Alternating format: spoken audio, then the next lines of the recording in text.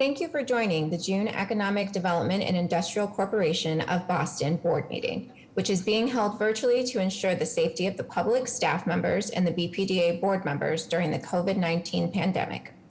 The Open Public Meeting Law requires that I notify the public that this meeting is being recorded. Please be aware that an audio and visual recording of this meeting is being made and broadcast by Boston City TV, which is a part of the City of Boston Office of Cable Communications, at Xfinity Channel 24, RCN Channel 13, and Verizon Fios Channel 962. It's also being live streamed at boston.gov/cable. To begin the meeting, I'll take a roll call. Mr. Monahan. Present. Dr. Landsmark. Present. Mr. Miller. Present. Okay.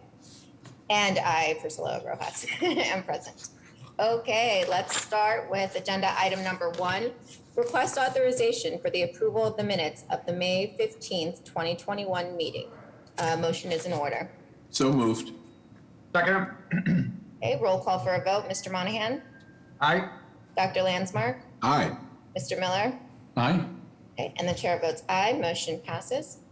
Item number 2, request authorization to award tentative designation and enter into lease negotiations with Eastern Salt Company Incorporated as redeveloper to facilitate the long-term lease and redevelopment of Parcel M located at 3 Dolphin Way within the Raymond L. Flynn Marine Park. Ray. Thank you, Madam Chair, Madam Secretary, Director Golden, and members of the board. I'm requesting that you please approve tentative designation status for Eastern Salt Company, Inc. of Chelsea for BPDA-owned Parcel M located in the Raymond L. Flynn Marine Park at 3 Dolphin Way. This rectangular parcel of approximately 3.1 acres contains a circa 1941 vacant one-story brick building with mezzanine space with a gross building area of approximately 76,990 square feet. It is bordered by Dolphin Way to the west, the South Jetty to the south, the East Jetty to the east, and the Massachusetts Marine Terminal to the north. Most recently, the leased premises were licensed as storage space for various City of Boston departments, such as the Boston Fire Department, Boston Transportation Department, for small equipment storage. BPDA issued an RFP for Parcel M on September 25th, 2019, which resulted in 3 proposals. MGI Industrial proposed a warehouse distribution center for the global logistics company DHL Express. Finishing Trades Institute of New England proposed a training facility for the finishing trades, and Eastern Salt Company proposes to expand its successful Chelsea, Mass. And Staten Island, New York-based business of transshipping road salt and large project cargo. Eastern Salt's selection as the most advantageous redeveloper was based upon its proposed uses of Parcel M, which are fully compliant with marine industrial, Chapter 91 waterways, and designated port area restrictions, including over-the-dock operations. Eastern's future plans include the possible reactivation of the North Jetty adjacent to Parcel M to accommodate deep water berthing. Eastern was also recently designated as the developer for Massport's Massachusetts Marine Terminal Parcels 7 and 8.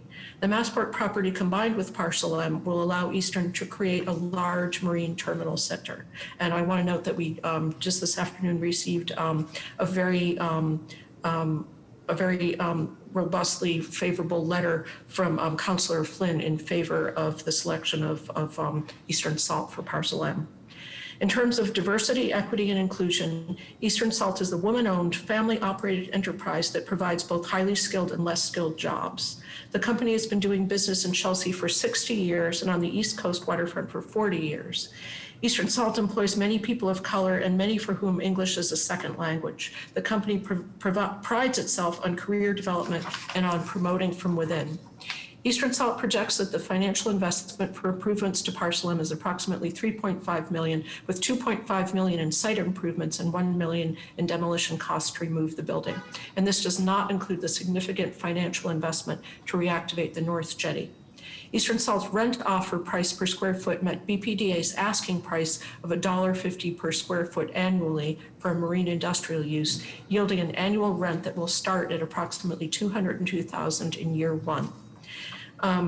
In addition, BPDA staff are aware that Eastern Salt has been in discussions with Boston Ship Repair to identify how redevelopment of the property can support both of these critically important water-dependent maritime businesses. We support these discussions and expect that they will be reflected in the lease negotiations to come.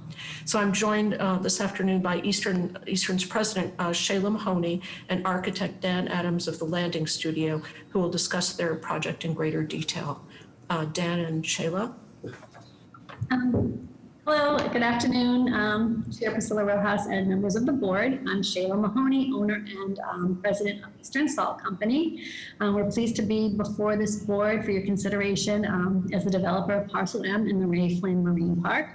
I'd like to introduce Dan Adams, who will present our project. We're very excited about this project to re-energize property to support a deep water multi-port and position it as a leader to attracting wind energy jobs to the Port of Boston. Dan, you would kind of... Thanks, Shayla. Hi, my name is Dan Adams, architect and urban designer, working with Eastern Salt. A number of things on this slide Ray already touched on. You've met Shayla, a woman-owned company with a long history in Boston Harbor, specifically Chelsea, Massachusetts, but even prior to that in South Boston. Second generation and more third generation family-owned company, and operating in 12 cities and 3 continents. If we can advance the slide, please.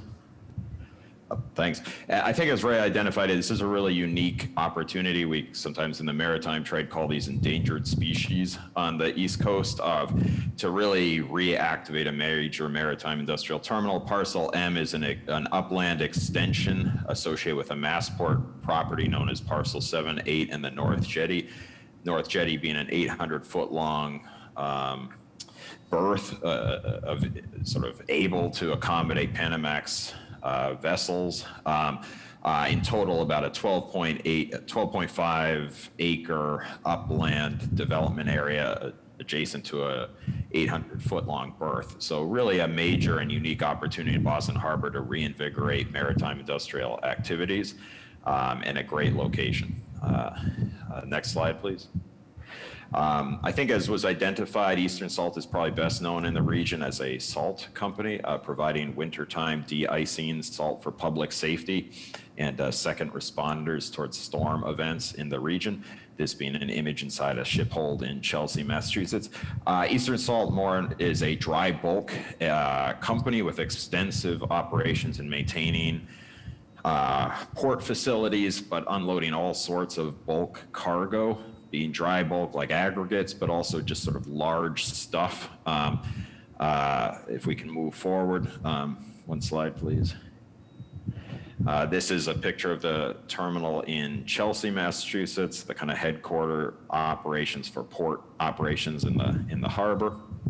If we can move forward one slide, please. But really, what the company is about is connecting global resources to local communities here, one of the mines in Chile, and then, of course, spreading salt in Boston for storm events. Next slide, please.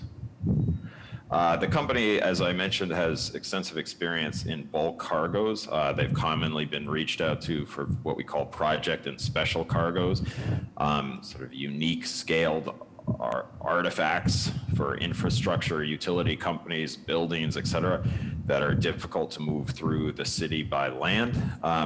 This has led in the past to, these are the wind turbine blades some might be familiar with from the MWRA in Everett. The pump station there were unloaded here. So the company has extensive experience with this sort of operations. Next slide, please.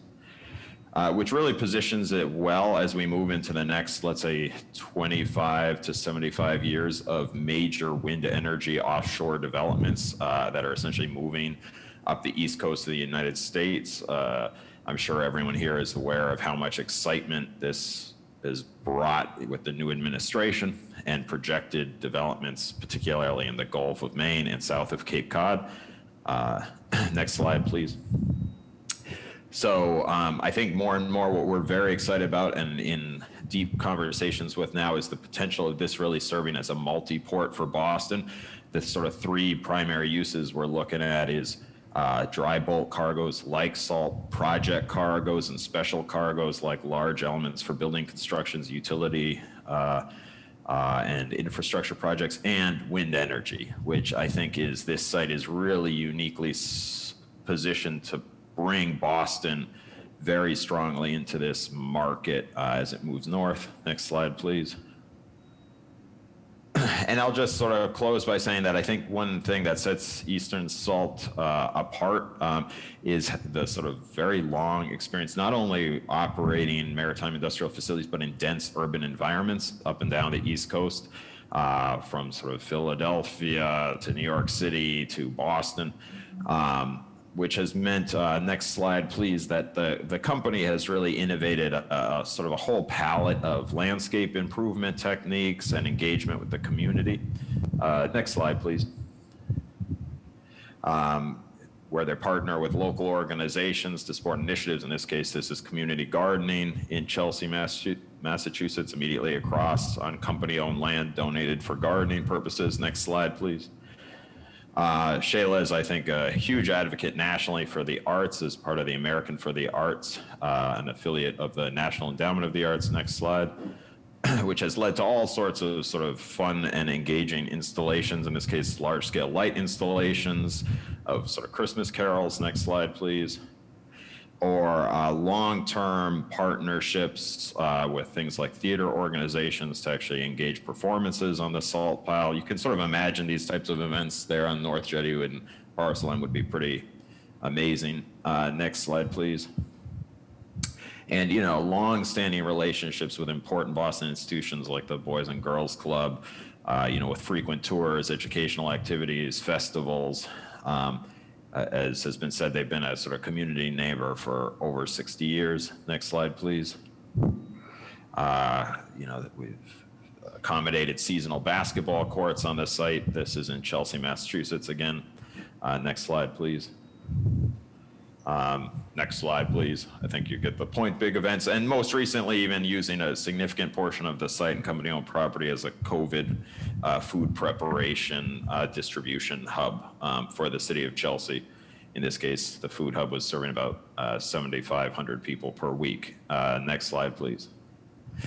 So the terminal, as is illustrated here, is the sort of diagrammatic layout where you can see Parcel M in the southeast corner of the terminal associated with parcels 7 and 8, and then the North Jetty berth to the north. I think pretty clearly a major contributor to Boston's maritime industrial economy and port resilience going into the future. I'm happy to, I'm sure Shayla as well, happy to answer any questions that anyone might have at this time. Okay, great, thank you. Do we have any questions or comments from the board? I would just Chair, make go ahead. Sorry, go on. Madam Chair, I have a number of questions. I'm very involved in the new wind initiatives that have been put out by the state and the numbers that need to be met by the deliverers of electricity. So the Chelsea facility, is that going to remain open? Yes. So Chelsea is staying and going to continue to be what it's been. Yes. Okay. So parcels 7 and 8 is going to be salt? We think it could be partially salt. That's what we started this plan with. But the more wind energy becomes, it seems necessary for the region. I think our plan is to focus as much of the property as possible. If there's a need for wind, that's our focus at the moment. And if there is any salt, it would probably be kind of on the end of 7 is our plan. Okay. So and parcel M is going to be designated for what? Our plan is wind-related, project cargoes, whatever the region needs. Do you have any, are you in discussions with any of the wind developers? I know we've started conversations with several. It was hard to kind of proceed too much till we know for sure that parcel M and knowing how much laydown space we'll have. But I know we have a team that is kind of working on reaching out to the different wind companies. My closest relation with most of the developers, which is always a partners and Europeans, because they're so good, they've been doing it for longer than we have, Orsted and Eversource. And I do know, I've been involved in those discussions with Orsted and Eversource with Boston Ship Repair. So, and I think they have had their separate discussions as well. For your own edification, so everyone on the board, I think, has a designation. Mine happens to be labor, going back to when the statute was written for this board that we're sitting on. So one of the things that I should be looking at is labor and how my vote impacts labor. So in my other hat, my other day job, very interested in people's wages, benefits, working conditions, et cetera. So that's kind of where I'm at. You guys don't know me and I don't know you. Looking at this, I know the RFP was put out. There were 3 people that came back, and Eastern Salt was selected. But a lot has changed since then. You know, I mean, really, a lot has changed in a really quick time. And personally, I think it should be put back out, to be quite honest with you. No disrespect to you guys. Because I think there's better uses. It's going to be close to 15 acres. If you're selected for this, you'll have 15 acres in really nothing concrete on what you're going to put there. And so it's like you get 15 acres, now you start marketing it and talking to people. And I don't see the jobs. And even if you loaded that place up with salt, which I don't think is the best use of the Flynn Marine Industrial Park, personally, to have 30-foot piles of salt blowing around. I saw the covers, they're cute, and the light shows and the actors and all that. I mean, it's all really good, but I don't see the jobs. Now, that's going to tool block the ship repair. The ship repair facility was owned by hedge funds that drove it into the ground to the point where they're not even able to work for the United States Navy.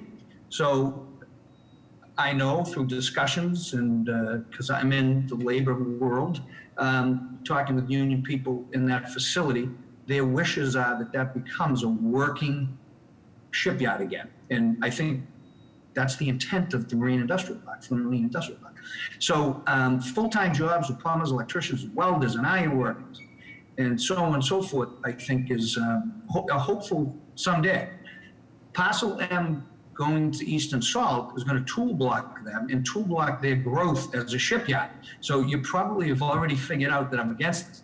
So it just does not make sense to me. It does not make sense to me. You have Chelsea, you have 7 and 8, and now we're looking for another 3 or so acres with Parcel M, and still no concrete on what you're doing there. And I've read the salt. People have the opinions that the salt is not a healthy thing to put there.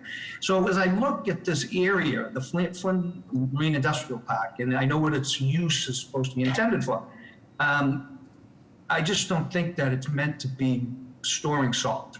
And at some point, technology, I would hope, would move us past dumping salt in our roads that end up in our oceans and our lakes, and it's seeping into drinking waters with people that have wells. And so I would hope relatively soon that we move past the salt world and figure out another way to keep our streets safe and passable. So that's kind of my statement. And I've, a couple of the questions, you did answer them, but I don't get it. I don't see the harm in putting this back out, personally.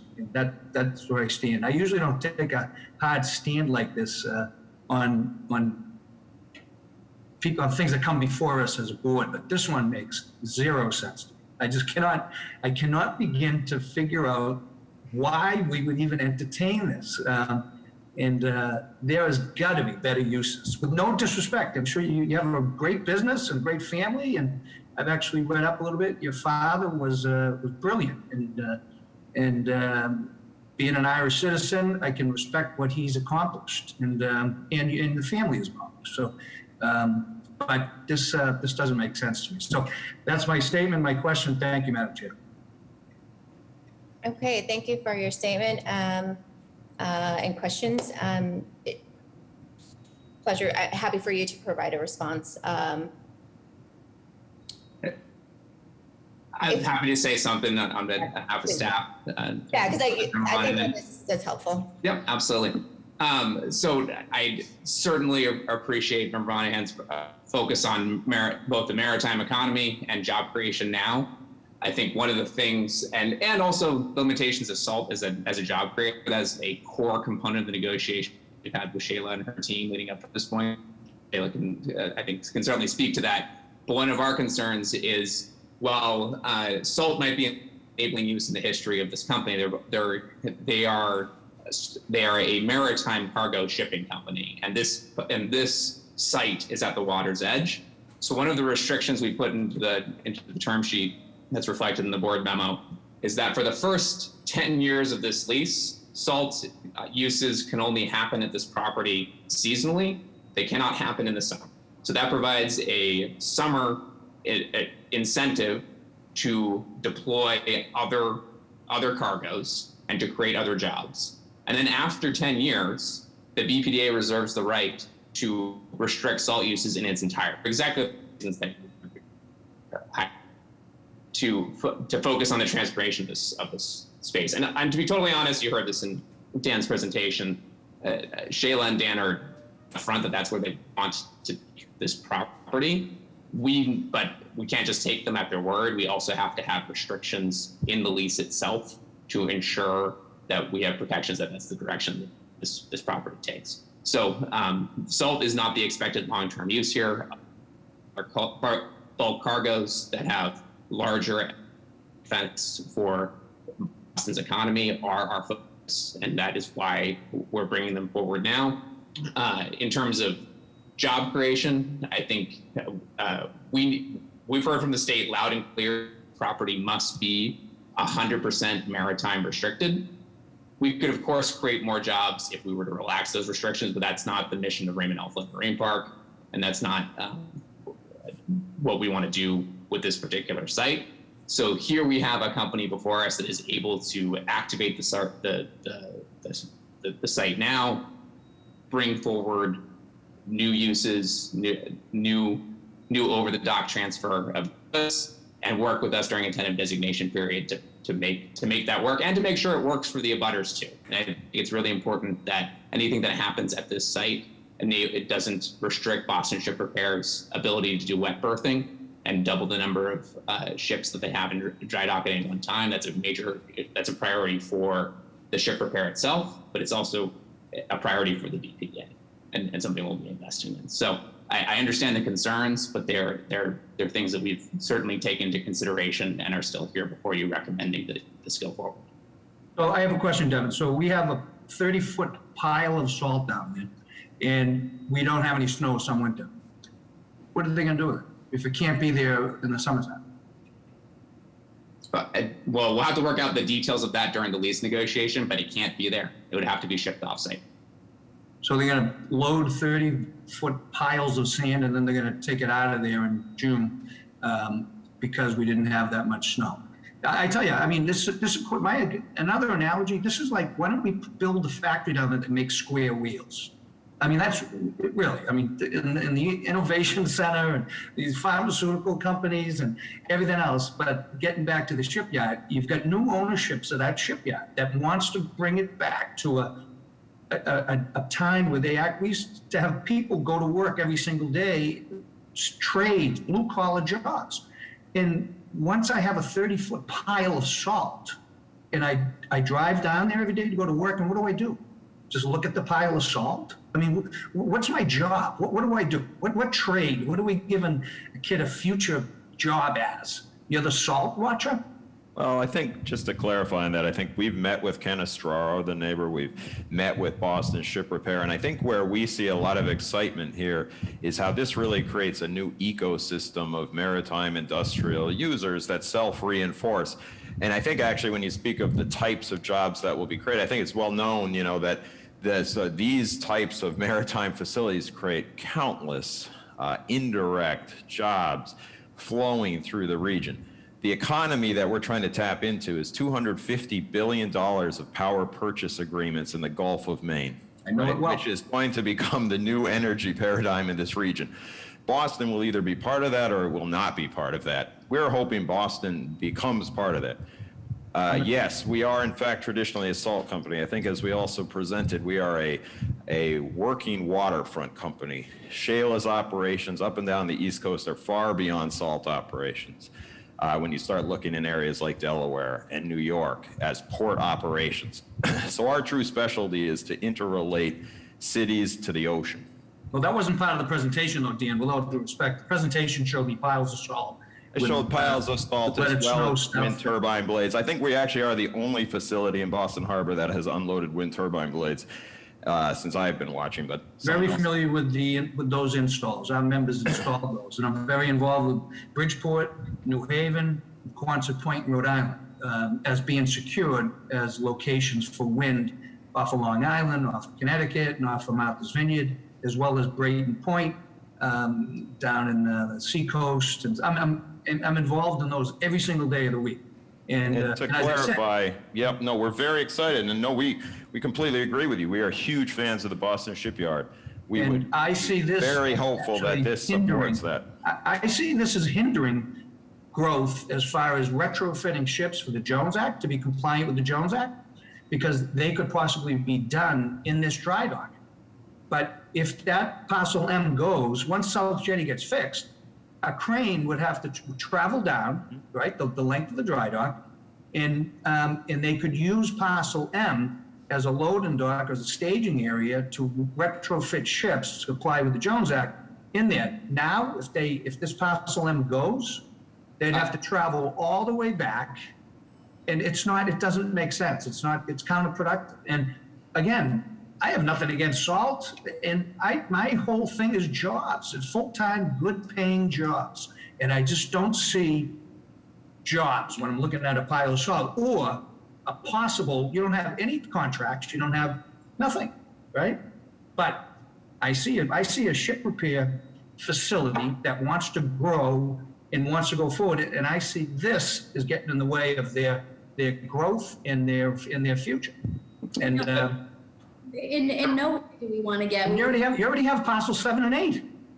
And you don't really have anything planned for parcel 7 and 8. You said you don't really know. Maybe some salt. There's nothing. So 7, 8, and M without a contract or anything. I don't see it personally. But again, that's my opinion. I'm entitled to it, and I'll stop because I'm getting this thing going further than it should. So. Just so everyone knows, we will be working with the Boston ship repair. We think we'll actually work well together. We're looking forward to working with them. And our focus really is on the wind energy jobs, and we think there'll be fantastic jobs for the longshoremen, and there'll be a lot of jobs created. And that's really the focus of the site. And we think we should be able to coexist and work well together with the ship repair. We don't want to harm them in any way. I think there should be great jobs all around. Is our goal. Again, they should be able to put in an RFP of their own. They shouldn't have to depend on you. The ship repair. Okay, well, thank you. Okay, any additional questions or comments from the board?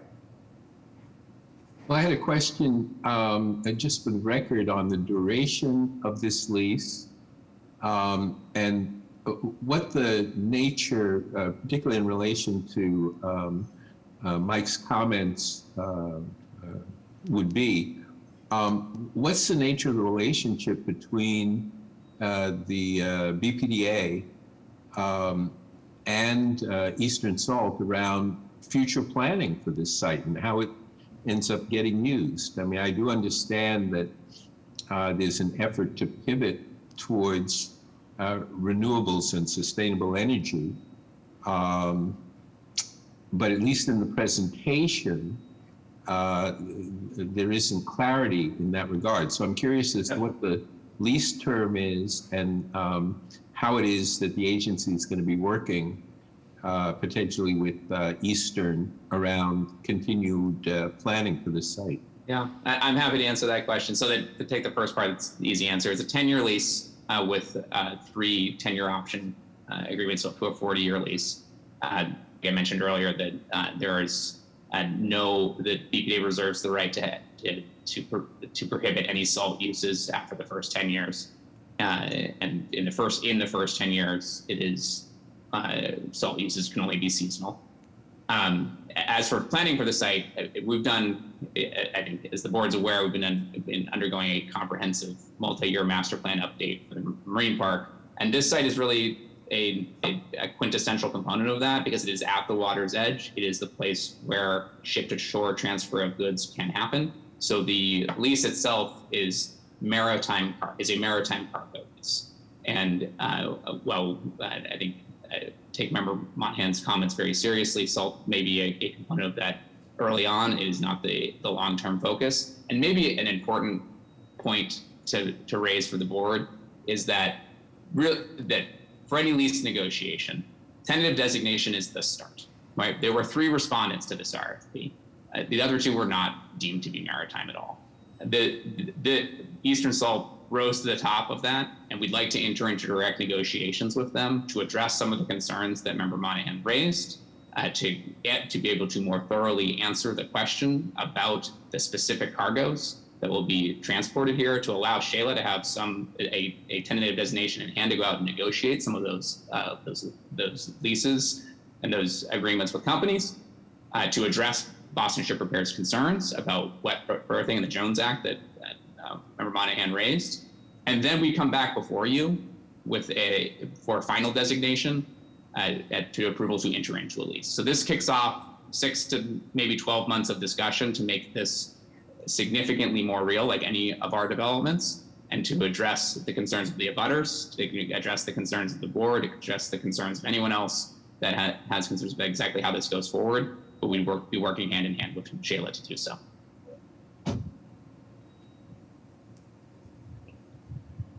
Does that answer your question, Dr. Lansmore? Yeah, I think it does. I think Member Monahan's concerns are very well raised. If this measure passes at this moment, before final designation takes place, I would expect to see much more detail in the planning around what happens next. That is certainly something we can commit to. Absolutely. Additional questions or comments from the board? Yeah, I've got a comment. At the risk of being repetitive, because Member Monahan and Dr. Landsmark have already hit on this, but when we look at such a valuable site, such a tremendous opportunity for anything to do with maritime related, and to have that dry dock down there that's been allowed to enter in such disrepair, that's critical if that's successful for the Boston waterfront. So I'd encourage everybody involved in this to make sure that Boston Ship Repair has the ability to accomplish what they need to, so that remains viable. And I'm deeply concerned about that. I'd like to make sure that at every step along the way that we do what we can to make sure those jobs are there, that Boston Ship Repair has the room it needs to be successful. So that's my comment. Thank you, Mr. Miller. Thank you. Okay. I guess we've all commented, probably except myself. So yes, and I really do appreciate all of my fellow board members, comments, concerns, questions, and Devin as well, your insight and explanation of where we are in the process. This is a tentative designation. I think that this is going to be able to unlock the type of, planning that can happen after this. So it's not a final designation. It is tentative. Obviously, this is a very, a precious resource, right? A limited resource that we have here in the shipyard, right? With, uses that are, again, have limited places where they can be executed, right? So in that same vein, we also have to be thinking ahead. And I do kind of, see, and what does get me excited about this project is the wind portion, right? And the possibility to be able to, I think as, and my apologies, the gentleman, Daniel, sorry, I had to scroll down to get your names, Mr. Adams, to make sure that we here in Boston are a part of that, right? And that we can, with, again, the limited resource we have, be able to explore our possibilities there. So, from my perspective, this is a tentative designation. It is tentative. And also I want to recognize that there's a significant amount of work before you're going to be able to put any of this, and a significant amount of investment before anybody is going to be able to do anything with this parcel. So, if there are no further questions or comments from the board, a motion is in order. I'll move it with the proviso that the subsequent reports really focus on maritime employment generation and job training and related pieces. Madam Chair, can I interrupt you for a second? Yes. Councillor Flaherty has indicated he's here, and I'm going to unmute him to allow him to speak. Okay, I'm fine with that. Councillor. Thank you, Madam Secretary, and Madam Chair and members of the board. Just want to go on record in support of Parcel M. I know that on behalf of the South Boston elected officials, Congressman Lynch, Senator Collins, Representative Beal, and Councilor Flynn. I believe Councilor Flynn had sent a letter of support, and so just wanted to add my voice to the support. Obviously, it's keeping the working port, particularly as it pertains to marine industrial uses, supporting the Ray Flynn Marine Industrial Park, the other ancillary uses down there, along with supporting Massport's efforts with respect to Conley Terminal, and as well as being a good neighbor down there to our other entities. This would be an appropriate fit for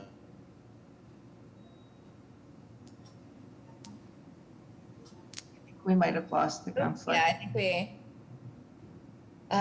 think we lost you a little bit, Councillor Flaherty, but definitely appreciate you attending and communicating that support on behalf of yourself and the elected officials that you mentioned.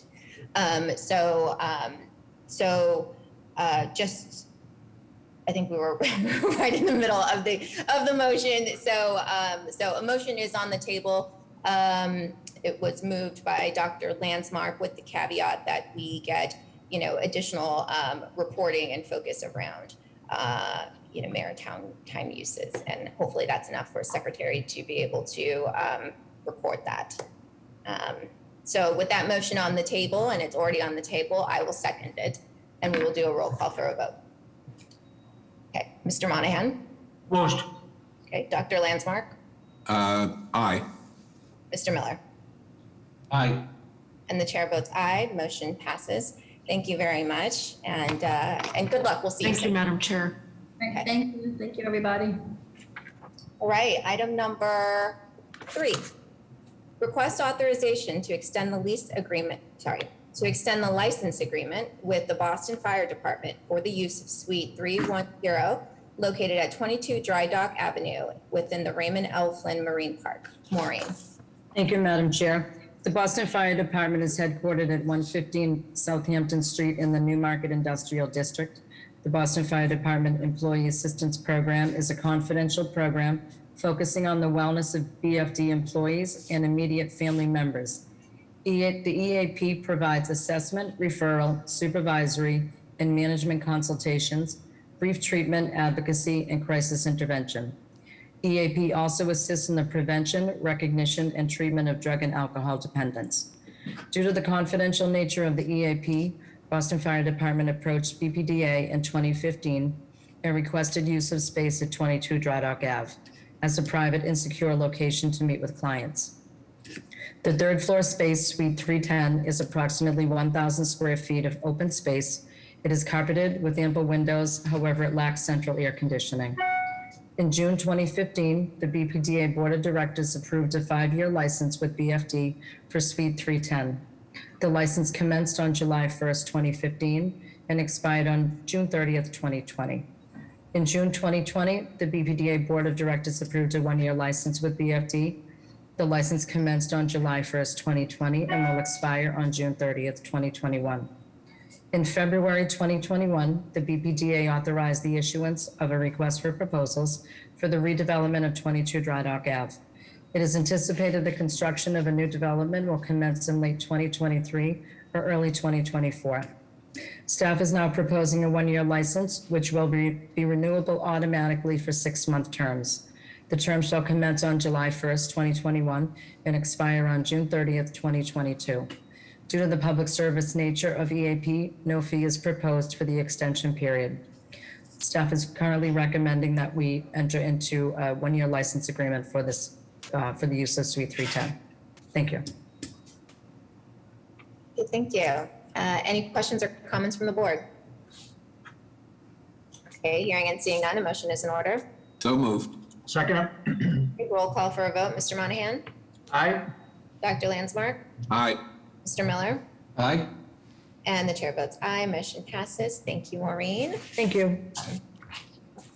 Item number 4, request authorization to amend and extend the lease agreement with Droplet Incorporated for the use of Suite 602 and Suite 601 located at 12 Channel Street within the Raymond L. Flynn Marine Park. Maureen.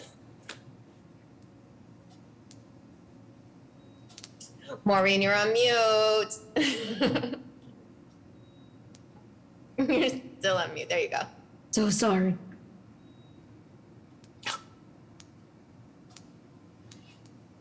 Maureen, you flipped back on mute. Madam Chair, if you'd like, I can present. Maureen's been having some technical problems. Yeah, it's Mercury retrograde, you know, like it's a whole bunch of. I'm Go here. ahead, please. Anybody. I'm here. I'm sorry. My apologies. Okay, so Droplet is an existing tenant at 12 Channel Street, Suite 602. Droplet was founded in 2017 by 2 MIT-trained PhDs looking to treat a rare skin disease that causes fragile and blistering skin. The team at Droplet created a micro-infusion mist delivery system. Droplet uses Suite 602 for production, packing, distribution, and ancillary office space. In January 2021, the BPDA Board of Directors approved a one-year lease with a one-year option term, which began on February 1st, 2021, and will expire on January 31st, 2022. Droplet currently pays $8,231 monthly.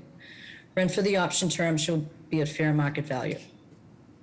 In April 2021, Droplet approached BPDA via the commercial real estate brokerage firm of Jones Lang LaSalle, JLL, who was assisting Droplet in their search for expansion opportunities outside of 12 Channel Street. Coincidentally, Suite 601 was being vacated and coming to market. Suite 601 is approximately 5,386 square feet of space with several offices and 2 large flexible working areas. At this time, staff is proposing an amendment to the existing lease of Suite 602 to now include Suite 601, as well as an extension of the initial term and option term for both suites. The term of the amended lease shall be a 5-year initial term, which commenced on February 1st, 2021, and will now expire on January 31st, 2026, with a single 2-year option term. Droplet will continue to pay fixed rent of $21.50 per square feet, or $8,231 per month for Suite 602, and Droplet will pay fixed rent calculated at $19 per square feet, or $8,528 per month for Suite 601. Rent will increase annually by $1 for each suite. Over the initial term, Droplet will pay $1,105,332 to BPDA for both suites. Staff is recommending that the director be authorized to amend the existing lease to now include Suite 601 and to extend the initial term and option term. Thank you. Thank you, Maureen. Do we have any questions or comments from the board? Okay, hearing and seeing none, a motion is in order. So moved. Second. Okay, roll call for a vote. Mr. Monahan? Aye. Dr. Landsmark? Aye. Mr. Miller? Aye. And the chair votes aye. Motion passes. Thank you, Maureen. Thank you. All right, item number 5, request authorization to enter into a rent deferment agreement with tenants severely impacted by COVID-19. Dennis. Thank you, Madam Chair. At the meetings held in April, July, October, and December of 2020, the board authorized the director to negotiate rent deferment agreements with BPDA tenants who suffered a dramatic loss of business due to the COVID-19 pandemic. The latest authorization was applicable from January through June of 2021. To date, BPDA has offered slightly over $2.4 million in rent relief, taking multiple forms, including rent deferment, rent forgiveness, and lease payment restructuring. A total of 16 businesses have benefited from BPDA's generosity in this matter. With the exciting news of COVID-19 vaccines, we're quite bullish on Boston's ultimate recovery. However, the recovery will continue to take time, and the hotel industry in particular is expected to lag behind well into late 2020, early 2023. We're requesting an additional extension of the rent deferment program through December of 2021. We anticipate our 3 hotel tenants in particular to request additional assistance. However, we will consider any applicant's request. We're requesting permission to consider assistance in the same forms of rent deferral or lease restructuring with partial forgiveness of up to 10% of total contract rent owed or at a maximum of $50,000. We project a total of $600,000 to $800,000 in additional assistance from the 6-month period from July 1st to December 31st of 2021. If approved, total assistance offered from the beginning of April 2020 through December 2021 would be approximately $3.1 million. However, we fully expect to have over $2,250,000 to be paid back in full, or about 75% of it. And the balance of $850,000 will be either restructured or forgiven. So we are requesting permission to extend the rent deferment applicable, the period of the rent deferment applicability through December 31st of this year. Thank you. Any questions or comments from the board? Hearing and seeing none, a motion is in order. So moved. Second. Roll call for a vote. Mr. Monahan? Aye. Dr. Landsmark? Aye. Mr. Miller? Aye. And the chair votes aye. Motion passes. Thank you. Thank you.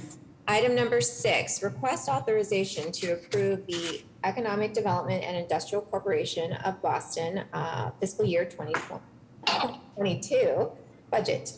Michelle. Thank you. Good afternoon, Madam Chair, members of the board, Madam Secretary, members of the audience. Hello, I'm Michelle Goldberg, the Budget Director for the BPDA. Thank you for allowing me to address you today. I am before you seeking approval for the FY22 operating and capital budget. We are currently in the EDIC portion of the agenda. I will be presenting the combined look at the BPDA. At the conclusion of this presentation, I will seek a vote for EDIC, and the BRA vote will be towards the end of the agenda tonight. I would also like to take a moment to express gratitude. Thank you to everyone in the finance department and across the agency who has helped build this year's budget. Next slide, please, Joyce. Thank you, and then the next one. Just quickly to review our process. We continue to have rigor in coding and categorizing efforts of both revenue and expenses to increase our transparency.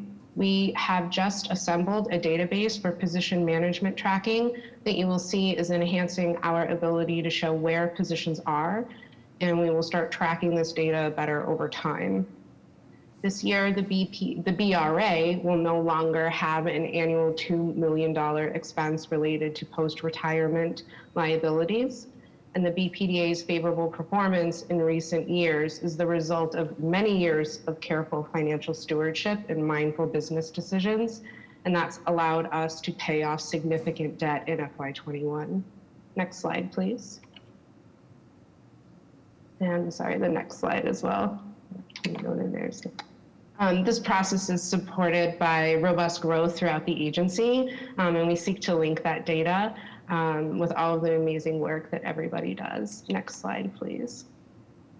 So just to remind folks, I always like to point out that the numbers you are about to see reflect the activities of 5 different business units. Structurally, we have 3 corporations and 2 501c3s. We have multiple general ledgers and use interagency grants to make sure everything is balanced and prepared correctly for each entity's audit. But at the end of the day, we are the BRA and the EDIC functioning as the BPDA. Next slide, please. And then the next slide, thank you. To review the categories based on proportions of the whole, you can see that we rely heavily on our leases. OWD receives grants and donations, as I had mentioned before.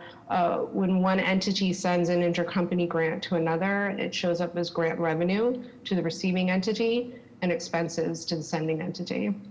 Next slide, please. From an expense point of view, 1/3 is true BPDA staff and associated expenses. In contractual services, we carry all the funds that OWD sends out to community-based organizations. We are also taking on large critical repairs with the FY22 budget. Because each entity has unique financial characteristics, we are starting to see certain construction projects needing to be carried in our operating budget. I will revisit this concept with a little bit of detail later on. Next slide, please. When it comes to the data and how it all rolls up, I want to remind folks that we did a detailed presentation in the third quarter with our end of year projections. Generally speaking, for the items that we were able to project for, we were spot on. There were a few one-time revenues that came in. For FY22, we are anticipating a bit of a return. As some other staff had mentioned, as we look into the next year, we were projecting increases in certain areas. And so next slide, please. I'll go over some of the highlights. So for revenue highlights, the long-term effects of the COVID-19 pandemic are still playing out. We were just seeking approval to defer more rent. However, we are projecting modest revenue increases with an essentially balanced budget. After parking revenue performed almost exactly as expected, it did decline. We are projecting a return close to FY20 numbers for parking revenue. We're also expecting favorable performance for equity participation. Next slide, please. For expenses, favorable reductions in long-term liabilities is releasing pressure on both our benefits line and our long-term debt lines. For our non-personnel expenses, I think it's important to note that OWD is doing an extraordinary job moving funds into the community, and their budget is showing an increase in grant funding of $2.3 million as a result of increased revenue. Next slide, please. So I had mentioned that we set up a new database for positions, and here is a graphic from that tool. With this new database, we will have much better tracking of these positions over time, and we're really excited about building on the reports going forward. Next slide, please. And the next slide, we'll go into capital needs and construction. So we are using this database for construction projects as well. Here you will see a graphic reflecting all of the construction projects in our portfolio. We've chosen to reflect them by the type of procurement that we would activate in order to address those needs. And so again, this is kind of that first step of trying to get prepared to speak about our portfolio publicly and get organized and really try to target projects and make sure that as early on in the process, we're making plans for how we're going to engage suppliers for that work. Next slide, please. When you look at the projects just of what will be active and what we're seeking approval for FY22, again, you'll see it broken out, but then highlighted by neighborhood. Again, really just trying to stress here that we have an extraordinary amount of infrastructure needs at the Marine Park and the Navy Yard. This does include activities around Building 108. And so, I think our focus going forward, it'll be interesting to see how those shifts play out over time. Next slide, please. I will finish with a traditional capital data table. We are accessing some outside funds for Building 108, and we are continuing to work on the projects that are funded by the city. Next slide. This concludes the presentation, and I'm happy to take any questions you might have. Thank you. Great, thank you, Michelle. Questions or comments from the board? Oh my God, Carol's gonna be so sad she missed this, but I'm sure she's, Carol's our treasurer for the context. I hear we record these things. Yes, we do. We do. Be eating her popcorn this weekend. No. Absolutely, I do have a couple questions. If we kind of go back a couple slides on the Roxbury, the neighborhood breakout, that was interesting to see what that is. So what is the maintenance in the Roxbury area? That doesn't feel familiar to me. That is for a very specific parcel that we're working on. I see Devin hopped on camera. Would you like to take this one, Devin? I'm sure you could have answered it, Michelle, but that's the parcel P3 in Roxbury environmental remediation. Got it. Yes, got it. Okay. And then, a couple other things. Again, I just want to, kudos, don't think these decks can get better. And then you always cease to outdo yourself. So you make hard stuff look very easy, you and your team. That's amazing. And I'm also super appreciative of your long-term financial stewardship that really put us in a position to be able to offer the relief and the support to our economy here in Boston during the, the COVID-19 pandemic that, we're still going through. So just want to recognize that is largely, we can do that with confidence through the work that you do. I think that's it. So any other questions or comments from the board? Okay, hearing and seeing none, a motion is in order. So moved. Second. Okay, roll call for a vote. Mr. Monahan? Aye. Dr. Landsmark? Aye. Mr. Miller? Aye. And the chair votes aye. Motion passes. We'll see you later. Okay, item number 7, personnel. David. Thank you, Madam Chair, members of the board, Director Golden, Madam Secretary, David Pierre, Director of Human Resources. And on EDIC's agenda, we have one appointment, Yurisima Cortez, Assistant to the Director of Planning in Planning with a start date of July 19th. We have 7 employment service contractors. We have Angelica Radke in the Office of Workforce Development with an effective date of June 4th. Cecilia Caballero in the Office of Workforce Development with an effective date of June 21st. Jamal Crawford in the Office of Diversity, Equity, and Inclusion, also with an effective date of June 21st. Robert Luisi in Budget and Finance with an effective date of July 1st. And we have Catherine Ward, Claire Shepard, and Mark Bemis all in the Office of Workforce Development with effective dates of July 1st. We have one status change, which is Amarfi Sanchez, Outreach Coordinator in the Office of Workforce Development. We have one co-op starting, which is Lior Zabel in Research. And we have one departure, which is Dominique Sanon, Procurement Manager in Budget and Finance. Thank you, and I'm happy to answer any questions. Okay, thank you, David. Any questions or comments from the board? Okay, hearing and seeing none, motion is in order. So moved. Second. Okay, roll call for a vote. Mr. Monahan? Aye. Dr. Landsmark? Aye. Mr. Miller?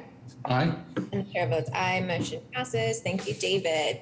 Thank you. So that was the last item on our EDIC agenda. I need a motion to adjourn the meeting. I move that we adjourn the meeting. Second. Okay, roll call for a vote. Mr. Monahan? Aye. Dr. Landsmark? Aye. Mr. Miller? Aye. And the chair votes aye. Motion passes. Meeting adjourned. Moving on to the BPDA agenda. So thank you for joining the June Boston Redevelopment Authority Board meeting, which is being held virtually to ensure the safety of the public, staff members, and the BPDA board members during the COVID-19 pandemic. The Open Public Meeting Law requires that I notify the public that this meeting is being recorded. Please be aware that an audio and visual recording of this meeting is being made and broadcast by Boston City TV, which is a part of the City of Boston Office of Cable Communications. Also at Xfinity Channel 24, RCN Channel 13, and Verizon Fios Channel 962. In addition, it's being live streamed at boston.gov/cable. So to open the meeting, I'll take a roll call of the board members. Mr. Monahan. Present. Dr. Landsmark. Present. Mr. Miller. Present? And I, Priscilla Rojas, am here. Item number 1, request authorization for the approval of the minutes of the May 15th, 2021 meeting. A motion is in order. So moved. Second. Roll call for a vote. Mr. Monahan? Aye. Dr. Landsmark? Aye. Mr. Miller? Aye. And the chair votes aye. Motion passes. Item number 2, request authorization to schedule a public hearing on July 15th, 2021 at 5:30 p.m. or at such a time and date deemed appropriate by the director to consider the parcels O and P project located at 1 Obompem Way and 3 Anchor Way as a development impact project. A motion is in order. So moved. Second. Roll call for a vote. Mr. Monahan? Aye. Dr. Landsmark? Aye. Mr. Miller? Aye. And the chair votes aye. Motion passes. I'm going to go ahead and read just the other 2 scheduling items, and then I think we're going to take a few comments. So item number 3, request authorization to schedule a public hearing on July 15th, 2021 at 5:40 p.m. or at such a time and date deemed appropriate by the director to consider the First Amendment to the development plan for planned development area number 106, 1000 Washington Street and 321 Harrison Avenue in the South End neighborhood. A motion is in order. So moved. Second. We'll call for a vote. Mr. Monahan? Aye. Dr. Landsmark? Aye. Mr. Miller? Aye. And the chair votes aye. Motion passes. Schedule a public hearing on July 15th at 5:50 p.m. or at such a time and date deemed appropriate by the director to consider the development plan for planned development area number 129, Jan Karski Way Extension, 15 Enterprise Street, 173 Boston Street in Dorchester. A motion is in order. So moved. Second. Roll call for a vote. Mr. Monahan? Aye. Dr. Landsmark? Aye. Mr. Miller? Aye. And the chair votes aye. Motion passes. The meetings are scheduled. Okay, so before we continue, I believe we have a member of City Council here that would like to speak. Thank you, Madam Chair. Thank you, Madam Chair. This is Boston City Councilor Ed Flynn. Thank you to the chair and to the members of the BPDA board for giving me this opportunity.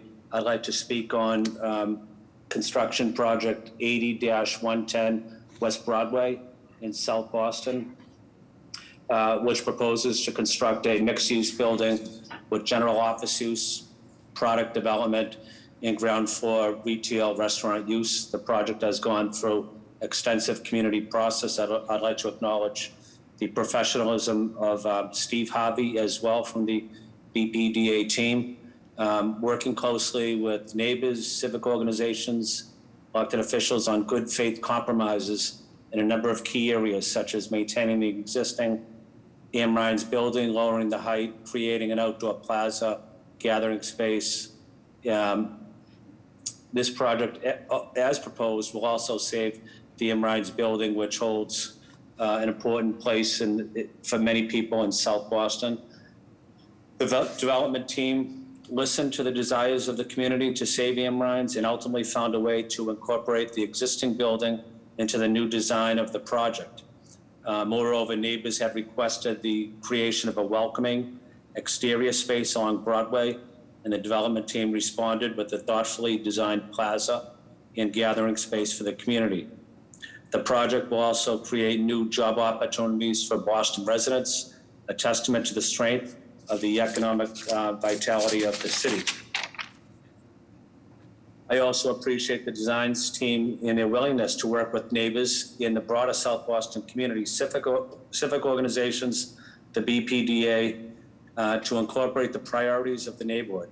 They have amended the project significantly according to thoughtful community feedback. As a result, I support the project and look forward to the permanent job opportunities this project will bring to the neighborhood.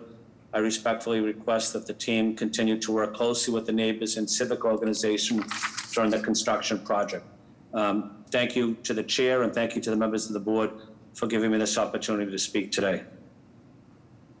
Thank you, Councilor Flynn. Much appreciated. And I believe we do have one more person that we'd like to give the floor to. So Ms. Samantha Bennett from Councillor Flaherty's office, the floor is yours. Thank you, Chair. Madam Chair, members of the board, my name is Samantha Bennett, and I'm speaking today on behalf of Boston City Councilor at Large Michael Flaherty's office. Councilor Flaherty would like to echo the sentiments of District Councilor Flynn and express support for this proposal. He would also like to thank the IAG members for their work in helping this project reach where it is today, and ask the proponents work with the community if this project is approved as it moves forward through the process. Thank you very much. Thank you, Ms. Bennett. Okay, so resuming the agenda, we're at item number 5, Board of Appeal. Jeff. Thank you, Madam Chair, members of the board, Director Golden, Madam Secretary. Jeff Hampton, Senior Zoning Planner for BPDA. Before you tonight are 60 recommendations for transmittal to the Board of Appeals that the Planning Department has put together. These will cover 3 meetings on June 22nd, June 29th, and July 13th. I would be happy to answer any questions you may have. Thank you, Jeff. Any questions or comments from the board? Hearing and seeing none, a motion is in order. So moved. Second. Roll call for a vote. Mr. Monahan? Aye. Dr. Landsmark? Aye. Mr. Miller? Aye. And the chair votes aye. Motion passes. Thank you, Jeff. Thank you. Item number 6, request authorization to advertise and issue a request for proposals for the disposition of a vacant BPDA-owned land on parcel R-1 in the South Cove Urban Renewal Area, project number Mass R-92, located at 0, 50, 52, 56, 54, and 58 Tyler Street. 0, a lot of zeros here, 0, 0, 0, 0, 0, 55 and 57 Hudson Street, and 0 Holland Place in Chinatown. Ray. Thank you, Madam Chair, Madam Secretary, Director Golden, and members of the board. BPDA owned parcel R1, much easier than all those saying all the addresses, is 18,714 square feet of vacant land in the South Cove Urban Renewal Area, Chinatown neighborhood, bounded by Harvard Street to the south, Tyler Street to the west, Hudson Street to the east, and bordered to the north by the rear of 75 Neelan Street, a 14-story commercial building. I'm here to request approval from the board to advertise and issue an RFP for parcel R1. Parcel R1 is the former site of the Chinatown YMCA bubble and is viewed by the community as one of the last large municipally owned sites in Chinatown available for community-based uses. As such, it has been the subject of community-based visioning workshops and planning studies for several years. Accordingly, the RFP will require that development is in accordance with principles expressed in the 1990 Chinatown Community Plan, the 2010 Chinatown Master Plan, the current plan downtown planning process, as well as in accordance with community workshops and studies that have taken place. These principles include, but are not limited to, the following: upgrade the quality of life in Chinatown to ensure its long-term viability as a historic residential neighborhood and as a unique cultural, business, and service center. Create a high percentage of affordable housing for all segments of the community. Encourage community businesses and trades. Diversify the neighborhood economy. Improve employment opportunities for neighborhood residents. Protect the district's historic and cultural resources. Improve the environment with open space subdistricts. Manage institutional growth and establish boundaries for institutional uses, and promote the public safety, health, and welfare of the people of Boston. In order to gauge community support for the issuance of an RFP for parcel R1, the BPDA held 2 Zoom community meetings on November 17th, 2020 and January 20th, 21 that included both Cantonese and Mandarin simultaneous translation channels and a PowerPoint presentation in both English and Chinese. Each meeting was followed by an additional Zoom language access meeting. These January 7th and February 3rd, 2021 Zooms were co-sponsored by the Chinese Progressive Association and were conducted in Mandarin and Cantonese with English translation. All meetings were followed by community comment periods, and these comments are incorporated into the RFP. Based upon community feedback and input, the development guidelines of the RFP will call for a mixed-use development with street activating ground floor uses and housing units above. The ground floor use that is overwhelmingly favored by the community is a dedicated location for the Chinatown branch of the Boston Public Library. In addition, the community strongly supports that a development at R1 contain as high a percentage of affordable housing as possible, with affordability levels that reach lower levels of area median income to maximize affordability. Also, the development should provide both rental and home ownership units, as well as a variety of unit sizes from compact units to larger family-sized units. Consistent with these preferences, the BPDA will require that at least 50% of the units in the development be income-restricted, affordable units. In addition, proponents will be required to submit a development without displacement plan to demonstrate that their proposed project will contribute to Chinatown, to Chinatown losing current residents as a result of gentrification. This RFP will contain the BPDA's diversity and inclusion language, requiring that proponents submit robust plans for including minority-owned and women-owned businesses in all stages and aspects of the development and its ongoing operations. Evaluation of the diversity and inclusion plan will account for 25% of the total evaluation of the submitted proposal. For these reasons, we recommend advertising an RFP for parcel R1. I'm happy to answer any questions. Thank you, Ray. Questions or comments from the board? Okay, I just want to say I'm very appreciative of your efforts to make this, getting us to this point, in a very inclusive way. So thank you for that. Okay, so hearing and seeing no questions or comments, a motion is in order. So moved. Second. Roll call for a vote. Mr. Monahan? Aye. Dr. Landsmark? Aye. Mr. Miller? Aye. And the chair votes aye. Motion passes. Thank you, Ray. Thank you. All right, item number 7, request authorization to advertise and issue a request for proposals to contract with a consultant to assist in the preparation of a planning study for Plan Charlestown. Ted.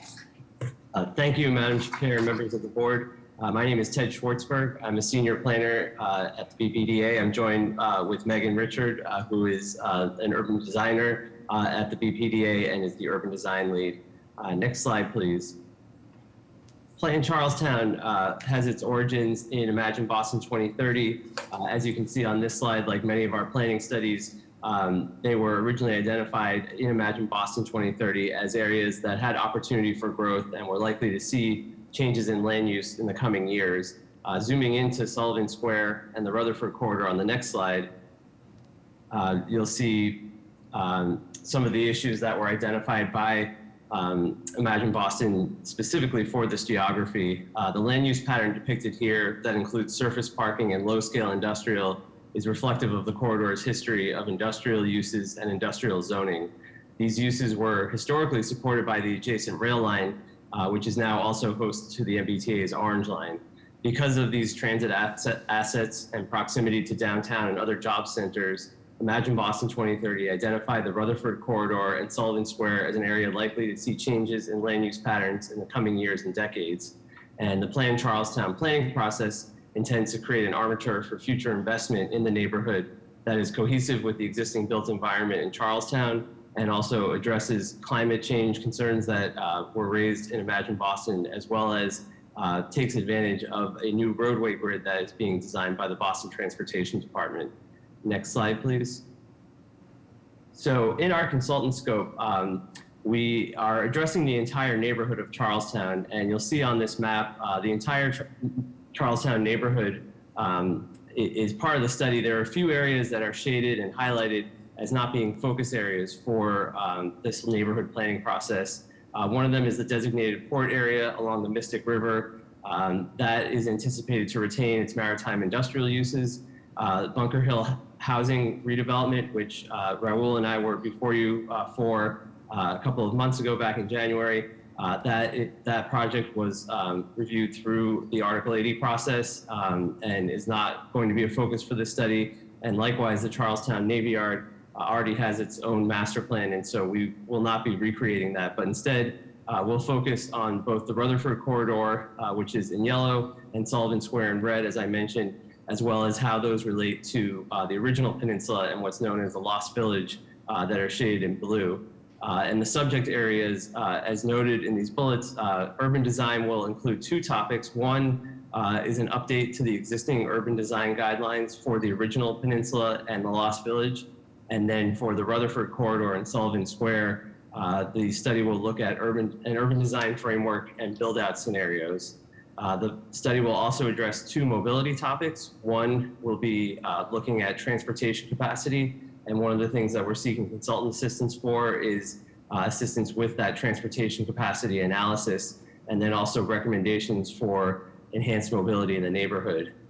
The next topic is financial analysis, and we have two scope items there. One is a financial model to quantify the value share for the creation of public goods, essentially what kind of public goods like parks, affordable housing, new streets and sidewalks can be brought to the neighborhood through new development, as well as estimated market value analysis for public land that's in the Charlestown neighborhood. And that's to support the work of Devin Quirk and his colleagues in the real estate team. Finally, last but not least, the Charlestown planning team worked with Barry Reeves, the agency's director of diversity and inclusion, to come up with diversity, equity, and inclusion portion of the scope. And that will include an equity impact assessment of the planning process itself.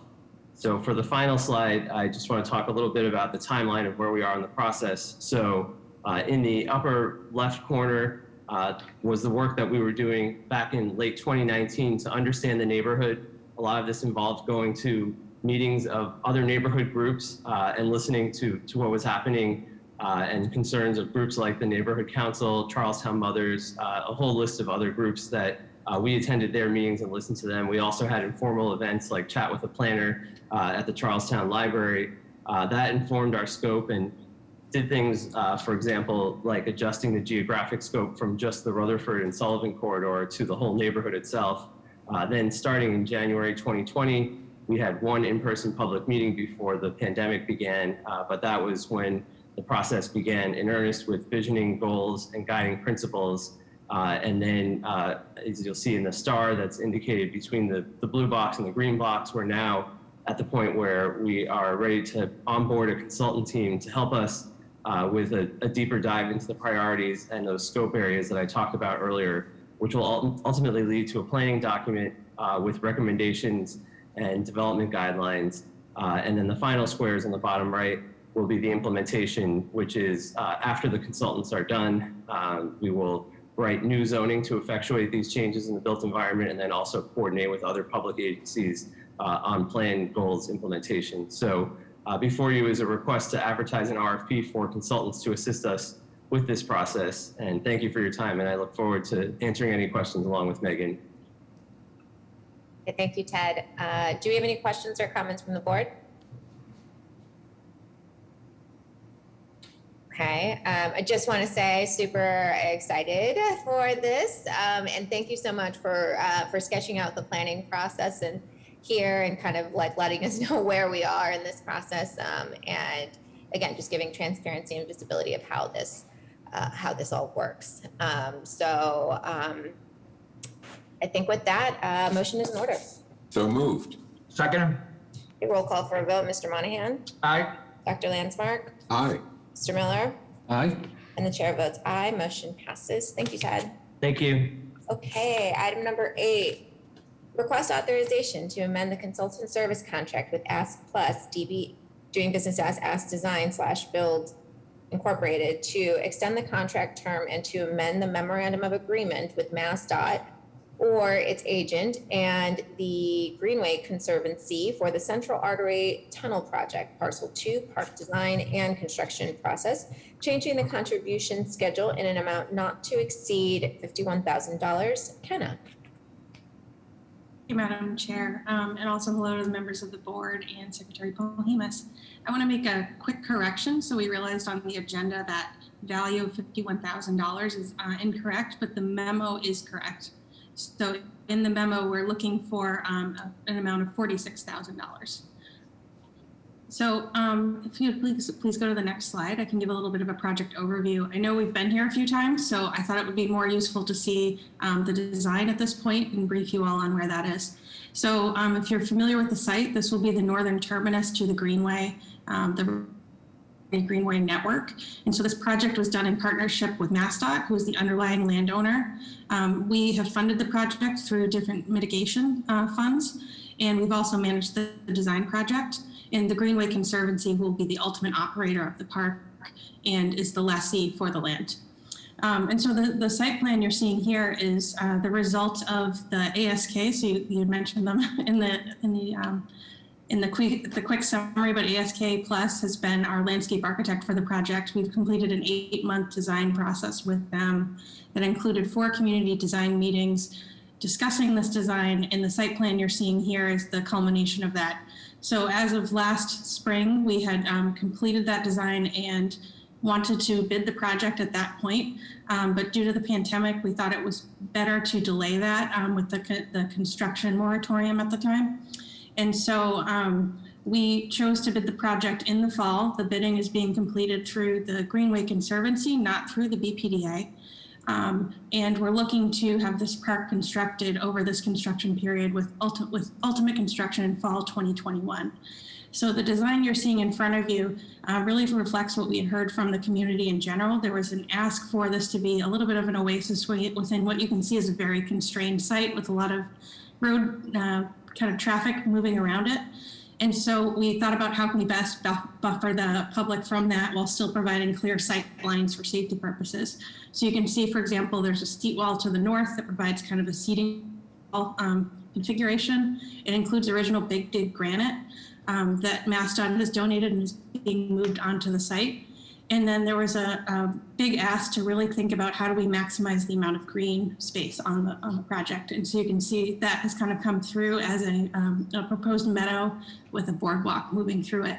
The meadow will include a lot of native plants, all native plants of New England. And if you go to the next slide, you can see a quick visual of that. The intent is that the boardwalk highlights views down the greenway, so there's a visual connection between this last parcel and the rest of the greenway parcels further south, along with this highlighted view towards the Customs House Tower. So we're really excited about where the project is. The reason I'm in front of you now is to talk a little bit more about the funding side of things. So with the delay, we found that the 4 bids came in over asking, or well, I should say over budget. And so we've worked very closely with MassDOT, the Conservancy, and also with the Greenway Business Improvement District to further fund this project. And we're very thankful, especially to the Greenway bid for their donation. We're looking to amend the MOA between the Greenway Conservancy and MassDOT to further contributions and cover the construction of this process. And so from the BPDA standpoint, we're requesting $46,000 from the BPDA operating budget to cover this, with the intent that eventually this amount would be we were prepaying that and we would receive mitigation funds as outlined through existing agreements on the 88 North Washington Street permanent project in the amount of $10,000, in the Onyx Hotel in the amount of $36,000. The second ask is to request authorization to update that MOA. So I'm happy to answer any questions you may have about the project. Thank you. Hey, thank you. And do we have any questions or comments from the board?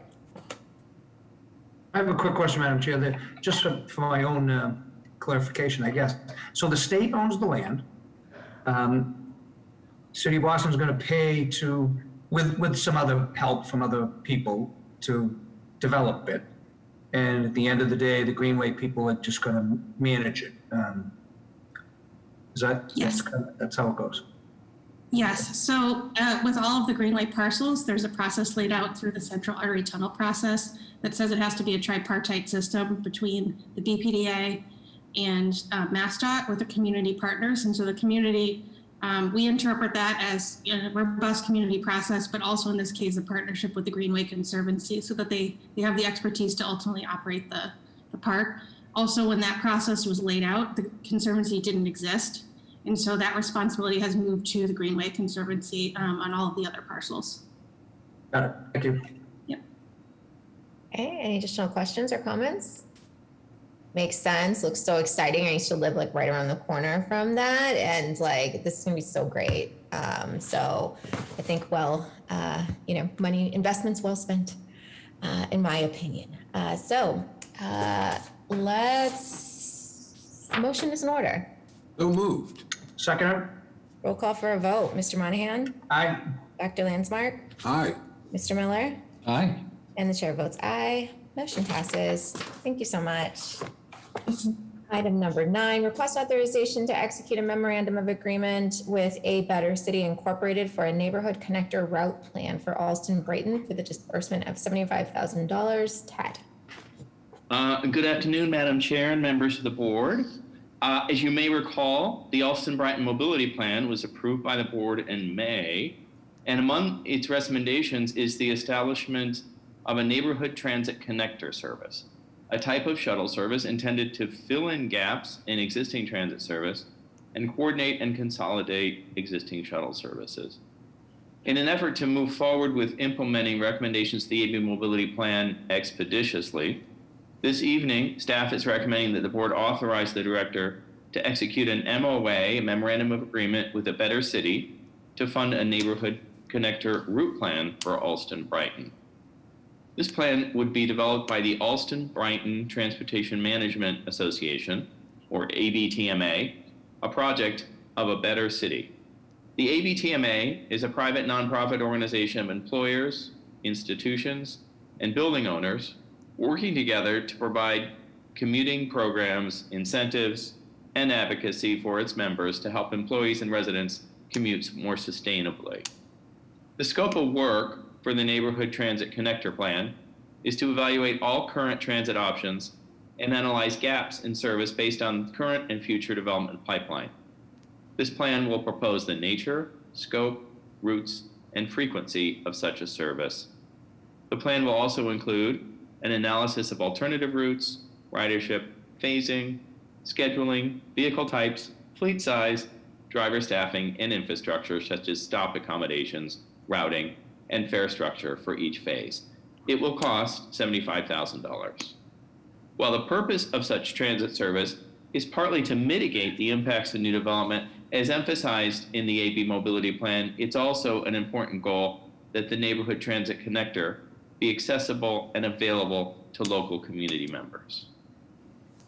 It's hereby recommended that the board authorize the director to enter into an MOA with a Better City for the disbursement of $75,000 to fund the neighborhood transit connector route plan. And at this point, I'd be happy to answer any questions. Thank you, Tad. Questions or comments from the board? Hearing and seeing none, a motion is in order. So moved.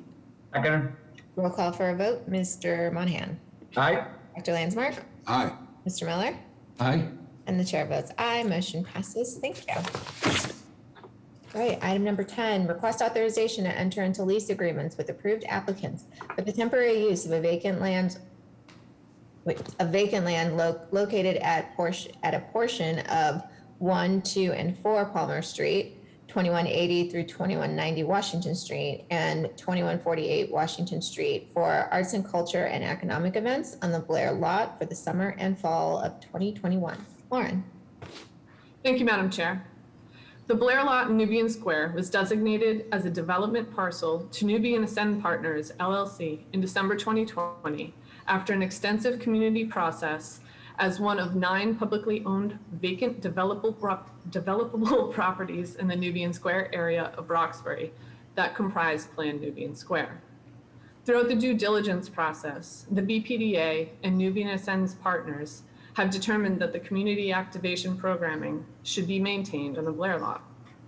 To create opportunities for community outreach, increase access, and diversify activation on the Blair lot, the BPDA introduced an application for community activation on its website. To date, applicants include Black Market, who have applied to manage a series of events, including the Nubiana Fest, featuring food trucks, farmers markets, and food vendors monthly, July through October. The American City Coalition, who have applied to conduct the Savor the Square Market series, aimed at cultivating a Roxbury amenity that encourages civic engagement, supplying fresh, healthy, locally grown and produced food to Roxbury residents. Also, the Boston Black Hospitality Coalition has applied to create and manage a space for the many Black-owned restaurants who are unable to offer an outdoor dining experience at their respective sites. To maximize activation opportunity, staff intends to maintain an open application process throughout the remainder of 2021. Each applicant must submit the online Blair Lot interest form at least 30 days prior to proposed usage, and will work with BPDA staff to finalize the license agreement prior to date of usage. Staff proposes that community-oriented activation requests will incur no fee for 2021, but we will revisit the policy in future years should the program continue. I'm happy to answer any questions. Okay, thank you. Questions or comments from the board? Are we sure that all of these groups will have access to the Blair Lot? So we've divided up the lot. It's a pretty significant area, and so far we've had no problem coordinating dates and space. Okay. I'm not sure, but I'm going to do the best I can to fit everyone in. Thank you. Great, great. Yeah, it's super exciting, and yeah, I would love. This made me think of the All-Inclusive Boston campaign that I think is really great, and it's been doing some really cool stuff. So I'm just, hoping to. Well, I don't know. I'm following them on Instagram, so I'm hoping to see some of this there. Yeah, get again, help our economy and just really use this this space. So kudos to you guys for being creative and doing this. I like it. Thanks. Okay, motion is in order. So moved. Second. Okay, roll call for a vote. Mr. Monahan? Aye. Dr. Landsmark? Aye. Mr. Miller? Aye. And the chair votes aye. Motion passes. Thanks, Lauren. Oh, wait, you're number 11. Okay, don't go away. Request authorization to amend the license agreement with the Boston Public Schools for the temporary use of the vacant land located at a portion of 1, 2, and 4 Palmer Street, 2180 and 2190 Washington Street, and 2148 Washington Street for school department personnel vehicle parking. Thank you, Madam Chair. We're back to the Blair Lot again. The BRA owns Blair Lot in Nubian Square, which was tentatively designated to Nubian Ascend Partners, as I mentioned. Since August 19, 2019, the BPDA has licensed the Boston Public Schools to use part of the Blair Lot for employees working at the Bruce C. Bowling Municipal Building because the lot at 135 Dudley Street that the BPS routinely utilized was needed for construction laydown for certain municipal projects in the area. However, the public improvements have not been completed, and BPS is asking that the license be continued through July 31st, 2021. The license will also include an option to extend the license through December 31st, 2021, at the sole discretion of the BPDA. The Boston Public Schools agrees that it'll cooperate and coordinate employee parking in a manner prioritizing community activation and the development needs of the licensed area. Again, we've divided up the lot pretty sufficiently, and also the hours for the Boston Public Schools will be weekdays in business hours. I'm happy to answer any questions.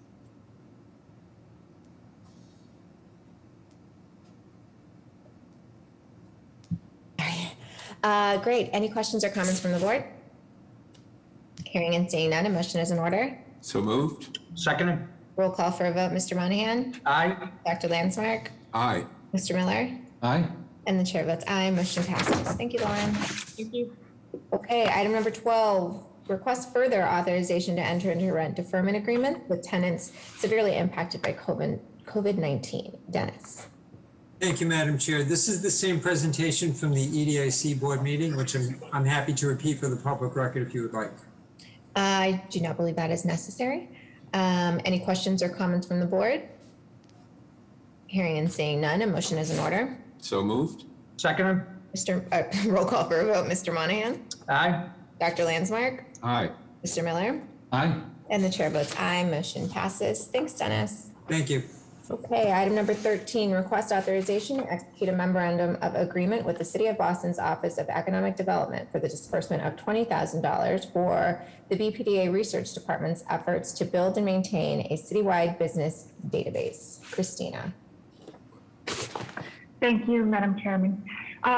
We, as a Boston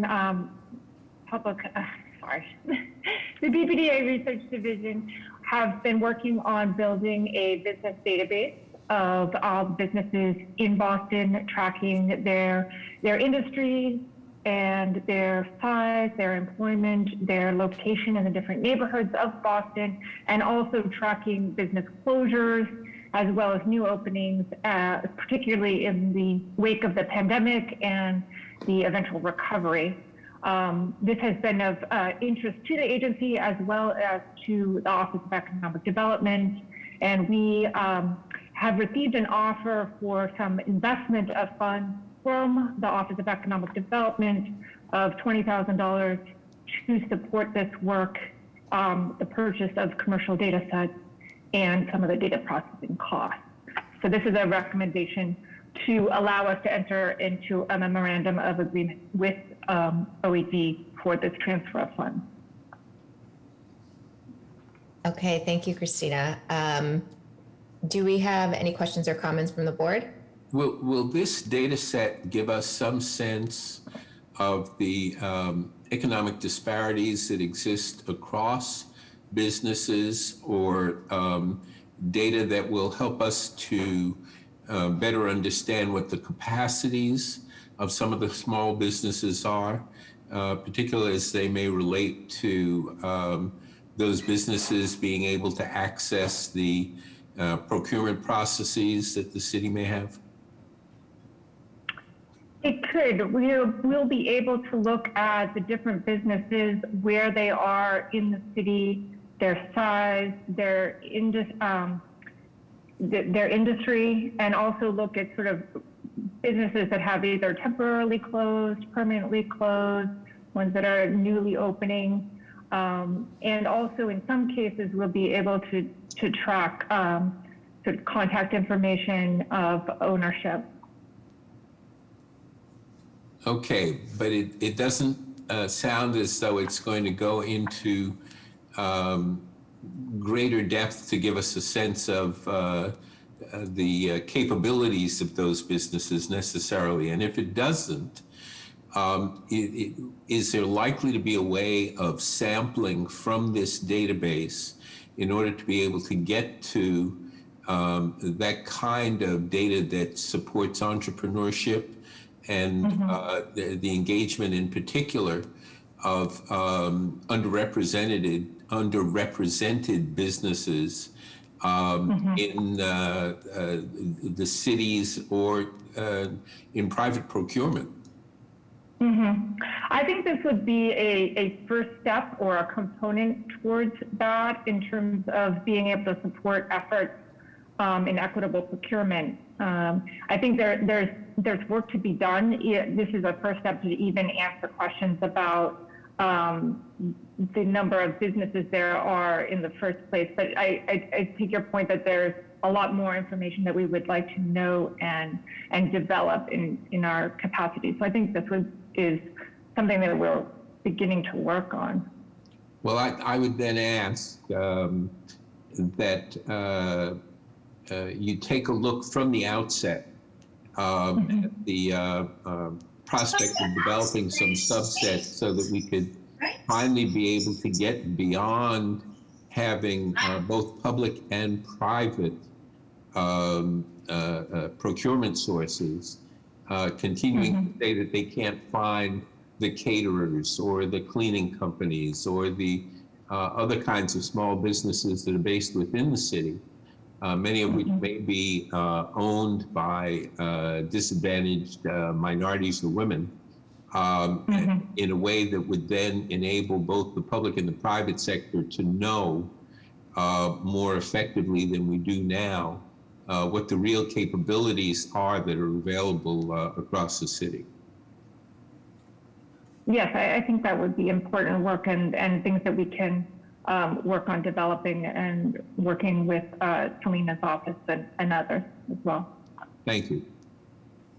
Great. Yeah, I definitely do want to plus one on Dr. Landsmark's comments. I think this is a great opportunity of like, hey, we're already in there creating a database. Let's let's look at all of the data that we are collecting. I think particularly coming right out of the disparity studies, right, that we've had and things like that, and all of our great initiatives here. I think this is extremely beneficial, for not only our city work, but also the private industry as well. So would love to see this, again, in due time, when appropriate, at the right, in the right form, be also accessible to, people, groups, the public. Yeah. Okay. Any questions or comments additional from the board? Right. Hearing and seeing none, a motion is in order. So moved. Second. Okay, roll call for a vote. Mr. Monahan? Aye. Dr. Landsmark? Aye. Mr. Miller? Aye. And the chair votes aye. Motion passes. Thank you, Christina. Thank you. Okay, item number, okay, 512. All right, item number 14, request authorization to enter or to extend the tentative designation status of the Tenants Development Corporation as redeveloper for the development of a community center, including office space for its headquarters on parcel 22A in the South End Urban Renewal Area, project number Mass R-56, located at 151 Lenox Street in Roxbury. Ray. Thank you again, Madam Chair, Director Golden, Madam Secretary, and members of the board. I'm requesting an additional 6-month extension to the tentative designation for Tenants Development Corporation of Roxbury, I refer to them as TDC, for the redevelopment of this BPDA-owned parcel. The board originally voted to award TDC tentative designation in June 2018 and has extended the tentative designation at boards in 2019 and most recently in December of 2020. As you recall, TDC is proposing to develop a community center, including office space for its headquarters. The total development cost of the project is approximately $9 million, financed by new market tax credits, a conventional construction loan, and a capital campaign of just under $4 million. Since their designation in June of 2018, TDC has raised approximately $947,000 towards their fundraising goal. Despite in-person limitations imposed by COVID-19, TDC has continued with applying for foundation grants and participating in virtual meetings and interviews with potential funders, with a concerted effort on funding through combined Jewish philanthropies. In May, TDC received confirmation of a $100,000 gift from the Freeze Family Foundation, representing the first gift from a donor-advised fund managed by Combined Jewish Philanthropies, with a strong possibility of similar gifts coming in coming months. With the addition of this gift, TDC has raised approximately $947,000 of the total $3.9 million current capital campaign target. With COVID restrictions now lifting, TDC expects that the pace of its fundraising activity will increase. They will use the requested extension to advance the capital campaign, submit foundation grant applications, and engage in media outreach and cultivation events. So I'm happy to answer any questions. Okay, any questions or comments from the board? All right, hearing and seeing none, a motion is in order. So moved. Second. Roll call for a vote. Mr. Monahan? Aye. Dr. Landsmark? Aye. Mr. Miller? Aye. And the chair votes aye. Motion passes. Thanks, Chair. Item number 15, request authorization to extend the tentative designation status of 288 Tremont Street Partners LLC as redeveloper for the long-term lease and redevelopment of parcel P-12C located at 290 Tremont Street in the South Cove Urban Renewal Area, project number Mass R-92 in the Midtown Cultural Chinatown area. Ray. Thank you, Madam Chair, Director Golden, Madam Secretary, and members of the board. I'm here to request that the board please vote to extend for 6 months the tentative designation of 288 Tremont Street Partners LLC for the redevelopment of a portion of parcel P12C located at 290 Tremont Street. This approximately 29,000 square foot BPDA-owned site has been operated as a parking lot by private parking operators, currently ABM, on behalf of the BPDA for a number of years. As you recall, 288 Tremont Street Partners submitted the sole proposal in response to BPDA's request for proposals, which was due on January 10th, 2018. This RFP sought a mixed-use development, including income-restricted rental and homeownership units, market rate rental and homeownership units, parking, commercial space, and possible community space.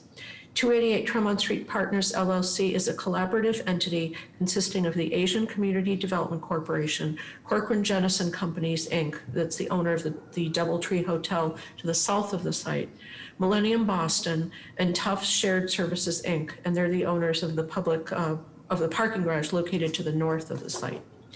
288 Tryon Street Partners is proposing to construct an approximately 350-foot tall building of approximately 426,500 square feet, featuring up to 168 affordable rental and homeownership units, and up to 340 parking space expansion of the adjacent Tufts Garage, and up to 200 key hotel with 2,500 square feet of ground floor retail space and community space on the ground level, which was being studied as a new Chinatown branch of the Boston Public Library. As you can see now, we're kind of shifting that focus to R1 when I talked about the R1 request to advertise. So now the library is kind of seeking a different location. The project received Article 80 approval at the February 2020 board. At the June 2020 board, a 12-month extension of tentative designation was approved because of the COVID-19 pandemic's impact on the Boston real estate market, as well as its impact on the financing for this project. At this time, the development partners that comprise the proponents team are in discussions with the BPDA and the Department of Neighborhood Development to identify alternative ways to bridge the funding gap to move the project forward in the near term. The partners continue to be impacted by the COVID-19 pandemic, and today's 6-month extension will allow time for the development team to further identify financing options. Therefore, staff recommends that the board approve this extension. Thank you, and I'm happy to answer any questions. All right, thank you. Any questions or comments from the board? If for any reason the move to R1 doesn't work out for the library, would there still be a prospect of citing it at this location? I believe that, it would be a possibility. However, the funding gap is definitely something, tricky to be worked out. And kind of a silver lining to this whole thing is that since this project got a bit stalled, we started, kind of pushing R1 forward faster. And it turns out that R1 is actually a better site for the library because it's a larger footprint. And they prefer to have most of the square footage of the library on like one level. Even with a larger footprint, they probably will, it's likely that there would have to be some parts of the library on the second level, but P12C is a very tight site, the reason it had to have so many partners is, the different abutters kind of needed to, have some use for it, Tufts expanding its garage, the hotel expanding, it just was sort of a good marriage that kind of came together. But unfortunately, with COVID and all that, it just kind of wreaked havoc on, the financing for the project in terms of off-site payments from other projects that were coming into the project. So R1 will be sort of a more, traditional, just affordable housing, mixed use affordable housing development. And, the library is very excited about R1. So, I mean, yes, P12C could be a backup, but it kind of appears that R1 might be really a better site for the library. It's sort of more in the middle of Chinatown too, where, P12 is kind of being on Tremont Street. It's sort of, well, not the periphery exactly, but, the theater district and Midtown hotels and things are right there. So, R1 is kind of more in the heart of the neighborhood. Fair enough. Thank you. All right. Well, it's great to have multiple options for that library, and glad to see that we found one that's even better suited for it. So great to hear for all of it, Ray. Okay. Any other questions or comments? Hearing and seeing none, a motion is in order. So moved. Second. Okay, roll call for a vote. Mr. Monahan? Aye. Dr. Lansmark? Aye. Mr. Miller? Aye. And the chair votes aye. Motion passes. Thank you. We're going to take a brief pause to recognize Councilor Arroyo, who I believe is here to give some words about one of our agenda items. Thank you so much to the board, and thank you to Director O'Golden. I'm here today because there's a project by Arcs Urban 4198, 4206 Washington Street in Rosendale that goes before you today. I am in full support of this project. This project sets important benchmarks that are in line with the values and priorities that I deeply believe developments in my neighborhoods and all of our neighborhoods, frankly, should have and should promote. This project has at least 40% at a minimum of its incomes, of its units will be income restricted, and they will be between 30 to 90% AMI. So we'll be talking about a true mixed income property. The developers are also seeking and have, I think, publicly committed to attempting to make 100% of these units income restricted. And as you all know, currently the city only mandates 13%. So those are incredible things for us. It's also sustainably built, environmentally friendly, and is right in the square where we'll also be revitalizing a theater there and making sure that that's sort of a central piece to the square, which I think is important for the future of that square, and is also a women and minority-owned business. And so I take that also into account. And I'll also just say that they've done, in my opinion, meaningful steps to listen to the community, engage with the community, and work with the community, and have made some concessions to that. And I know that the number one thing that I've heard about this particular site is that they don't have on-site parking. And what I would tell the board is that I support this wholeheartedly, even without the on-site parking, because that specific area is so transit friendly. It's literally in Rosendale Square where we have several buses. It's very walkable. Mostly everything you would need is right in that area. This is the perfect area for housing like this. And so I hope that you support it today. I thank you for the indulgence of speaking out of order with you today, and I appreciate your time and your commitment. Okay, thank you. Thank you for your input, Councilor Arroyo. Thank you. Appreciate it.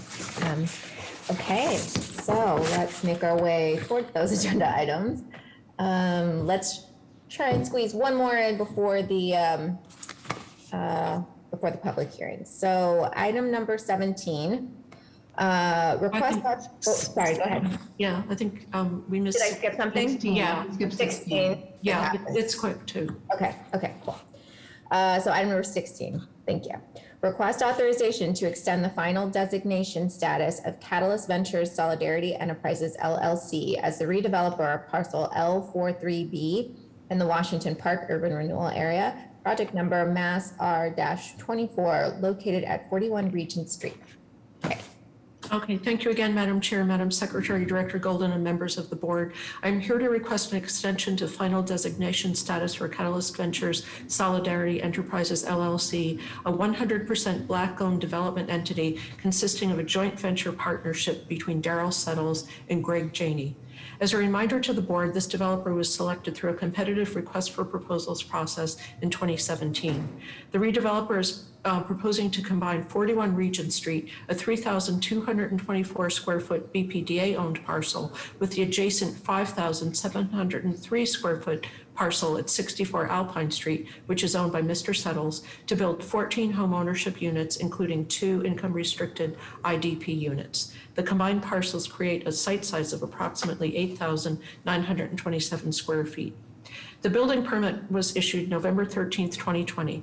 The BPDA and the redeveloper have made significant progress towards finalizing all necessary closing documents and completing related administrative items. The purpose of today's extension is to allow time for the BPDA and the redeveloper to complete all items required to close on parcel L43B. An extension until December 31st, 2021 is recommended. Okay, thank you, Ray. Any questions or comments from the board? Hearing and seeing none, a motion is in order. So moved. Second. Roll call for a vote. Mr. Monahan? Aye. Dr. Landsmark? Aye. Mr. Miller? Aye. And the chair votes aye. Motion passes. Thank you, Ray. Thank you. So we are going to, Secretary Polhemus, should we, I do want to squeeze in a break before the public hearing. Should we take one more? I think. Or should we break now? Let's take one more. Let's take one more. Let's do it. Okay. Item number 17.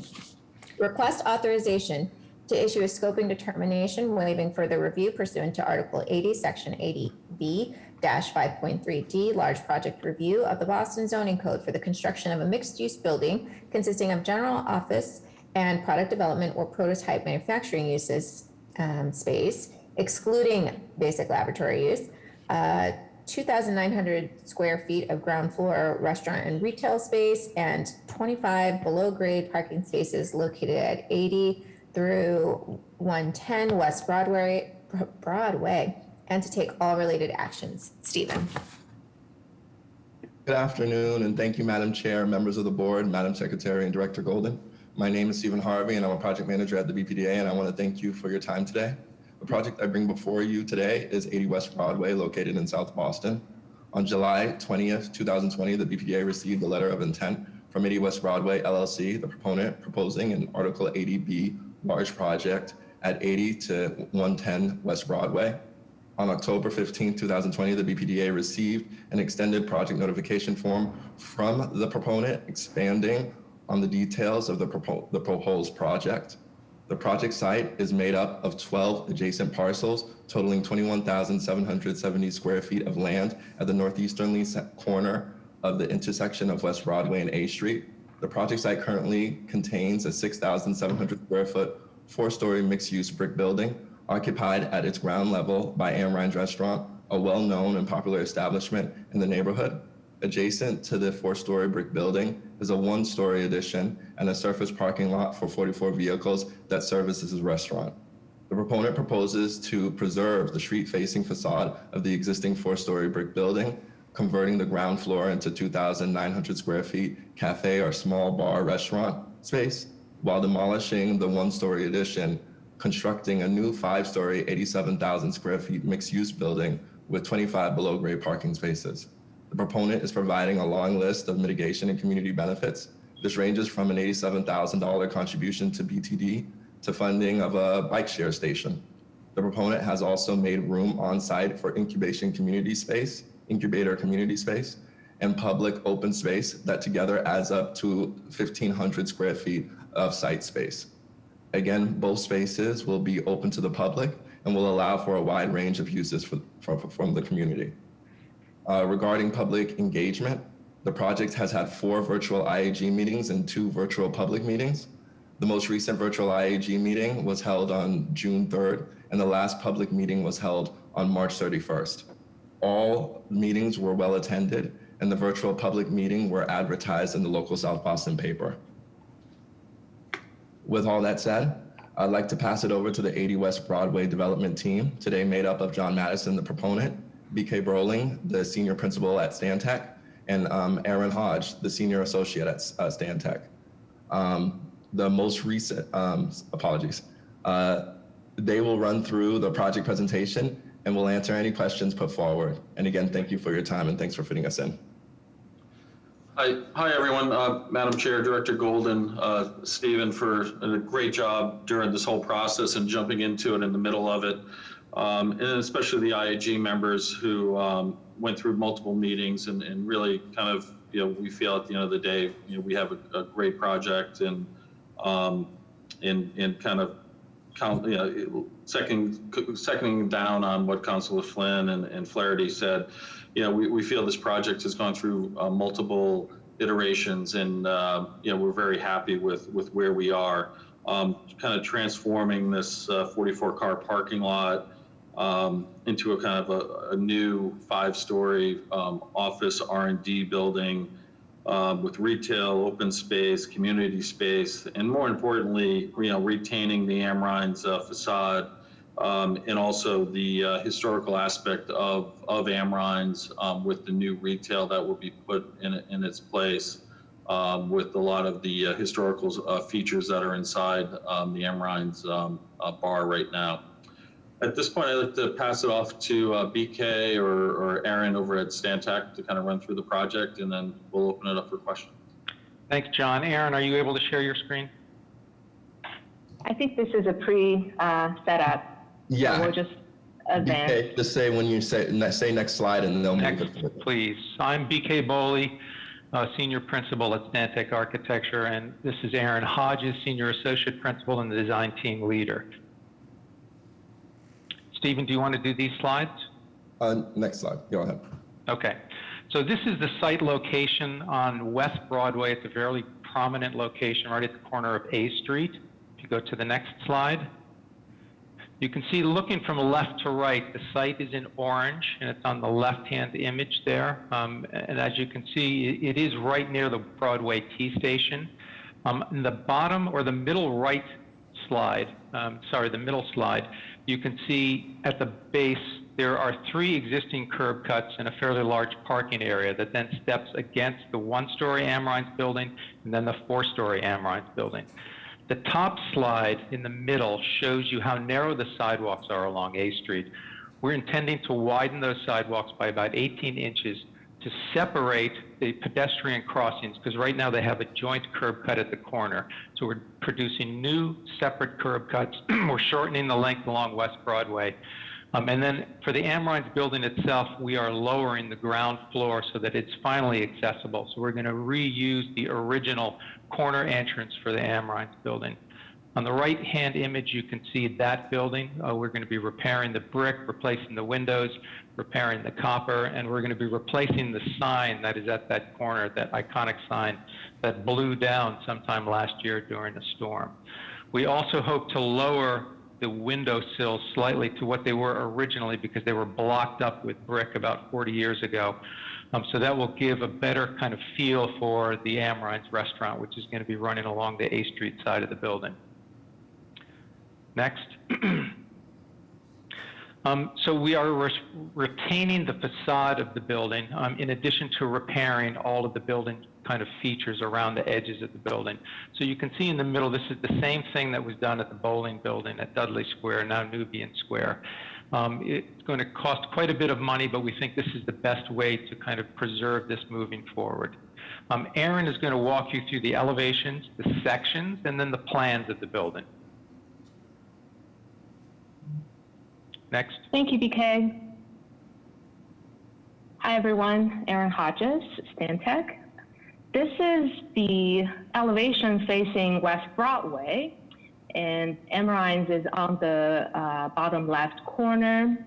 The building is now, has been lowered since when we first filed the PNF, and it is at 70, just below 70 feet tall. And you can see in the upper right corner where we have carved the portion closest to A Street back to create a public plaza that is open to the sky. Next, please, Stephen.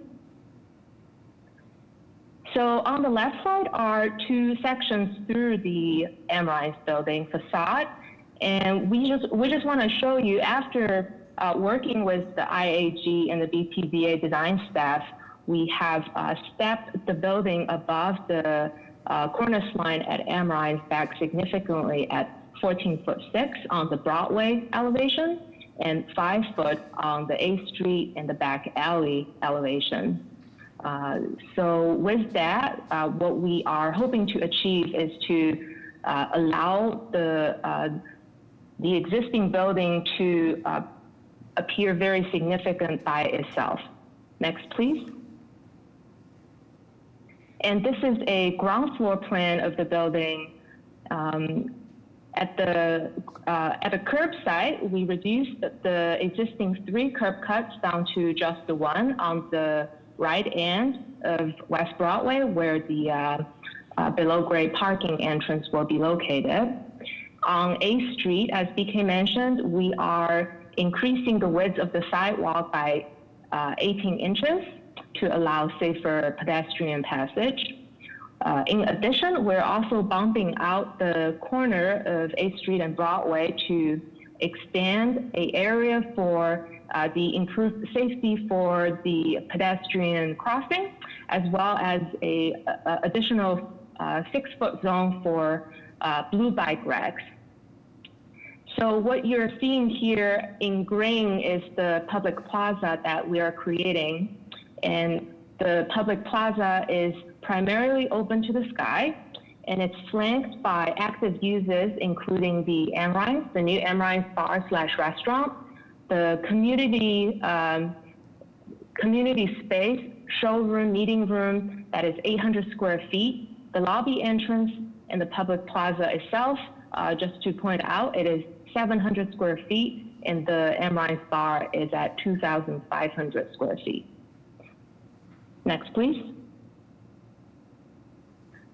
We're also pushing the penthouse enclosure for the mechanical equipment significantly on all edges of the building.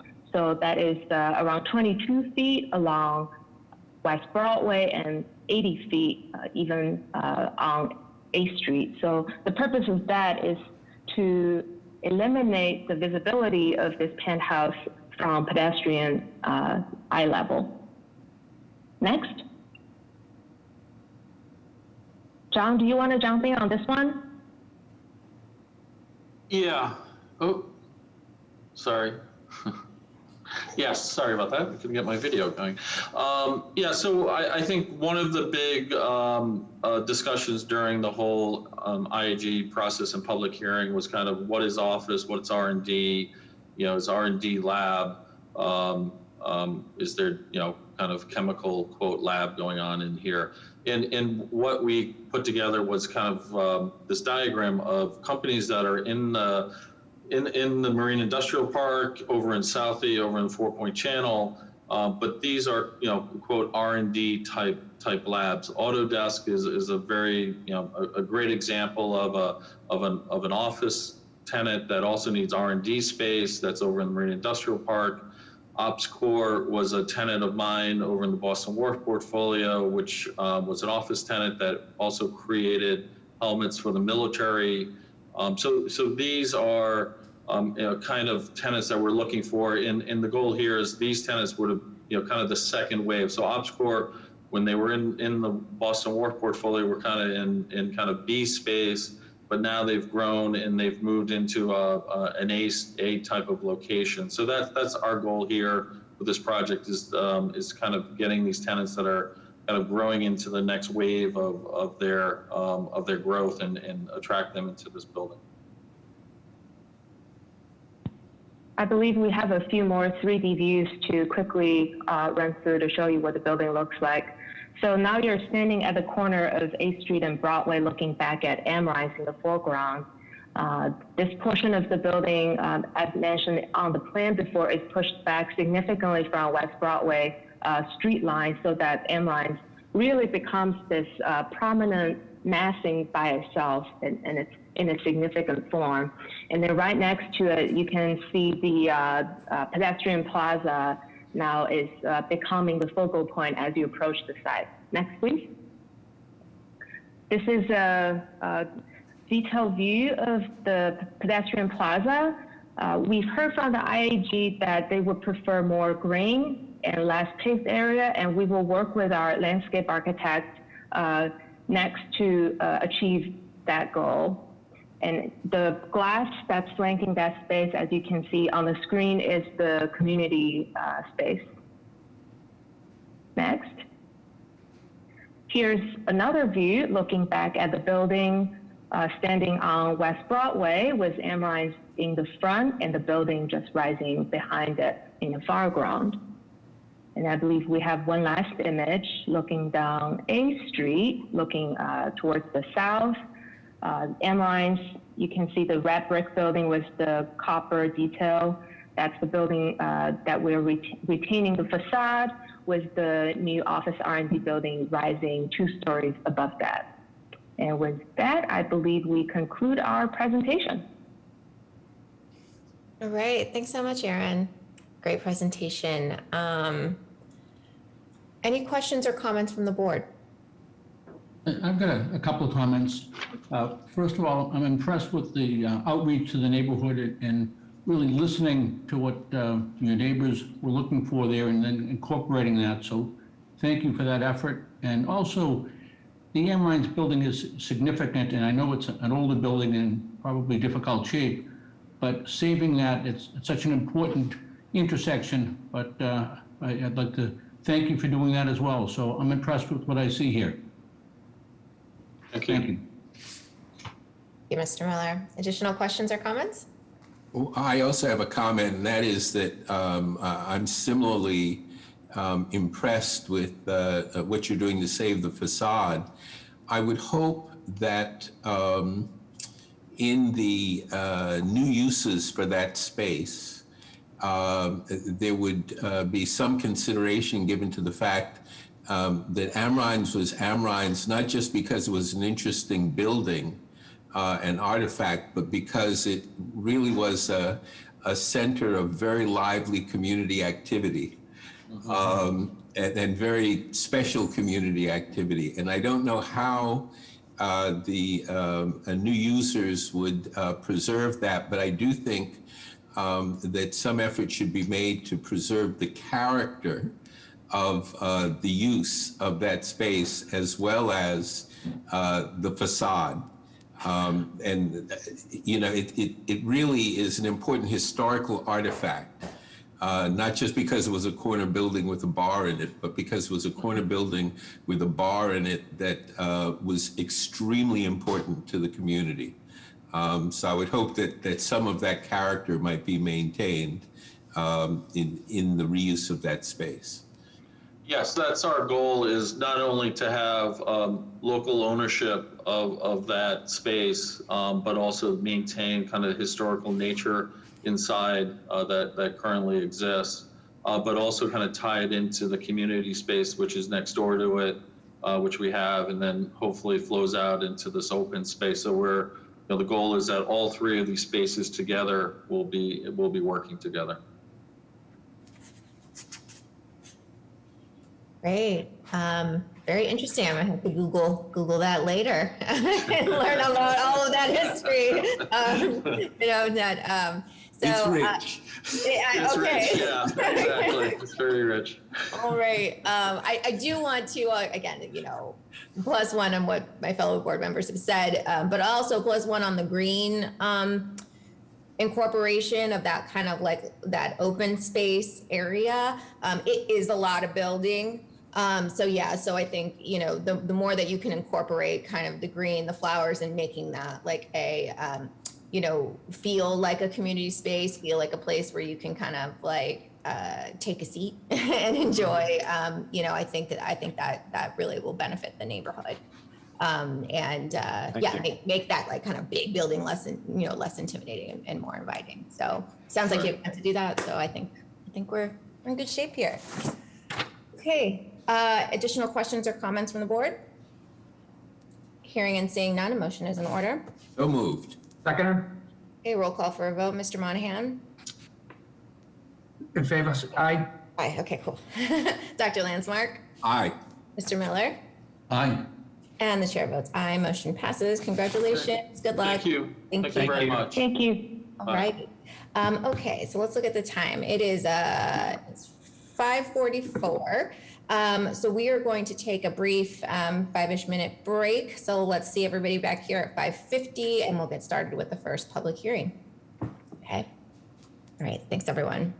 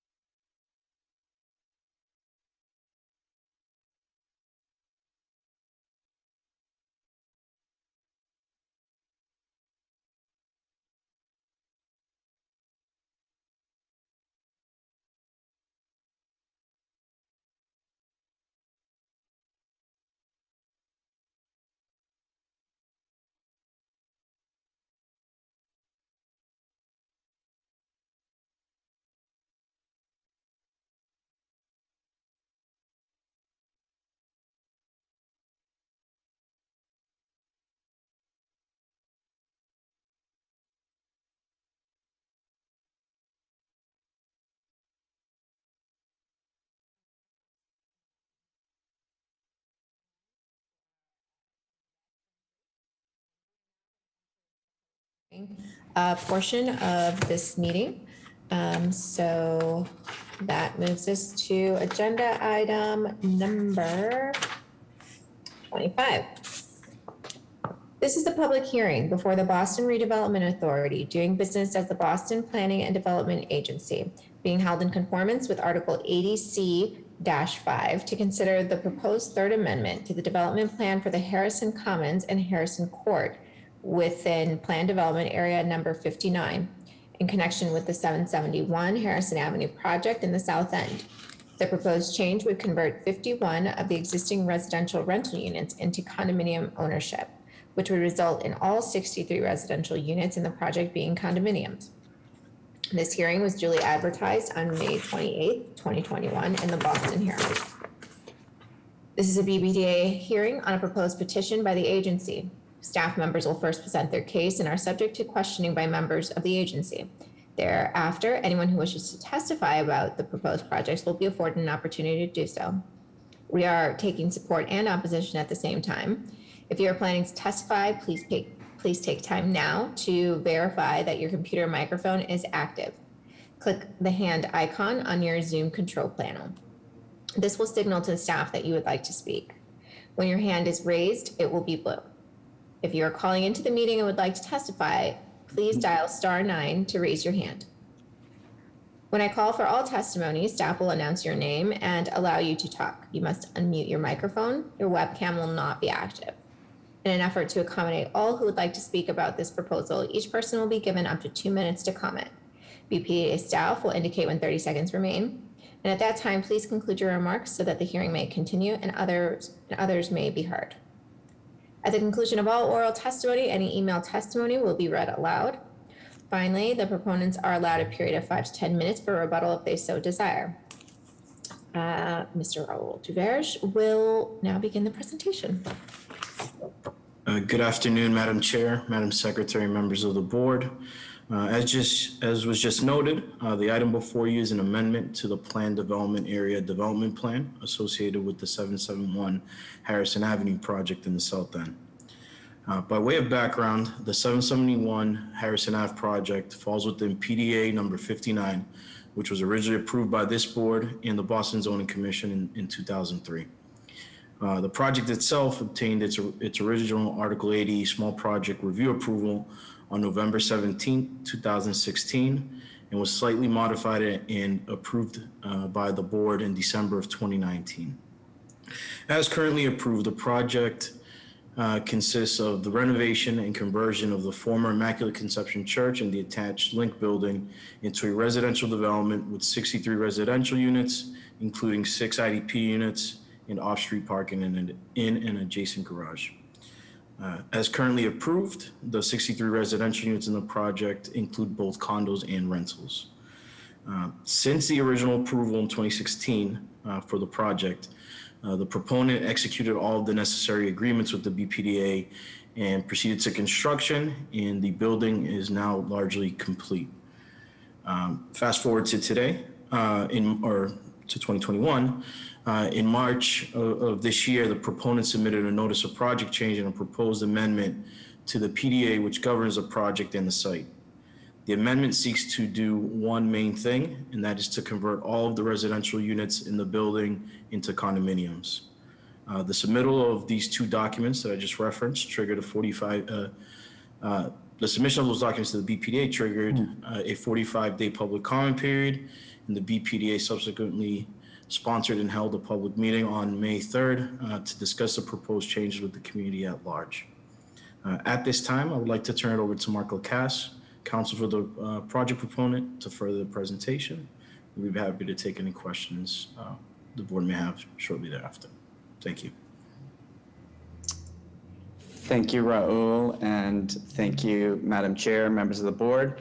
My name is Mark Lacasse. My office is Lacasse Law LLC at 75 Arlington Street in Boston, and I am pleased to have been the legal counsel for this project from its inception by my client back in originally 2015 and approved by this board in 2016.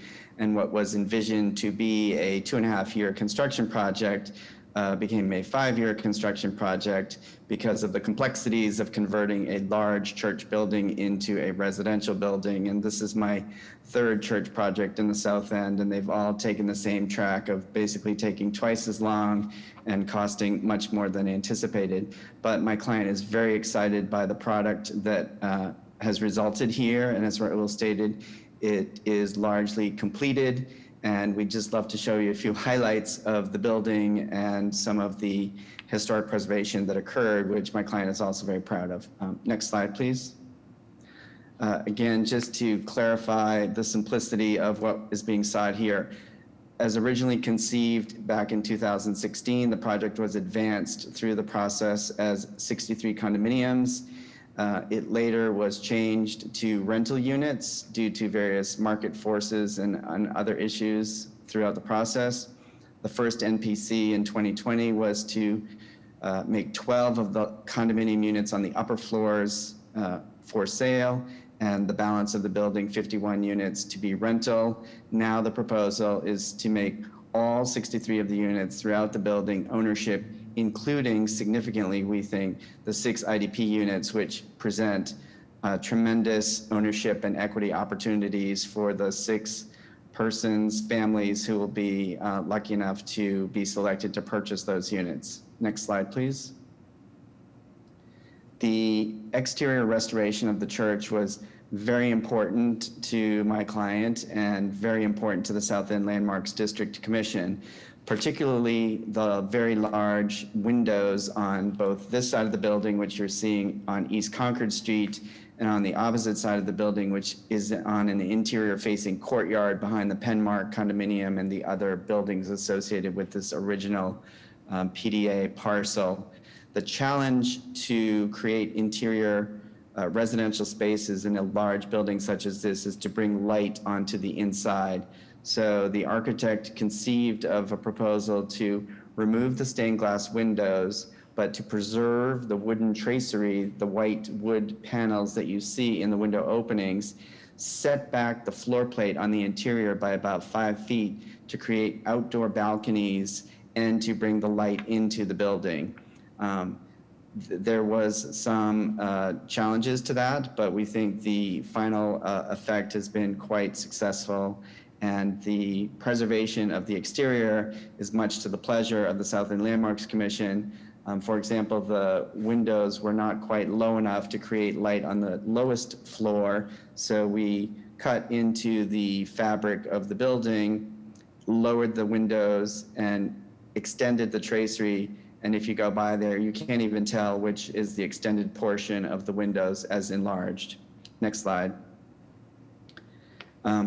Much of the religious iconography on the building has remained. The large statue of Jesus at the top of the building was contemplated to be donated to Boston College, which had expressed some interest in some of the other religious icons, but the statue is simply too large, too heavy, and too affixed to the building, so there it remains. Similarly, there's a smaller statue in an alcove right below that, and a sign that has been on the church building since its beginning that says, "To Jesus through Mary," and that remains as well. So when you go to this building, no one will ever mistake this for something that used to be a church. The notion that it is a church and was a church will always be part of the history of this important building. Next slide. So here's the typical interior space, and you can see at the end of the living room is the large glass opening, and beyond that is the exterior balcony, and you can see the wooden tracery, and the light just floods into these units. So it's a huge success in terms of the concept and the execution, while at the same time preserving the historic aspects of the building. Next slide, please. There's a closer view of how the balcony relates to the exterior and to the windows on the interior, and on the sides of the balconies in some of the units are windows that are cut out into the bedrooms to bring light into the bedroom spaces as well. Next slide. Here's just a close-up of the experience of being on the exterior balcony behind the window tracery while experiencing the outdoors and indoor feeling as well. Next slide, please. There were some places in the building where the stained glass windows were not removed. This is an elevator lobby area, so care was taken to preserve as much of the stained glass and other aspects of the original structure on the interior as possible. Next slide, please. Again, this is just a picture of the model unit showing the high ceilings, the openness of the space, and just the tremendous amount of light that floods in through these windows. Next slide. Typical kitchen. They're all very, sleek, modern units to today's standards for purchasers. Next slide. Being a building in the south end, pets are welcome, and off the main lobby area, among common other amenities is a dog washing station that we think is a great amenity to have. Next slide, please. The precise document before you tonight is the third amendment to the development plan for PDA number 59, making all of the units condominium ownership. This will create homeownership opportunity for 63 households, which when the project was originally proposed in 2015 and 16, the neighborhood, especially the Penmark condominium immediately adjacent, had a preference for home ownership. Again, the 6 IDP units, including one which is a 3-bedroom unit with 1,980 square feet, is going to be sold to a family which will have a tremendous opportunity to have a very lovely townhome in this building. Longer-term residents usually result from ownership, and most importantly, this will represent occupancy by 63 households of a long vacant, discontinued institutional use that was never going to be a church again and is now going to be a vibrant residential building with a community of persons living there. And lastly, equity opportunity for the IDP owners that will have an opportunity to buy into what is really quite a lovely church restoration residential building. And with that, I conclude and would be happy to answer any questions. Okay, thank you. So as this is a public hearing testimony, we're going to go ahead and wait for board comment and question till after the public hearing portion. So Secretary Polhemus, do we have anyone who's here that would like to speak? I don't see any hands raised. If anybody would like to testify, please raise your blue hand, your hand. Oh. I don't see anybody. There's a hand. There's a hand. Hold on for just a moment. Yeah, got one. Hi, Johanna, you can unmute yourself. We're taking testimony on this project. Yeah, thank you very much. I just would like some clarification about the term. It's a 3-part question, so if I can just get through it all before you answer. The term income restricted, because, it used to be affordable, and it was, or deeply affordable, or, there are several categories when it comes to more affordable housing, but income restricted, it's unclear to me. And so I'm just wondering what is the max percentage of AMI on that sort of thing?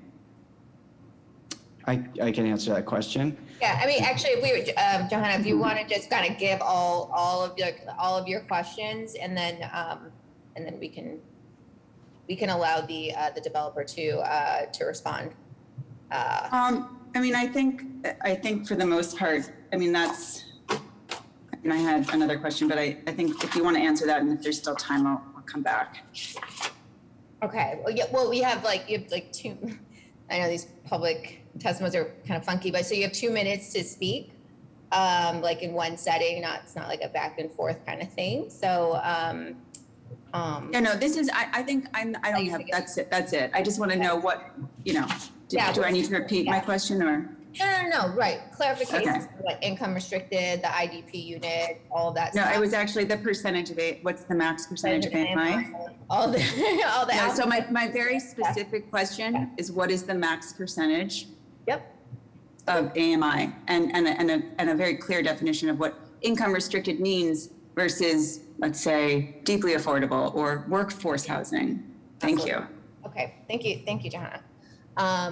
Okay, so I mean, she was our one hand for now. So let's go ahead and move into that. So Mark, if you would like to kind of respond and kind of go back, and we can move the slides a little bit if you want, if there's anything in there that will help you. But let's go over all of the affordability, IDP, all of that. Madam Chair, if we could, before getting into the specifics, this is Michelle McCarthy, Housing Policy Manager for the BPDA. I'm happy to speak on affordability generally, and then if there's more specifics that need to be discussed with regard to this project. So the terms affordable housing, income restricted housing, workforce housing really have no set definition. It all, I tend to use the term income restricted just because affordable and workforce tend to be so subjective. Affordable is a little bit more objective in my mind, at least. But really, your question was framed perfectly with regard to focusing on the AMIs in that's what we're talking about when we're talking about affordability, income restriction, workforce housing. So with regard to the IDP policy for homeownership units, the AMIs are restricted to, or the upper limits of the AMIs is 80% AMI to 100% AMI, and we're looking for half the units to be at those AMIs, and the specific numbers are available on our website. They are updated regularly. So with regard to this project, it's a 6-unit project, and I'm probably getting into territory where the development team would probably rather speak, but with this particular project, it's 6 units of income restricted housing, half at 80%, half at 100%. Okay, great. Yeah, and if we can, Mark, when you want to, can jump in now. Let's translate those into like dollars of what that means. Yeah, I'm getting the exact numbers. They just changed. I used to have them in my head, but now they're not there anymore. So let me get them. May I proceed? Please. Yes. So as applied to this project, 3 of the units will be sold at 80% AMI, which to the questioner is determined by the United States Department of Housing and Urban Development and updated annually, and is available on the BPDA website on the portion affordable housing, which sets forth the maximum sales price for ownership units broken down by size and AMI percent. As applied here, 3 of the units will be sold at 80% AMI, and 3 of the units will be sold at 100% AMI. And as broken down by unit size, those 6 items are in the board memo that is part of the record for tonight.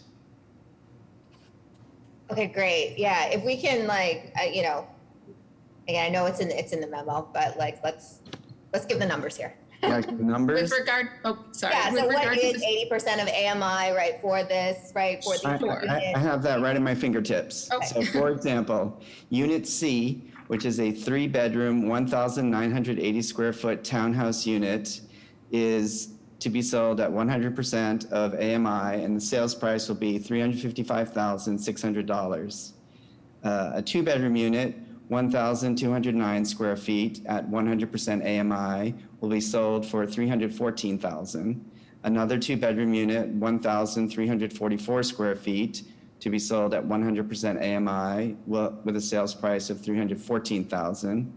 And then there are 3 1-bedroom units that will be sold at 80% AMI, square foot range of 834 to 927 square feet, and each of the 1-bedrooms at 80% will be sold for $202,900. Okay, great. That's very, very helpful. And hopefully, Johanna, that does answer your question. Okay. Are there any additional comments? I don't see any other hands raised, Madam Chair. Okay, perfect. I think it concludes the public hearing portion of our meeting. The public hearing portion is now concluded. Questioning from the board. Any questions or comments from the board? I've always had one lingering question. How do you explain the irony of converting, quite beautifully, I think, a former church into a place that is now named for an alcoholic beverage? And Dr. Landsmark, I recall that comment during the original public hearing, and I think I struggled to answer it because I certainly understood your concern, but I actually looked up the word cosmopolitan, and not surprisingly, it has multiple meanings. So while, yes, it does connote an alcoholic drink, it also has a definition that I think is precisely what my client was trying to achieve here, and that is cosmopolitan is understood to be worldly and sophisticated and not connected to any particular place or time, but rather having a worldview. And a cosmopolite, which is a person that exhibits cosmopolitan tendencies, is said to be, in the dictionary, a citizen of the world. So I think my client was going for the sophisticated worldly definition rather than the cocktail. Thank you. Yep. Very interesting. Additional questions or comments from the board? All right. So hearing and seeing none, I believe a motion is in order. So moved. Second. Roll call for a vote. Mr. Monahan? Aye. Dr. Landsmark? Aye. Mr. Miller? Aye. And the chair votes aye. Motion passes. Thank you. Thank you kindly, members of the board. Okay, let's move on to the second public hearing we have here. So item number 26. Allow me to shuffle.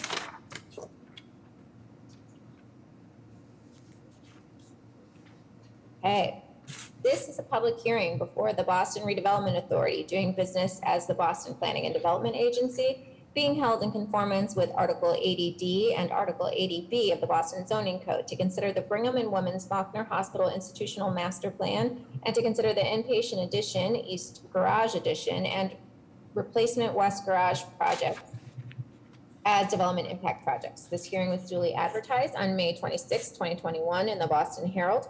This is a BPDA hearing on a proposed petition by the agency. Staff members will first present their case and are subject to questioning by members of the agency. Thereafter, anyone who wishes to testify about the project will be afforded an opportunity. We are taking support and opposition at the same time. If you are planning to testify, please take time now to verify that your computer microphone is active. Click the hand icon on your Zoom control panel. This will signal to the staff that you would like to speak. When your hand is raised, it will be blue. If you are calling into the meeting and would like to testify, please dial *9 to raise your hand. When I call for all testimony, staff will announce your name and allow you to speak. You must unmute your microphone and your webcam will not be active. In an effort to accommodate all who would like to speak about this proposal, each person is given up to 2 minutes to comment. BPDA staff will indicate when 30 seconds remain. At that time, please conclude your remarks so that the hearing may continue and others may be heard. At the conclusion of all oral testimony, any email testimony will be read aloud. Finally, the proponents are allowed a period of 5 to 10 minutes for rebuttal if they so desire. Mr. Edward Carmody will now begin the presentation. Good evening, and thank you, Madam Chair and members of the board. The proposal before you is the Brigham and Women's Faulkner Hospital Institutional Master Plan for the years 2021 through 2031. The IMP covers the development goals of the hospital's campus in Jamaica Plain for the next 10 years. There are 3 marquee projects included in the IMP that are up for a vote tonight. The inpatient addition, East Garage addition, and replacement West Garage projects, in total adding approximately 500 net new parking spaces and approximately 98,000 square feet of clinical and ambulatory support space, which will include approximately 78 new inpatient beds. The replacement West Garage project, the most significant and impactful of the 3, will involve the demolition of the existing garage at the back of the hospital's campus and the construction of a new garage in its place, along with a new access road leading to Allendale Street. The review process on this IMP began nearly 2 years ago in July of 2019. Since that time, the hospital has diligently worked with BPDA staff the Parks Department, the Boston Civic Design Commission, and its Community Task Force on reviewing and refining the projects. In particular, the hospital has worked very closely with BPDA and Boston Transportation Department staff to develop a thoughtful and robust mitigation package for the significant transportation impacts of these projects. This notably includes, but is not limited to, a significant stretch of high-quality bicycle infrastructure on Center Street and throughout the hospital's campus, many accessibility improvements for pedestrians across the site, and a detailed landscaping plan that involves the planting of many new trees and minimizes the loss of mature canopy wherever possible. I want to specifically say thank you to the members of the Community Task Force and other neighborhood constituents who shared many of BPDA staff's concerns and really helped push the hospital to consider these and other impacts and appropriately address them. I also want to thank Joe Blankenship from the BPDA and William Moose from the Boston Transportation Department on their tireless work over these 2 years to ensure the aforementioned mitigation was developed thoughtfully. With that said, I'll now turn it over to Susan Dempsey from Faulkner, and she'll begin the presentation. We will then be happy to hear from any members of the public, as well as take any questions that board members may have. Thank you. Thank you. Thank you very much, Eddie, for the good introduction. Good evening, Chairperson Rojas, board members, and Madam Secretary, and Director Golden. I'm Susan Dempsey. I'm the Vice President of Clinical Services here at the Brigham and Women's Faulkner Hospital in Jamaica Plain. I'm joined this evening with our architect, Alex Krieger, our landscape architect, Mark Knopfler, and our traffic engineer, Sean Manning, as well as other members of our project team. We appreciate the opportunity to be here tonight to request approval for our institutional master plan and the 3 projects that Eddie has described: the inpatient addition, the East Garage addition, and the replacement West Garage. Our institutional master plan covers our main campus at 1153 Center Street, but also references property owned by the hospital at 1245 Center Street in West Roxbury. Eddie was correct when he said that we've been working on this for over 2 years.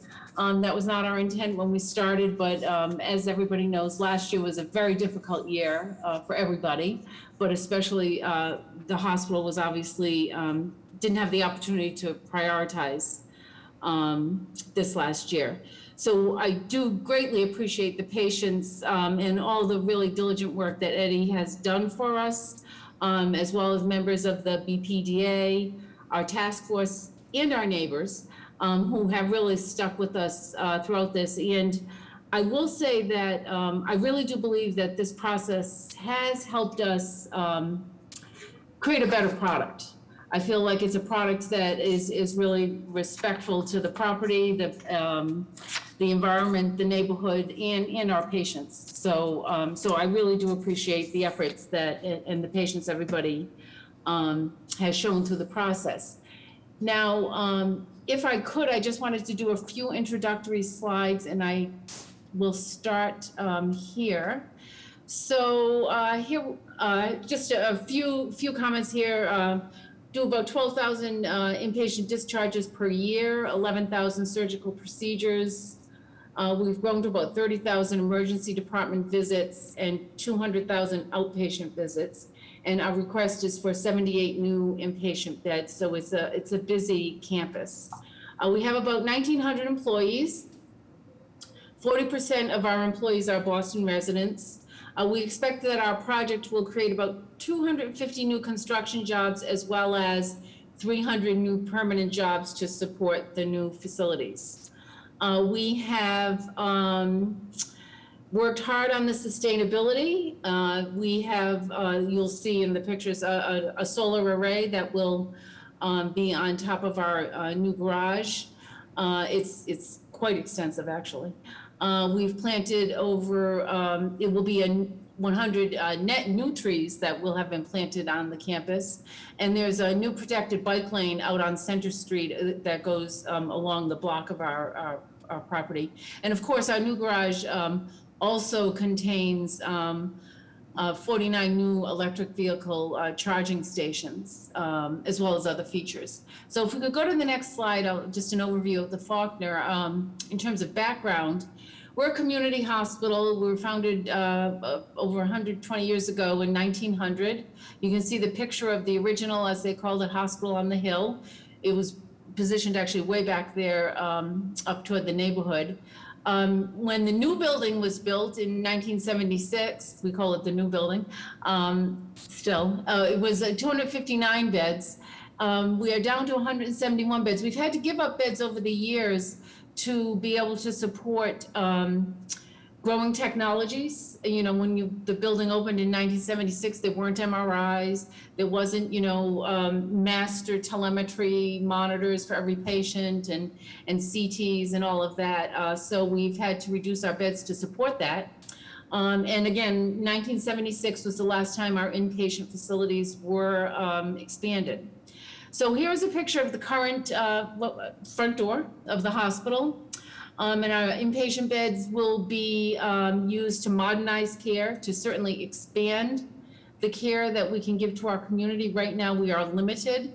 We run a high census, and it prevents our ability to move patients to the right site of care. It also keeps patients waiting in our emergency department longer than they certainly should have. And it also allows us to modernize our care model. And the other part of the projects is the garages and parking. We fill up in all of every nook and cranny on campus that you can imagine that you could park is often full by midday. Patients and visitors have to circle for parking spots. And in addition to that, the garage predates the hospital building, so it definitely is time for a replacement. It is crumbling. So while we replace it, we want to do the right thing, and I think you'll see some of the improvements we've made. So if we go on to the next slide, you will, kind of lost its format.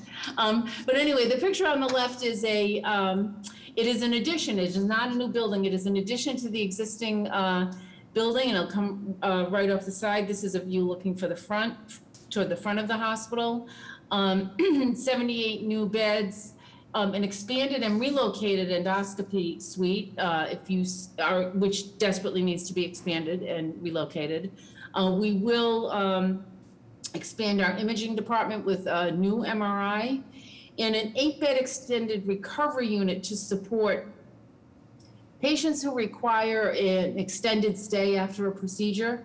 They will be going home the same day, but they can't go home right away. An acute post-operative care unit is not the best setting. We've started doing same-day discharge, total joint replacements, mastectomies, prostatectomies. These patients require teaching, they require time and space where their families can join them, and some privacy, and so this will allow us to do a much better job at that. And it's 98,000 square feet in 5 floors. And on the right-hand side, the top is the replacement garage we've spoken of, and on the bottom, you'll see on the right is the new parking spaces. We have an existing garage there. The garage was originally built to be able to accommodate a few more stories on it, and that's what this is. And I think I just had one more slide. Yes, I did want to take a moment on this before I turn it over to Alex. But so this is the slice of our building. And as you can see, what I described, the radiology, the recovery unit, endoscopy. The top 3 stories will be inpatient beds, 26 on each floor. The right-hand side is a picture of a patient room, and this has been a fabulous opportunity for us to really think about models of care and engage with our patients. We were fortunate enough to be able to actually build mock-ups of these patient rooms and have nurses and doctors and patients and their families go through. And we were able to create zones. So you can see where the nurses in the top picture, that's the patient care zone. And in the forefront of that picture is the staff zone where they do all their electronic record keeping nowadays. And then on the bottom picture is a view of the other side of the room, which is really a patient and family zone. So we were able to use these larger rooms to incorporate all of our technology and all of our patient and family centered care. And then of course we designed this, and then we had a pandemic, as we all know. And this gave us the opportunity to look at our drawings for a little bit longer time. And we were able to take that top floor of our building, and that's why it's green, and be able to turn it into a flex floor. So that in the future, if we ever needed to create an isolation unit, that this floor can be converted to that actually quite easily. That's why we chose, well, I'm sure from an engineering standpoint, it wasn't quite easy, but from my perspective, quite easily, we could turn it into an isolation unit where you can alter airflows as appropriate. And I just think that was a fabulous opportunity for us to be able to do that. And I think with that, I am going to turn it over to Alex Krieger, who is going to tell us a little bit about the architecture. Thank you, Susan. So Alex Krieger, principal at NDBJ. We are the architects for the project. So just an overall site plan. I think this is an easier way to describe where the various parts of this project are. So at the lower right, in the gray mass, which is the existing hospital, that's the building that Susan just described. You'll see it again in a second. At the very top on the right is the existing east garage, which will be added by a couple of stories. Towards the west, the large white rectangle is the new garage, the replacement garage for the west garage. And you will see how, even though in this view it seems much larger, it actually is larger. However, it is a lot less prominent than the existing garage. Whoa, we will not make this, but okay, so let's go forward. So this is the important section. So the blue is the existing building. You also notice that it also happens to sit on top of a portion of the existing building in order to fit. And then towards the left, you can see how much of the new garage is buried within the hill. And the dotted red line describes the existing garage. So the new garage will be lower by at least a floor. And also not impact the hillside as much. You can see it's sort of narrower and steps back from the hillside substantially. And the top of that will be one of the largest solar arrays in New England, among the top 10 or 12 in the broader Boston area. And that is significant in order for us to try to match or meet the ambitions about trying to create a much more energy efficient environment and hospital in the future. So next slide, please. So a couple of sort of before and after views. So on the left is the existing condition at the entrance from Allendale. On the right is the corner of the new building. Again, the top 3 floors where the large windows are for the patient rooms. This is important because health and natural light are increasingly understood to be related. And then the lower 2 floors are where the procedure rooms are. They don't require as much windows. And this is the way in which overall there's only about an 18% of glass in this building, well below the current regulation of no more than 30%. So next slide, please. So this is at the top are the existing condition along Allendale Road where the new garage will be. You can see it is relatively prominent as you might drive past, but well screened, as will be described by Mark Clark, our landscape architect, by a substantial amount of new planting and also by the facade itself, which will have fins that will also sort of, whoa, stop. Do we actually have to stop? So, point of personal privilege, please go ahead but wrap it up in a couple minutes, if that would be good. Sure, yes. Please. Okay, so next, and the lower is just a before and after of the garage. And I'll just spend half a minute on this one. There's been a tremendous effort on the part of the hospital to move towards, of course, the major goal established by Mass General Brigham to try to, by 2025, at the moment at which, of course, this project will be completed, we hope, to become as carbon neutral as possible. And this is why the solar array is so important. Without it, we could hardly match or even try to approach that goal. The solar array will also cover the top floor of the the parking. And so folks who might be looking down on the garage actually will be not very visible at all because of the bank of trees, as Mark will describe. But instead of if you look down, instead of seeing the roofs of cars that will reflect light, there'll be the solar collector will absorb light and provide a substantial amount of energy for the hospital. Next slide, please. I think this is where I turn it over to Mark Klopfer, the landscape architect. So the landscape has been an important part of this project. The existing hospital has a beautiful landscape, and part of what we're doing is restoring the woodland landscape along Allendale, which is the red zone. We're increasing the buffer area against the neighbors, which is the yellow zone. And all the other zones are really about the proximity of people to the landscape in more garden-esque sort of settings. So in the interest of time, I'll say that we're removing 85 trees as part of this project, and we're putting back 182. So a rather significant landscape effort here by Faulkner Hospital. And much of the existing garage will actually become an additional amount of landscape, which you can see green at the upper part of the slide, right? Sean, I think we'll complete our presentation. So thank you very much, Madam Chair, members of the board. I will go quickly knowing our presentation's going a little bit long. My name's Sean Manning. I'm with the principal of the firm BHB 99 High Street, Boston. I just wanted to walk you through our transportation mitigation program. It is significant. Eddie had alluded to folks at BPDA and BTD who, I also want to acknowledge it's been a very deep collaborative process to try and understand and come up with a very sustainable, multimodal improvement program for the hospital and the surrounding community. And while parking is a big part of the project, it's certainly important to how patients get to and receive their care. We're acknowledging that bike accommodations and pedestrian accommodations and shuttle service to nearby public transportation and really terrific TDM to encourage staff to get to the hospital are important pillars of our overall IMP strategy. We can go to the next slide, please. I wonder if we should leave it here, Sean. Yeah, I think for now, let's kind of hold The details are here. They're here and they're in the package, and then if we need to kind of refer back to them, but in the interest of time. Yeah, absolutely. So I'm happy, obviously, if folks have questions or comments, I'm here. These are details in these slides. Thank you very much. Stand by, thank you.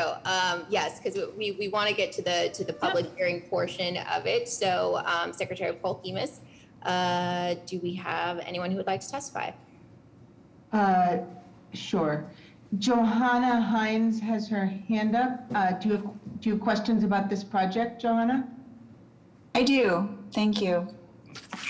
My first question is, as far as the 85 trees that will be removed, is there an inventory on record that the public can access that shows what kinds of trees in terms of species, age, size, health, and breast diameter? Because as we all know, I realize this is a wooded area, but trees are trees, and mature trees are especially sacred in this day and age, in this city with all of this development. And so being very specific about what's being removed, because new plantings, especially, and this is my second question, if they're 3 to 4 inch saplings, it's apples and bananas. It's just, there's no comparison. So my first question is, of the 85 trees, is there an inventory, and how can we access it? What were the species? I'm just going to finish my question. Age, size, health, and what is the size of the, trees that you're putting in, and what are the species, that sort of thing? Or is there a document that I can access while I'm on this call through the BPDA website or whatever website? And then how do the abutters feel? So those are my 3 questions. Thank you. Okay.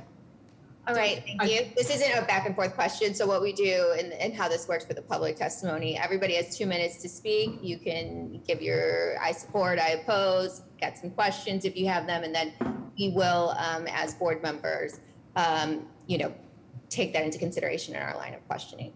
So I think we move on to the next person.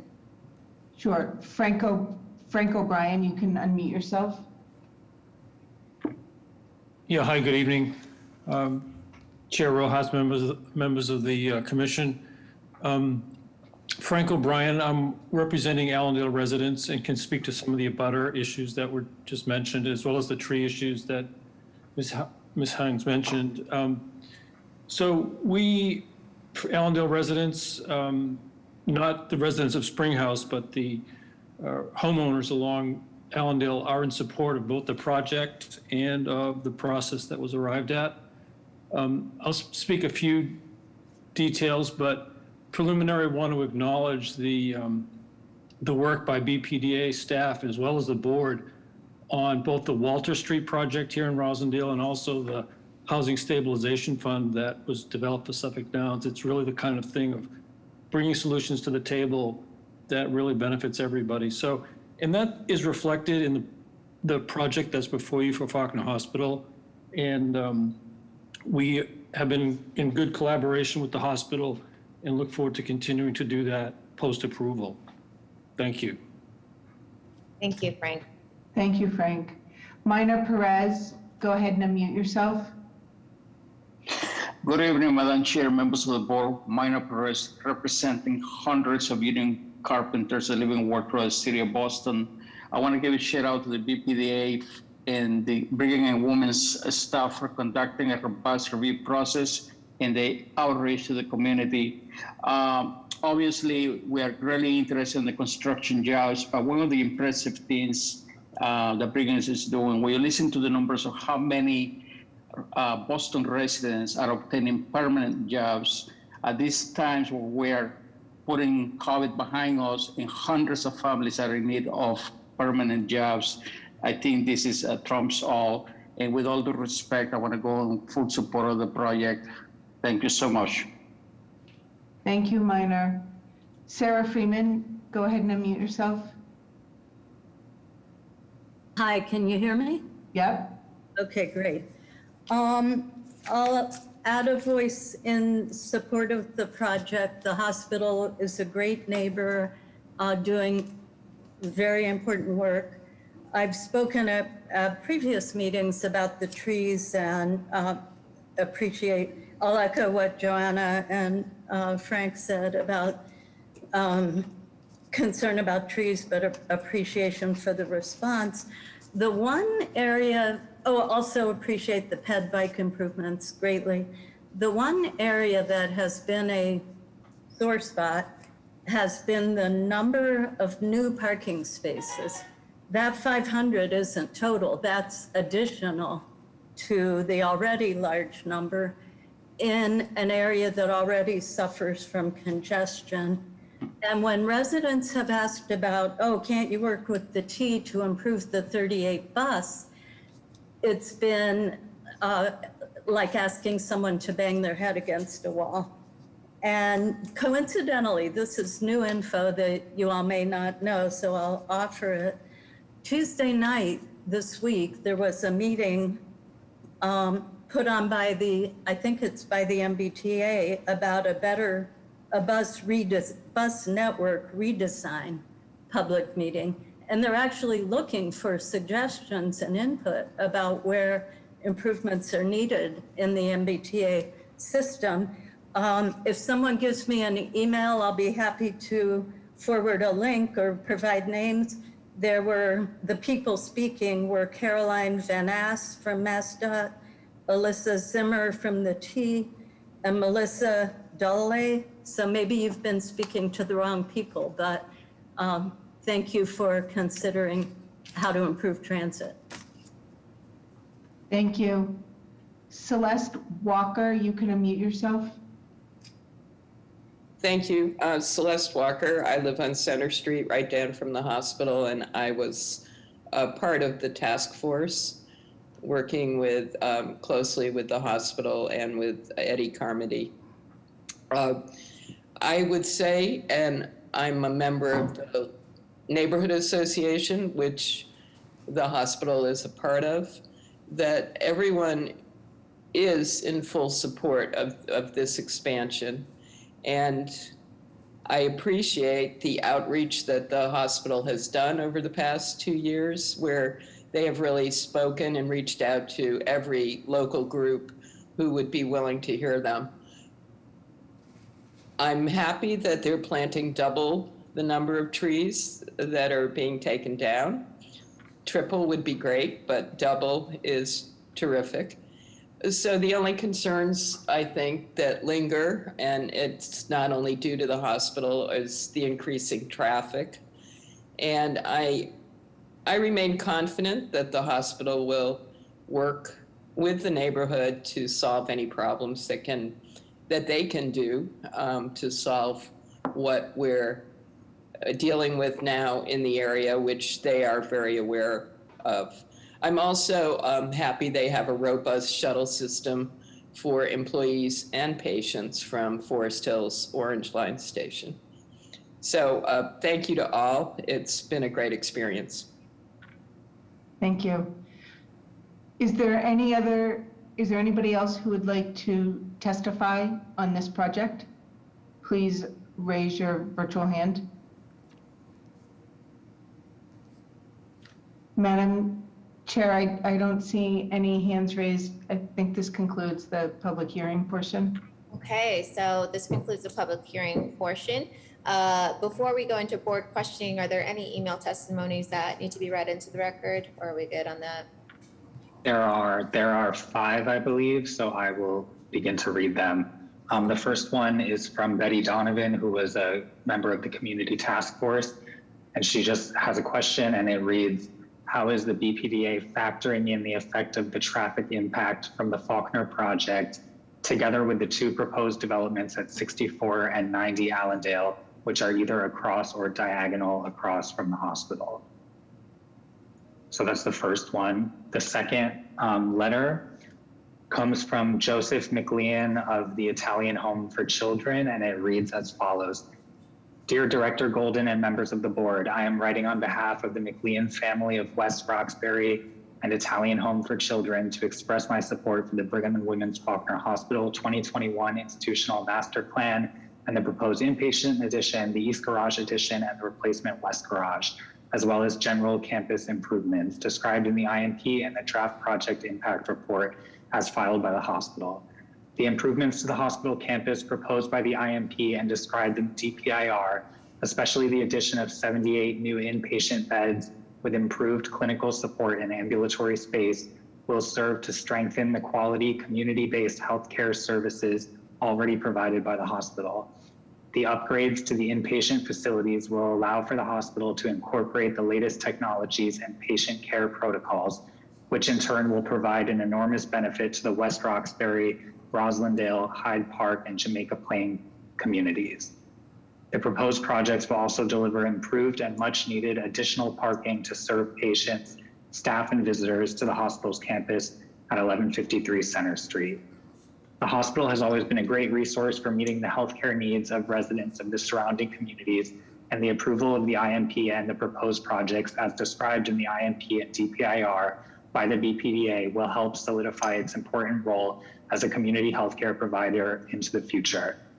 The communities served by the hospital deserve to have the highest level of healthcare available in a convenient setting, and the approval of the IMP and the proposed projects as described in the documents is vital to ensuring that continues.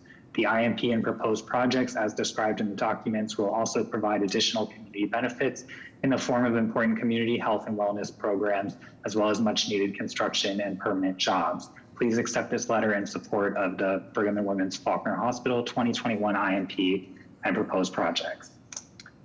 The next comment letter comes from State Senator Mike Rush and State Representative Edward Coppinger, just recently received.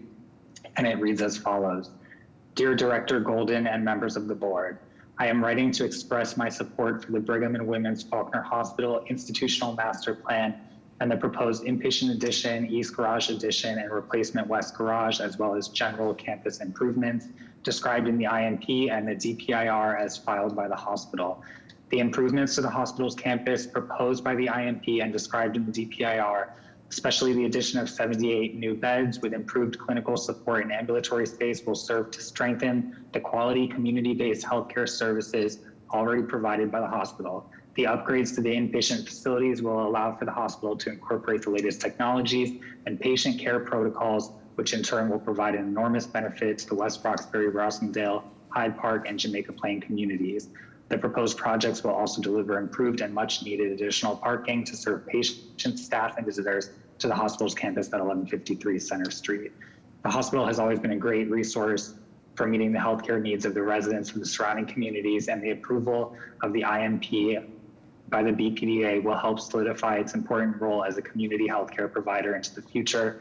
The communities served by the hospital deserve the highest level of healthcare available in a convenient setting, and the approval of the IMP and proposed projects as described in the documents is vital to ensuring that continues. The IMP and proposed projects as described will provide additional community benefits in the form of important community health and wellness programs and much needed construction and permanent jobs on the campus. Please accept this letter in support of the IMP and the proposed projects as described therein and in the DPIR undergoing review. And that is signed State Senator Mike Rush of the Norfolk and Suffolk District and State Representative Edward Coppinger of the 10th Suffolk District. The next comment letter comes from the North Atlantic States Regional Council of Carpenters, and it reads as follows. Dear Director Golden and members of the board, we are writing on behalf of the 30,000 members of North Atlantic States Regional Council of Carpenters who live in Boston and across New England to express our support for the Brigham and Women's Faulkner Hospital 2021 IMP and the proposed inpatient addition, East Garage addition, and replacement West Garage, as well as general campus improvements described in the IMP and the DPIR as filed by the hospital. Our union is proud to stand in support of this project because we believe that it will improve the lives of our members and people here in the city of Boston for the following 3 reasons. First, this project will provide patient access and care for our members in the community. Every year, thousands of our members access the Mass General Brigham system, and many of them at some point will end up at the Faulkner Hospital for care. The proposed addition of 78 new beds with improved clinical support and ambulatory space will allow more of our members and residents of the city to access care in new state-of-the-art facilities. Second, this project will create 250 construction and 300 permanent jobs, which will help boost the region's economic growth that has been slowed by the pandemic. As part of the building trades and our union's partnership with the Mass General Brigham system, the construction jobs created by this project will be union jobs that provide all workers with living wages, healthcare, and pensions. Just as importantly, because of Mass General Brigham and our union's commitment to addressing issues of diversity, this project will create new careers for Boston residents from low-income and underserved communities.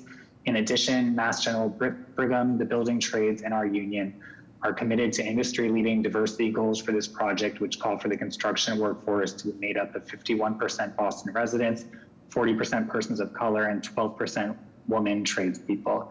Third, this project, if approved, will generate $7 million in community health initiative funding to support important public health priorities in our region. As you know, and there's only 3 more sentences, so I'll just finish it. As you know, the pandemic has exposed the deep inequities in our healthcare system and strained the capacities of community healthcare providers. This has especially impacted workers in the construction industry, which has one of the highest rates of worksite injury and has been especially vulnerable to COVID. This funding will help thousands of these workers, especially those in the non-union sector, who are often exploited and are not provided with healthcare access. Please accept this letter in support of the Brigham and Women's Faulkner 2021 IMP and proposed projects as described. And that's signed Richard Petty, Regional Manager, and Minor Perez, Regional Manager. And then finally, I have just a short testimony from another member of the Community Task Force, who is Bob Shortsleeve, and it reads as follows. I just want to reiterate my support for the Faulkner project. I want to say that it makes sense to me as a user and neighbor of the facility, and as a task force member who has reviewed all the plans and presentations thoroughly at each phase and draft. As a regular user, it seems to me that the volume of people going there really pushes the need for expansion, and the plans will definitely bring the hospital more in line with current medical standards.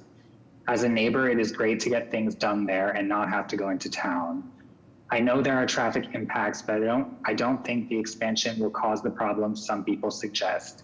It is a tough location, mostly because of the volume of travelers on Center Street, but I believe the plans have addressed it about as well as possible.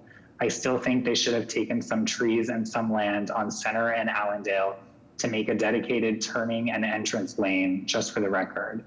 The new entrance on Allendale for employees should disperse or redirect some volume. I'm very pleased with the addition of spaces, though not huge, it is a plus. And moving and quote unquote sinking the garage into the hill and away from Whitcomb and less visible to neighbors, brilliant. I like the design and the trees, and it looks good to me as rendered. I hope the BPDA stays on top of Faulkner Hospital and their builder to stick with what looks like good design and materials in the picture. And that's signed Bob Shortsleeve, a task force member. So that is the extent of public testimony. Okay, thank you so much, Mr. Carmody. All right, so that now concludes the public testimony portion of this. So we'll move on to board questioning. I'll go ahead and kick it off. So just to kind of be responsive to some of the questions raised, would the developer please kind of comment on the topics of trees, traffic impact, kind of including bus transportation and parking? That'd be great. And I know those were like the areas that we kind of like cut short. So go ahead and please bring the highlights out of there.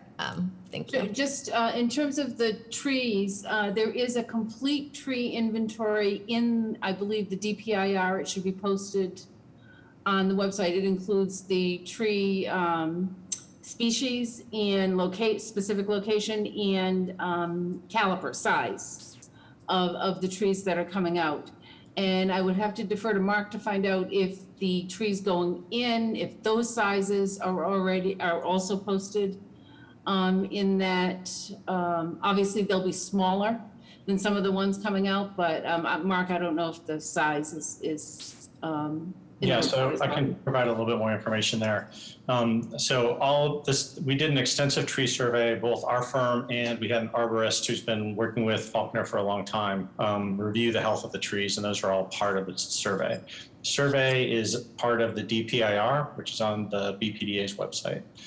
Our planting plan shows the size of the trees and the species of the trees that are going in. And it shows the location of those as a sort of typical landscape planting plan would show that information. We are putting them in a smaller size. One of the participants in the task force is actually from the Arboretum, and he supported our methodology and thinking in this. So we are taking out some larger caliber trees, but it makes sense to put in smaller trees because those have the best transplant viability. And so we're not putting, if we're taking out a 10-inch caliper tree, we're not replacing it with a 10-inch caliper tree because those are so risky to have, and their survival rate is questionable, that we want to make sure that we're providing a healthy woodland. So that's our methodology for that. And I think that covered Ms. Haynes' questions about landscape. Yeah, and thank you for connecting to the DPIR, which again, I've acronym crazy. If you have any issues, or anybody who is viewing or attending this hearing have any issues in locating that, feel free to click on the contact us on the BPDA website, and there's links and phone numbers and emails that can help, and we can point you into the right direction for that information. Okay, so trees, check. All right, so I think we have traffic impact, the bus transportation, parking. Let's move on to that topical area. Okay, I'll let Sean speak to the traffic, but first, we have had meetings with MBTA, and I'm afraid at this moment the man's name escapes me. But we have, and maybe Sean remembers, had meetings with the MBTA. We've told them of our concerns. This has been, we've had exchanges with them over the years. Obviously, as they've changed some of the timing on our bus, we only have one bus route that serves the Faulkner directly. We've have had conversations with them about our concerns around the schedule, and unfortunately, during this time, the last we had spoken to them, which was maybe 3 months ago, there was no talk at that time about increasing the schedule. So we had committed to staying in touch with them. What we have done as an alternative is to have our shuttle bus go to actually the same location that the 38 bus comes from. So our shuttle bus stops at the Forest Hills T station, routine on a just a rounding basis, all from 5:45 in the morning, I think, until 8 at night. So that is the alternative to the bus, is to be able to use our shuttle. But I'll let Sean speak a little bit more about traffic and the traffic studies and traffic mitigation. Thank you, Susan, and thank you, Madam Chair. So I heard two questions. One was related to the MBTA. Just to reiterate what Susan had mentioned, you know, I've been connected to Brigham and Women's Faulkner for 20 years now, and the hospital does everything it can to support public transportation and non-automobile use.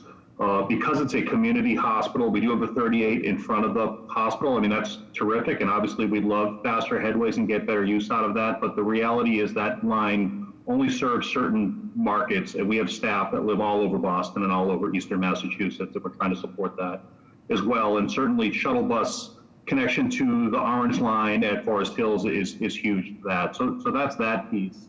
I believe there was another question as it related to the inclusion of other nearby projects in the master plan. That is certainly the case. We're prescribed to do that. We look at every project that's in the pipeline, both whether it's residential developments or also, you know, improvements to roadways, for example, Walter Street down the street, and we consider all of that in our transportation study so that it's comprehensive and it's thoughtful and it's forward looking. And frankly, that's one of the key kind of foundational pieces as to how we determine our mitigation plan. And it was very supportive of conversations that we've had with the community and the BPDA and the BTD and DCR. So if there are any other specific questions from the board, happy to try and answer them. Thank you. Okay, thank you, Sean. I think that satisfies my initial, questions and making sure we got that. So let's please, do we have any further questions or comments from the board?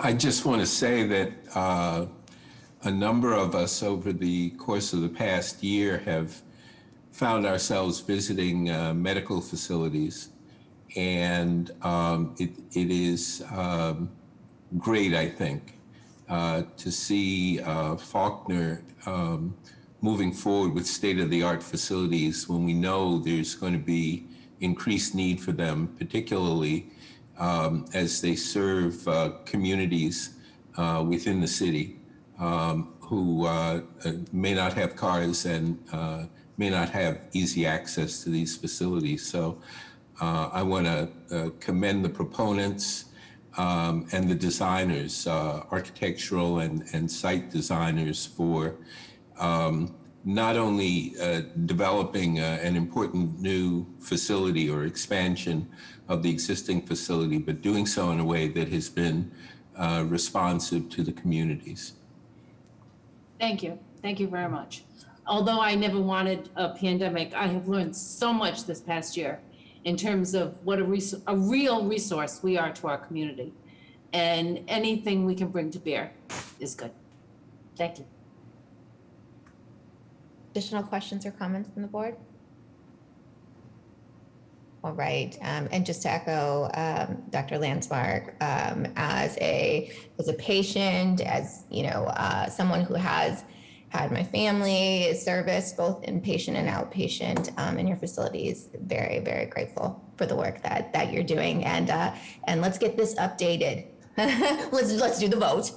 Let's do the vote. But I think 1976 or whatever, like it sounds about time. So with that being said, a motion is in order. So moved. Second. Roll call for a vote. Mr. Hamanahan. Aye. Dr. Landsmark. Aye. Mr. Miller. Aye. And the chair votes aye. Motion passes. Thank you. Thank you. Congratulations. Thank you. Thank you very much. Okay. Thank you. All right. So that concludes the public hearing. So we're going to revert back to agenda item number 18. Request authorization to issue a determination waiving further review, approving approving the notice of project change pursuant to section 80A-6.2 of the zoning code for a two-phase construction project and a revised mitigation schedule for the Austin Square project located at 1, 10, and 16 Highgate Street, 4 through 8 Franklin Street, 8 through 12 Wilton Street, and 20 Braintree Street, and to take all related actions. Lance. Thank you, Madam Chair, members of the board, Madam Secretary. Austin Square, as you all may recall, this project was approved by this board in November 2019. City Realty, the proponent, recently submitted a request to the BPDA seeking to modify the project's existing mitigation community benefits package to be more in line with the project's two construction phases. Jeff Drago, the project counsel, would like to address the board. Thank you, Lance. Thank you, Madam Chair, members of the board, Director Golden, Secretary Polimas, Attorney Jeff Drago with Drago and Toscano with the business address of 11 Beacon Street, here on behalf of the proponent, City Realty. As Lance had mentioned, we are seeking to amend the previously approved project back from November 14th, 2019, and really in three areas. One, when we were last here and had presented, there was no final site addresses on these buildings. So some of these addresses have changed, or they've now been given new addresses that they previously did not have. Secondly, there was a Scrivener's error. It listed 5 ground floor commercial spaces when there are in fact 6. So 6 is the actual true number.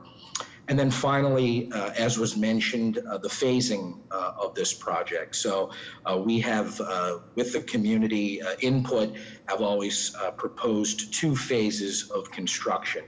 We are seeking that the mitigation along with that phasing for construction would follow. And just a quick breakdown. So in that, just to point out, nothing has changed in terms of our condominium or rental unit numbers or parking. It would simply be the phasing of the project in construction and the mitigation. And so how that would work is at the very beginning, if this board was to grant the amendment, the proponent would fund immediately and execute a transportation network alternative analysis study to be completed by Stantec and to be guided by the BPDA and BTD. Then after that, as the construction would begin, that would allow for phase 1, and that would include 4 separate buildings only. And that would include the construction of that and then the monies and mitigation in the amount of roughly $450,000. After that, phase 2, that would be roughly $310,000 for mitigation money that would follow with the construction of phase 2. And then finally, post certificate of occupancy. So once a CO or certificate of occupancy was issued on the project, the proponent would adopt $20 per month per residential unit, which is roughly $6,880 per month for a 5-year period.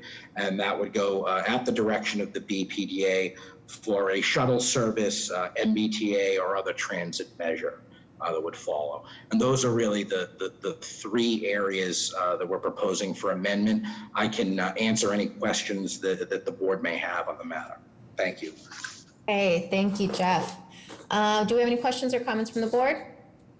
Jeff, just to be clear, so the total commitment is the same, it just will be phased in over time, but the total dollar amount is the same?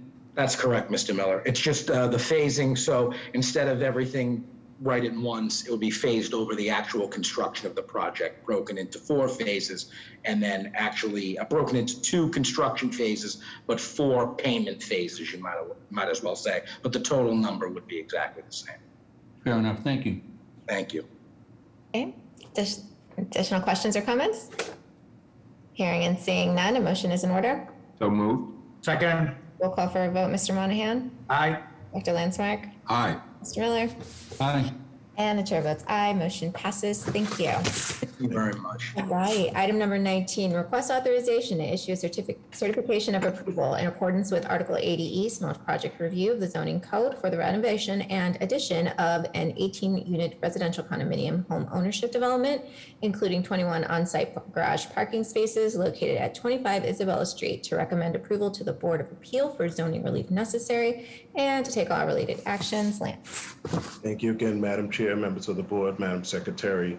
I first just want to make the board aware that this afternoon we received a letter of support for 25 Isabella Street from Council Flynn, District 2, just for the record. I believe it was also emailed to the Madam Secretary's office.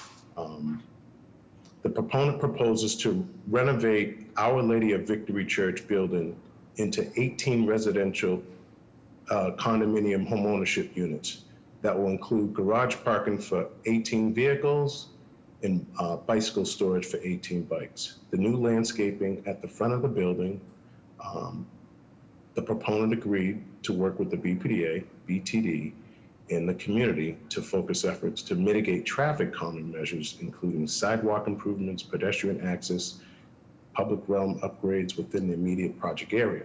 The proponent has agreed to provide a $50,000 community benefit to lead these efforts, which will be due at the certification of occupancy.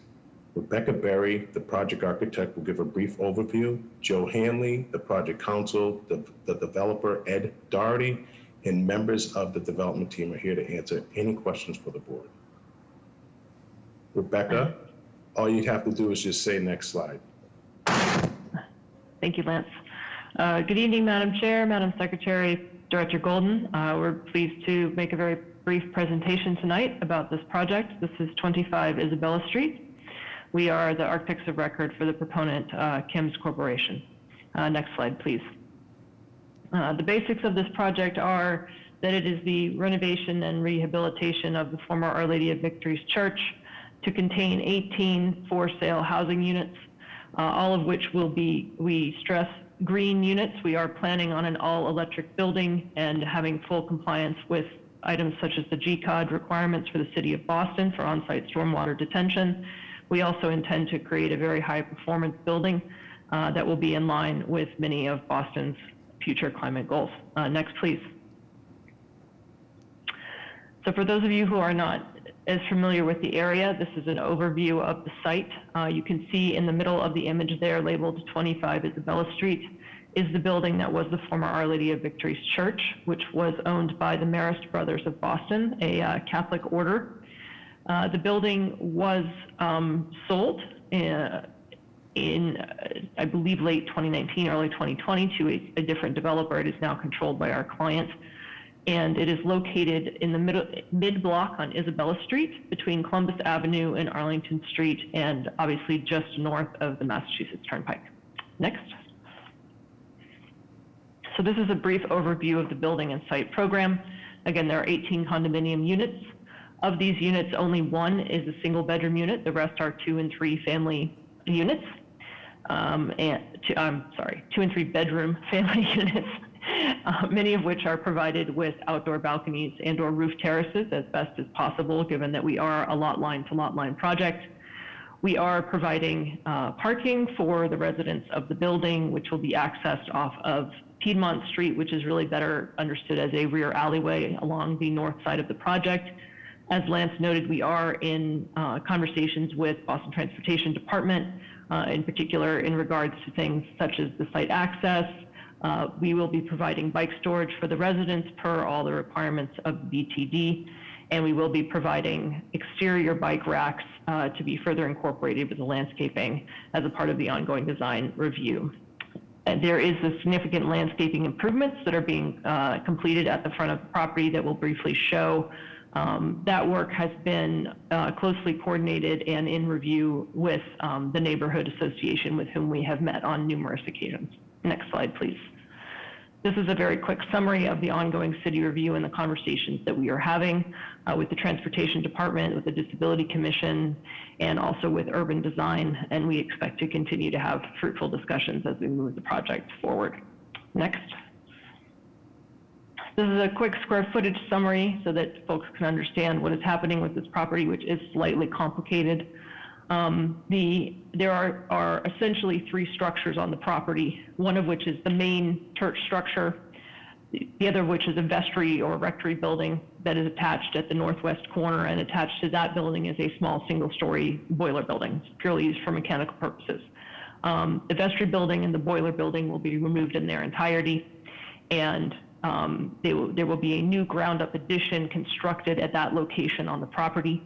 The main church structure will be completely gutted, and there will be a vertical addition placed within the body of the existing church, and that is to gain appropriate area in order to actually have units that are able to be constructed due to the fact that the upper nave of the church is extremely narrow. We will show you a section that talks about that.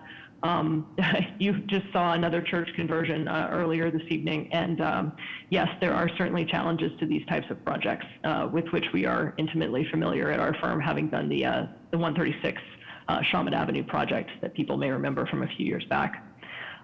This bottom line here has to do with a unit summary. A previous version of this project did have 26 units. The unit count has been reduced to 18, and that has been, of course, reviewed through BPDA to this point as well. So this is the new sort of summary of units of the single one-bedroom, 6 two-bedrooms, and 3 three-bedroom units, totaling 18 units.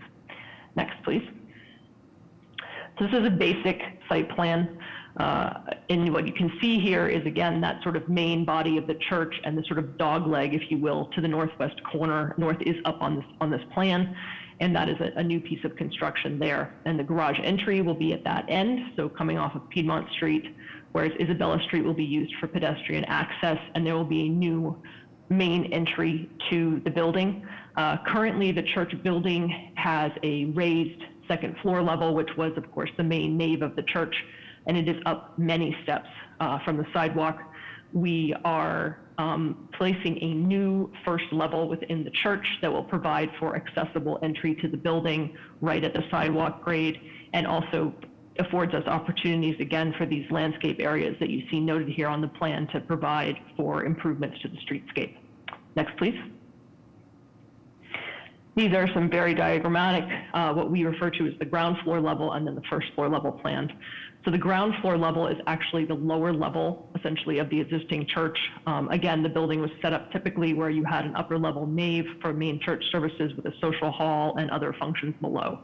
So this ground floor level is what would have been then that lower level where other functions would have occurred, and the church is, again, accessed for parking at the rear off of Piedmont Street. And then you can see here the sort of partial first floor level on your right, which has been created essentially at almost an interfloor level between that lower, nearly undercroft type level, and then the original, what was the main floor of the building, which is now our second level as part of our redevelopment of the project. And this is where, at this first floor level, we are able to create things such as an accessible lobby, access to an elevator, and of course, code-required spaces such as a fire command room for the fire department, because we are a high-rise building under building code. Next slide, please. This is the section to which I was referring earlier that demonstrates the issues with the volume of the church and how we are addressing that in terms of creating residential units within this former building. So the red line that you see on this slide is, of course, the outline of the original church volume, and you can see that very narrow and, frankly, not even that tall sort of upper nave area. So what we are doing is, of course, interflooring within the original church volume. You can see that we have a second and a third, and then the beginning of like a fourth floor that begins to emerge out of the original church volume. It is held back from the sides of the church a bit, as you can see as well, and that is to try to let the church volume really kind of speak for itself, if you will, and be more of a predominant player in terms of design. As you can see, there are 7 residential levels, level 1 through level 7, and then of course there's the ground floor, which is all parking, bike storage, mechanical, and there is one small unit that was shown on those plans. It's our 1-bedroom unit. It's actually kind of a unique unit. It will have its own entry. And so we think it's a great little spot for someone, particularly in this very walkable neighborhood of Bay Village. And you can see here our zoning height of 82'8". This height has been held, again, in close consultation with the neighborhood association. There was a lot of concern about height, obviously, in the Bay Village area. And so what you see here, for instance, is we have only one level that is above the original height of the church, and that's our 7th level. That 7th level is greatly reduced in terms of footprint from the overall building and contains only 2nd levels of some units. Thank you. Okay, I'll be done in 2. We'll go quick. Next. This is a quick key here to some views you're going to see. So we have a couple views from Isabella Street and a quick view from Arlington Street. Next. This is a view that was created to kind of try to demonstrate the setback of the church addition from the front of the church on Isabella Street. We will note that you're actually standing in a building here. Isabella is extremely narrow, and it's very difficult to actually even see the addition to the church. So this is something we've been back and forth with BPDA staffers on a lot to try to make sure that everyone understands the visibility and or the non-visibility of this addition. You can see that the addition is very simple in form. In massing, we are looking at a potential zinc cladding. The other thing that's perhaps the most important here is you can see the lowering of the entry doors down to grade and the creation of this accessible entrance and these 2 areas of landscaping across the front. If you go to the next view, this is more of an elevational perspective. And so again, you get a good sense of how we are adapting the front of the church while retaining all of the original detailing of the church windows within the body of the church. These will be all new, but we will replicate the detailing of the windows. They are in very, very poor shape, and they really just have to be replaced. We have had extensive conversations as well with Landmarks about this approach to the project. And the next view, which is a view from Arlington Street, which shows across the Sawyer parking lot. You can see that the big design move here are these glass bays that are meant to relate directly to the large Gothic arched openings in the church below and provide for some very unique spots, we believe, for the residents to inhabit, almost like these little sky perches coming off the units. We are also, of course, dropping sills of windows, a lot of the stuff that you heard talked about earlier this evening at 771 Harrison, and changing a rear roof to a very large skylight, which will make for also a very unique unit. This is the view that we are in discussions with BPDA Urban Design about the exact location of the rear wall plane. And so there will be probably some small adjustments again made through the design process. But I believe that concludes our presentation. Thank you very much. Nice, thank you, Rebecca. Questions or comments from the board? This is a firm that has done, I think, some exceptional work in converting religious spaces to housing. And I'm particularly impressed with how they have converted a church on an extremely narrow street. I think your renderings are wonderful. I doubt that one will ever see the building in quite that way, just because you can't stand far enough back from it. But I think you've done an exceptional job here, and the unit mix is a very interesting unit mix. So I commend you on this work. Thank you. Great. Additional questions or comments? Super interesting. All right. Hearing and seeing none, a motion is in order. So moved. Second. Roll call for a vote. Mr. Monahan? Aye. Dr. Landsmark? Aye. Mr. Miller? Aye. And the chair votes aye. Motion passes. Thank you. You got that. Great work. Thank you. Oh my gosh, I lost my page. Thank you. Okay, here we go. Item number 20.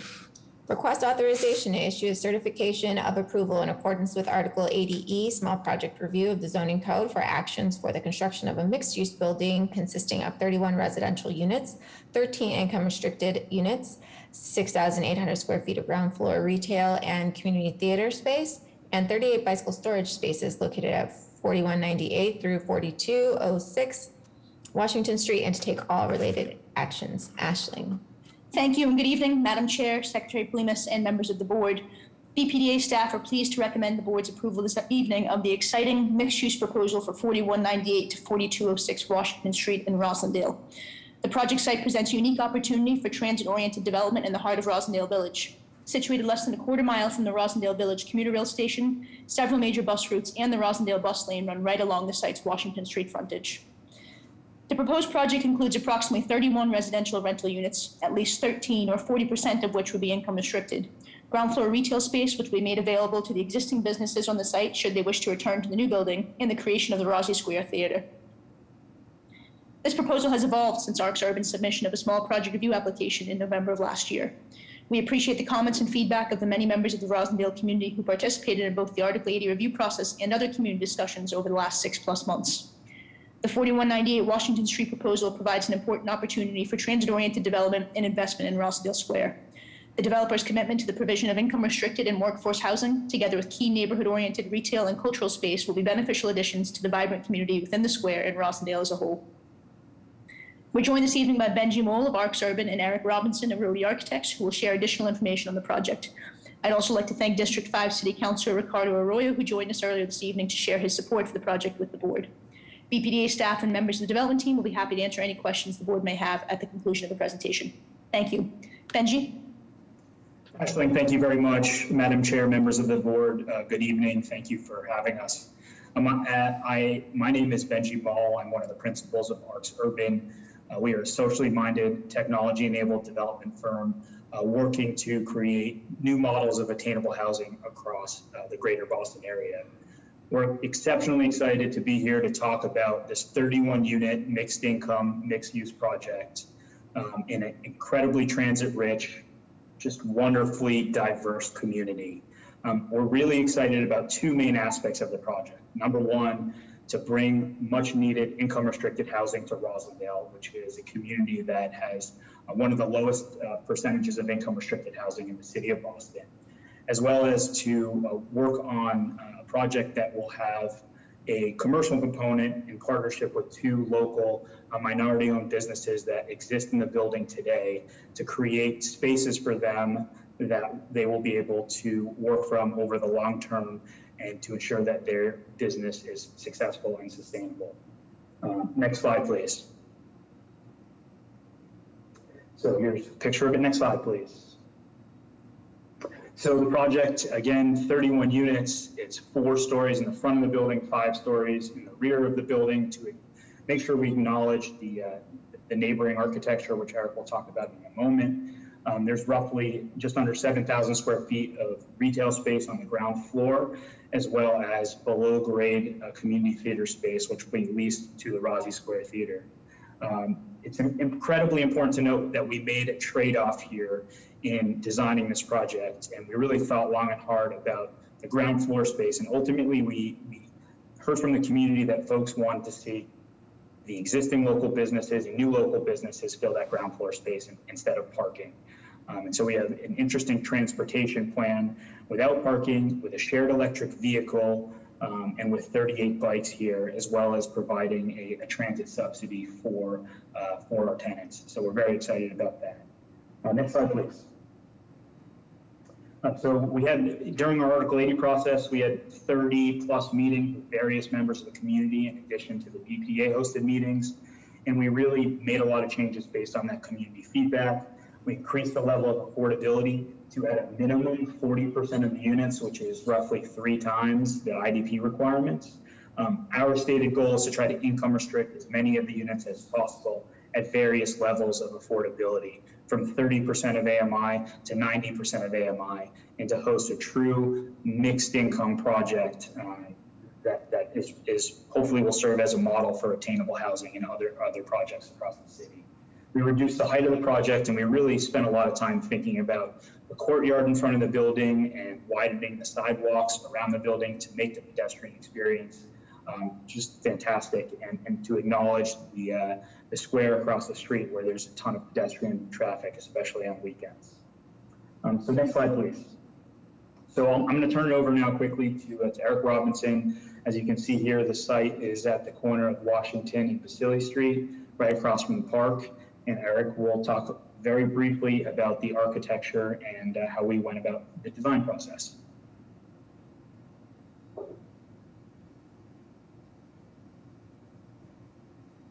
Is Eric on? Well, I guess then I'll talk about the design process here. So as you can see— Sorry, can you hear me now? Sorry about that. Oh, yeah, go ahead. Sorry. I love when the conversation starts with mute. So good evening, everybody. Thank you for having us. As outlined by Benji, this is actually our second project working with him and his team, and you know, they're bringing the exact same rigor from our previous project in Dorchester to this site, and we're super excited to be involved in it. As Benji mentioned, this is at the corner of Basile Street and Washington Street at a very interesting moment on Washington Street as it actually splits. We think the only moment that Washington Street splits to go around Adams Park. So it's really an interesting moment as you're entering into this really beautiful landscaped area of Roslindale. So we're super excited about it. Here are some just existing imagery of the single-story building that lives on the site as we speak now, and then the larger, more historical and I think beautiful and handsome building of the RMV on the right-hand side that we are making some architectural sort of acknowledgement of that through our project. Next slide, please. So just touching quickly, I think a lot of the discussion early on and throughout the process has been about the streetscape and also the use on the street, as Benji mentioned. So really excited about the retail program as it affronts Washington Street, but we're super excited to be able to expand the sidewalks, especially on the left-hand side, which is the Basile Street access to the Charles Sumner School. And we heard from a lot of parents that part of the sidewalk is very small and it's interrupted by some telephone poles. So we're excited that we were able to enhance the quality of that pedestrian experience as you move by the building. And then on the Washington Street side, we're creating about an 850 square foot plaza that's helping us traverse the grade because the existing sidewalk does move down from right to left, but it also gives us an opportunity to give the retail spaces some active outdoor space that's fronting on Adams Street. The other thing that Benji mentioned was this sort of notion of a single electric car that will be used for building usage. You can see that access point on the rear of the building in that corner. And then the main access lobby to the residential units above, and then to the theater space in the lower level is off of Basile Street. Next slide. And this is just a quick snapshot of the lower level in terms of the theater activating and anchoring that corner space, which we're really excited to be able to include. And of course, the bike storage area that Benji mentioned as well. So next slide. So our approach was to really create a sculptural building that can give acknowledgement to the R&B building on the right-hand side. So we're looking at a series of bays that actually step back and allow the R&V building to be exposed on the corner. It's quite a handsome building, really beautiful detailing. And so we're anchoring the street corner with our new move, but then stepping it back to or into the existing building. And then here you can see the landscaped plaza and courtyard space on the front of the building where the retail space can spill out onto that area. Next slide. And this is that moment at the corner of Basile and Washington Street where you see the R&V building and the behind our building, and then the Sumner School to the left-hand side. So we want to anchor that corner as an important urban moment, but then also acknowledge and step back as you move down both sides of the street. Next slide.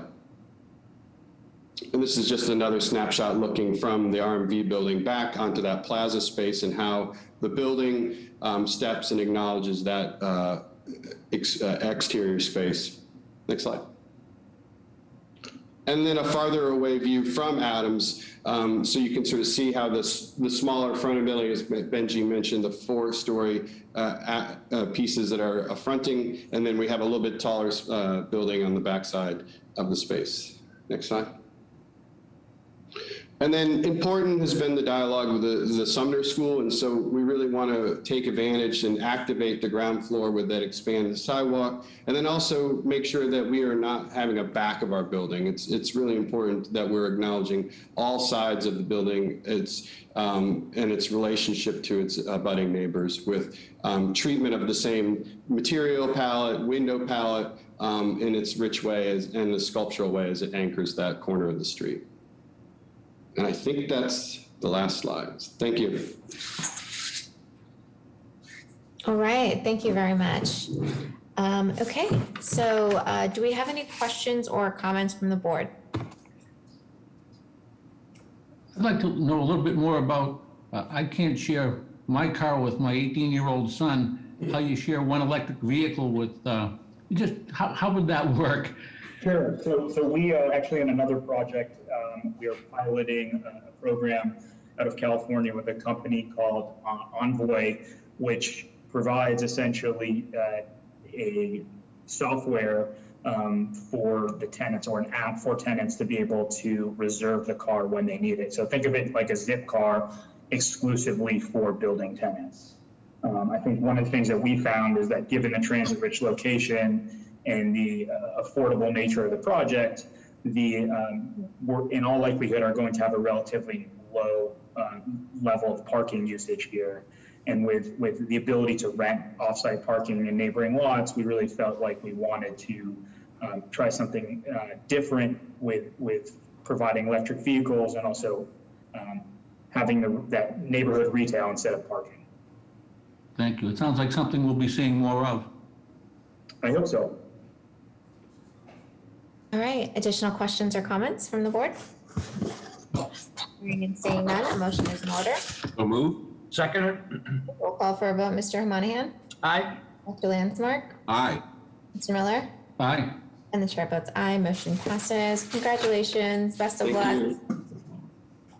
Care. Okay, item number 21, request authorization to issue a certification of approval in accordance with Article 80E-6, small project review, in connection with the previously approved the 43 Lockdale Road project, changing the 38 residential rental unit to 38 home ownership units, including 6 IDP units, to execute an affordable housing agreement and to take all related actions. Caitlin. Good evening, Madam Chair, Director Golden, Madam Secretary, and members of the board. My name is Caitlin Coppinger. I'm a new project manager in development review, and I'm excited to be here today. For context, on August 15th, 2019, the board voted to approve 43 Lockdale Road in Rosendale. As approved, the original project called for the construction of a new 4-story, 38-unit residential rental building, totaling approximately 28,775 square feet of gross floor area on the project site. The project included garage parking, a bicycle storage room, and lobby spaces. On March 4th, 2021, the developer, through their attorney, submitted a document to the BPDA requesting authorization to change the residential units of the project from rentals to condominiums. As a result of the proposed change, the developer is seeking the BPDA board to issue a certification of approval under Section 80E6 of the Boston Zoning Code in connection with the previously approved project. And the developer is also seeking approval for the BPDA to execute and deliver an affordable housing agreement in connection with the 6 IDP units on site. I'm joined today by George Morency, the legal representation for the developer, and I'm happy to turn it over to him. Thank you, Caitlin. Good evening, Madam Chair, board members, Director Golden, Secretary Polimis. As Caitlin mentioned, my name is George Morency. I'm an attorney with the business address at 350 West Broadway in South Boston. This is the 43 Lockdale Road residential project. As Caitlin summarized, it was approved by the board in August of 2019 as a 38-unit residential building with 39 garage parking spaces. This is at 43 Lockdale Road, which is off of Washington Street, approximately 1/2 mile from the Forest Hills MBTA station. This was, again, as Caitlin has already related to the board, approved as a rental project. My client and the owner of the project, Owen Kiernan, seeks approval from the board today to change the program from rental apartments to condominium units for sale.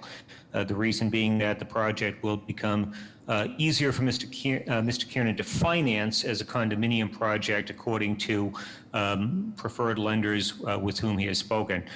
We can go to next slides to orientate the board with the site. Next slide is the location. Next slide is an architectural site plan. Next slide is an elevation of the building from Washington Street. And the next slide, which is perhaps most important, is the IDP component of the building. The 6 units remain the same. They're all 2-bedroom units. The 6 units in a 38-unit project represent a 16% IDP commitment. And again, nothing has changed in terms of the units. What is being sought tonight is approval for a change from rentals to condominiums. I'll pause here and take any questions that any members may have. Okay, great, thank you. Do we have any questions or does that conclude your presentation though? Yeah. Yes, it does, Madam Chair. Okay, cool. Do you have any questions or comments from the board? Okay, hearing and seeing none, motion is in order. So moved. Seconder. Roll call for a vote. Mr. Monahan? Aye. Mr. Landsmark? Aye. Mr. Miller? Aye. And the chair votes aye. Motion passes. Thank you. Thank you very much and good evening. Take care. Item number 22, request authorization to issue a certification of approval in accordance with Article 80E, small project review of the zoning code for the demolition and construction of 9 residential condominium units, including 9 off-street parking, 9 bicycle spaces, 1,910 square feet of ground floor retail space and residential amenity spaces located at 1 through 2 Thompson Square, and to take all related actions. Roll. Good evening, Madam Chair, Madam Secretary, members of the board. As you just noted, the item before you is the 1-2 Thompson Square project in Charlestown, located on the north side of Warren Street between Church Court and Dexter Row, and adjacent to a 5-story building, commonly referred to as the Charlestown Savings Bank building. The proposed project before you today consists of the demolition of a 1-story addition on the west side of the existing Charlestown Savings Bank building and the construction of an approximately 23,826 square foot 5-story addition to the existing building that will include 9 residential condo units, approximately 1,910 square feet of retail space, 9 off-street vehicle parking space, residential amenities, and bicycle storage space.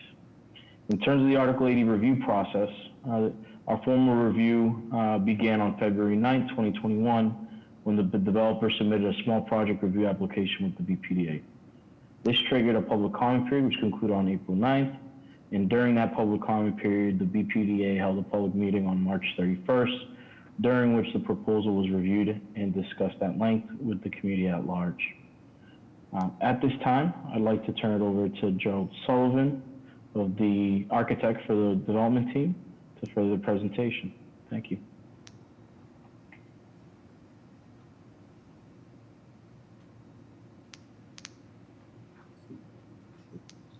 Gerald, you need to unmute yourself.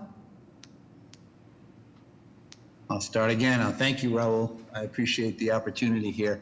As Raul was explaining, this is a 5-story addition, or proposed 5-story addition to 1 Thompson Square in Charlestown. It's comprised of 9 condominium units, as well as other spaces that include a small gym, common kitchen space, an outdoor terrace, all located on the 4th floor of the building. The 1st floor of the proposed building will provide additional retail space. It also includes an outdoor plaza at the entrance to the new addition and adjacent to the existing landmark building. We're really kind of excited about that. And if you're looking at that center slide there, you'll see with the current situation there. There's where we're proposing to put that outdoor plaza. It's going to be tables and chairs, landscaping. And we really think it's going to become a real vibrant edge along Warren Street, and hopefully establish some type of link between the existing buildings and the residential addition. Why don't we go to the next slide? Good. I should also mention that the proponent of this proposed project is James DeVellis. He's the CEO and co-owner of Thompson Square Partners of Charlestown, and he's the owner of 1/2 Thompson Square. He intends to occupy this building to live here. So it is going to be, the developer is going to be occupying the building. As we mentioned, the new portions built next to this adjacent landmark building. It was constructed in 1876, and it's registered on the in the city of Boston. It's listed on the State Register of Historic Places. The building currently contains primarily office space, but also a bank, Starbucks, a dental office, and a realtor's office. Let me go to the next slide there. So the project is on a site that includes this very large parking space behind it. It's approximately 25,000 square feet. And it's, as noted, it's located between Dexter Row and Church Court, which is that small side street that leads to the parking area. The proposed building is L-shaped. It's about 3,500 square feet. That's the footprint, not the square footage. And it extends from the alley between 1 Thompson Square and 3 Dexter Row and around the back, connecting to the adjacent parking lot. We'll go to the next one. So this is just a little bit of a view of it. It's kind of it's a somewhat complex building. This is an L-shaped building, and it will occupy or fill a void between Dexter Row, kind of like infill building, and it will then wrap the building and take up part of the parking lot in the back. We are adding just 3 parking spots inside, but there is a large parking space, existing parking space back there, where the additional parking spots required will be given over to this part of the building. Go to the next slide. So the front facade steps back. You can see on this elevation, you might be able to see it a little bit better on the renderings, but it steps back to align with the buildings on Dexter Row at that 3-story height. Then it steps back again on the 3rd and 4th floor, and that aligns with the existing building. We're trying to make this building very respectful of the existing historic building. That's very important to the design of this. At the same time, we're trying to have its own, to be its own building. If you go to the next slide. So that's what I was saying. It's going to be a distinct building, and yet complementary to 1 Thompson Square. The lower 3 floors will be clad with copper panels. The upper 2 floors, as you can see on that image over there to the right, will be Rhine zinc panels and similar in color to the slate mansard roof. Now, the granite plaza below, we're really kind of excited about that space. That's adjacent to a Starbucks and already attracts quite a bit of the community. And we think that by really focusing on that space, putting the money there, we can really create an interesting community space there. So that's the building in a nutshell. Tried to be as succinct as possible. The total square footage is about 24,000 square feet, just under. And the footprint of each floor, it's probably about 5,500 square feet. They vary a little bit floor to floor. So I'll open that up to questions, comments. All right, thank you very much. Questions or comments from the board?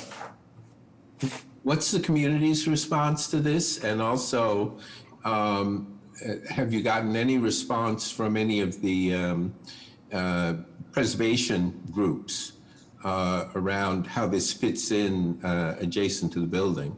Should just note, I think it's a very creative approach, but how's the community responding to this? Sure. So far, the Charlestown Historic group has been very positive to this building. We've met with them quite a while back, several times, presenting it and actually taking some of their recommendations.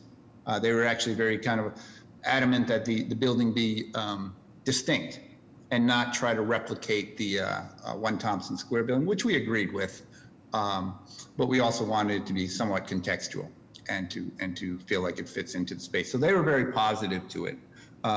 We met informally with Landmarks way back when, but not only just with a couple people, not with the whole group. We expect to do that afterwards as well. So that's been pretty positive.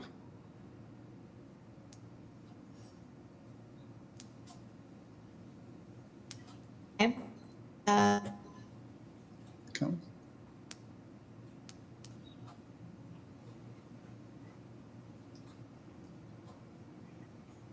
Madam Chair? Madam Chair, I believe you've frozen.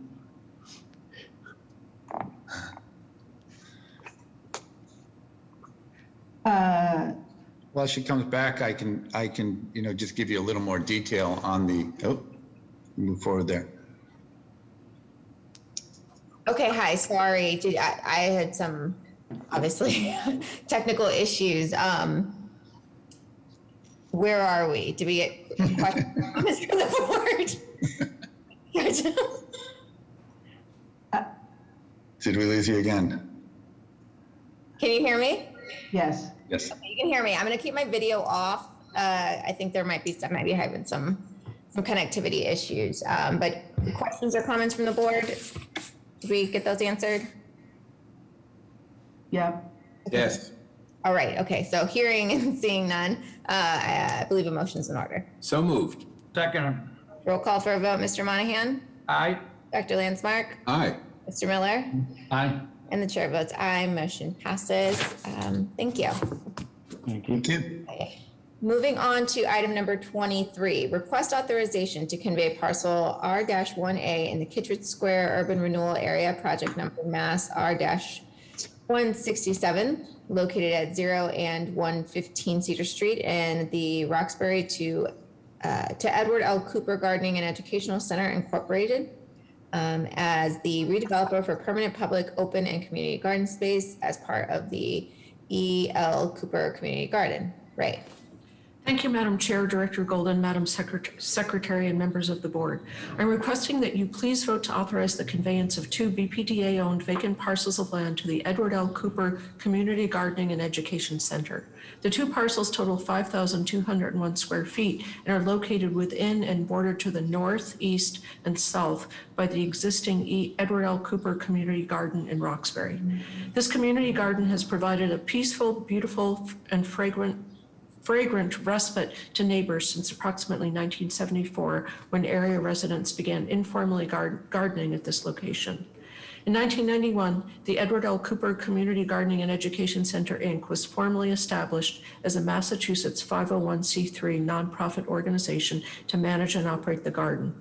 Operated by a locally based board of directors and officers, its mission is to manage and improve community gardens, particularly on Linwood and Cedar Streets in the Highland Park area of Roxbury, and to promote neighborhood community gardening and educational programs with particular emphasis on agriculture and sciences for young people. With areas of both urban wild paths and vegetable and flower plots, the garden is an example of a neighborhood open space that is both food productive and also preserves natural urban wild within a densely populated residential area. E.L. Cooper Community Gardening and Education Center formally acquired by deed 9 parcels within this garden from the City of Boston Department of Neighborhood Development on March 21st, 2012 for nominal consideration. However, at that time, the BPDA did not deed the 0 and 115 Cedar Street parcels to them, as title work related to urban renewal was unclear and therefore unable to be completed. Since that time, confirmation of BPDA ownership of the property has been confirmed, and staff has been working with the garden group to assist in its formal acquisition of these 2 parcels. They'll continue to operate these parcels as part of the garden, and they'll also continue working on improvements to plantings, garden programs, and outreach to neighbors. Although the appraised value of the parcels is $68,000, in order to support a neighborhood nonprofit, the BPDA intends to convey the parcels for a nominal amount of $100. I'm happy to answer any questions. Okay, thank you, Ray. Any questions or comments from the board? All right, hearing and seeing none, a motion is in order. So moved. Second. Roll call for a vote. Mr. Monahan? Aye. Dr. Landsmark? Aye. Mr. Miller? Aye. And the chair votes aye. Motion passes. Thanks, Ray. Right, thank you. Okay, and I think I froze. Well, I definitely did freeze in the last one, but I do want to comment that that we did receive all emails and letters, including ones that were sent recently, and those have been entered into the record, and also. Yeah, just wanted to say that and considered in our votes tonight. Item number 24, request authorization to issue a certificate of completion pursuant to Section 304 of the Land Disposition Agreement and the deed with Laura Green for the improvements of The improvements on parcel RA-1 located at 134 Devon Street in the Brunswick King Urban Renewal Area, project number Mass R-168. Christopher. Thank you, Madam Chair, members of the board, Director Golden and Secretary Polhemus. My name is Chris Breen, for the record, the Urban Renewal Manager at the BPDA. The parcel in question, as you stated, is located at 134 Devon Street in Boston. It's also known as parcel RA-1 in the Brunswick King Urban Renewal Plan area. The parcel was conveyed by the Boston Redevelopment Authority to Laura Green, a resident, in 1976 as an abutter parcel to her home located directly abutting at 136 Devon Street. No certificate of completion has been formally issued or voted on in the past, or at least one that we could find since the conveyance. Staff inspected parcel RA-1 and it remains today as open space with some landscaping, fencing, and some parking next to that about the home. Staff is now recommending to vote to issue a certificate of completion as the parcel may be sold in the near future. Let me know if you have any questions. I'll be here. Okay, thank you, Christopher. Questions or comments from the board? Hearing and seeing none, a motion is in order. So moved. Second. We'll call for a vote. Mr. Monahan? Aye. Dr. Landsmark? Aye. Mr. Miller? Aye. And the chair votes aye. Motion passes. Thank you, Christopher. Okay, so that is, yes, okay. Item number 27. Request authorization to approve the Boston Redevelopment Authority fiscal year 2022 budget. Michelle.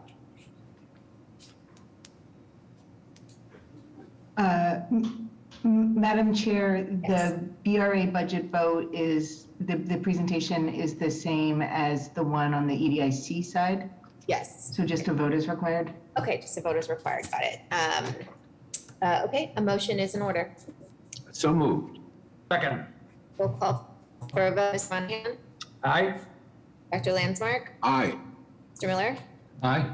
And the chair votes aye. Motion passes. Thank you. Item number 28, request authorization to submit applications to the Commonwealth's Executive Office of Housing and Economic Development under the Community One Stop for Growth Program for the MassWorks Infrastructure Program and other funding sources in support of various projects, to enter into grant agreements for said projects and to take all related actions. Dana.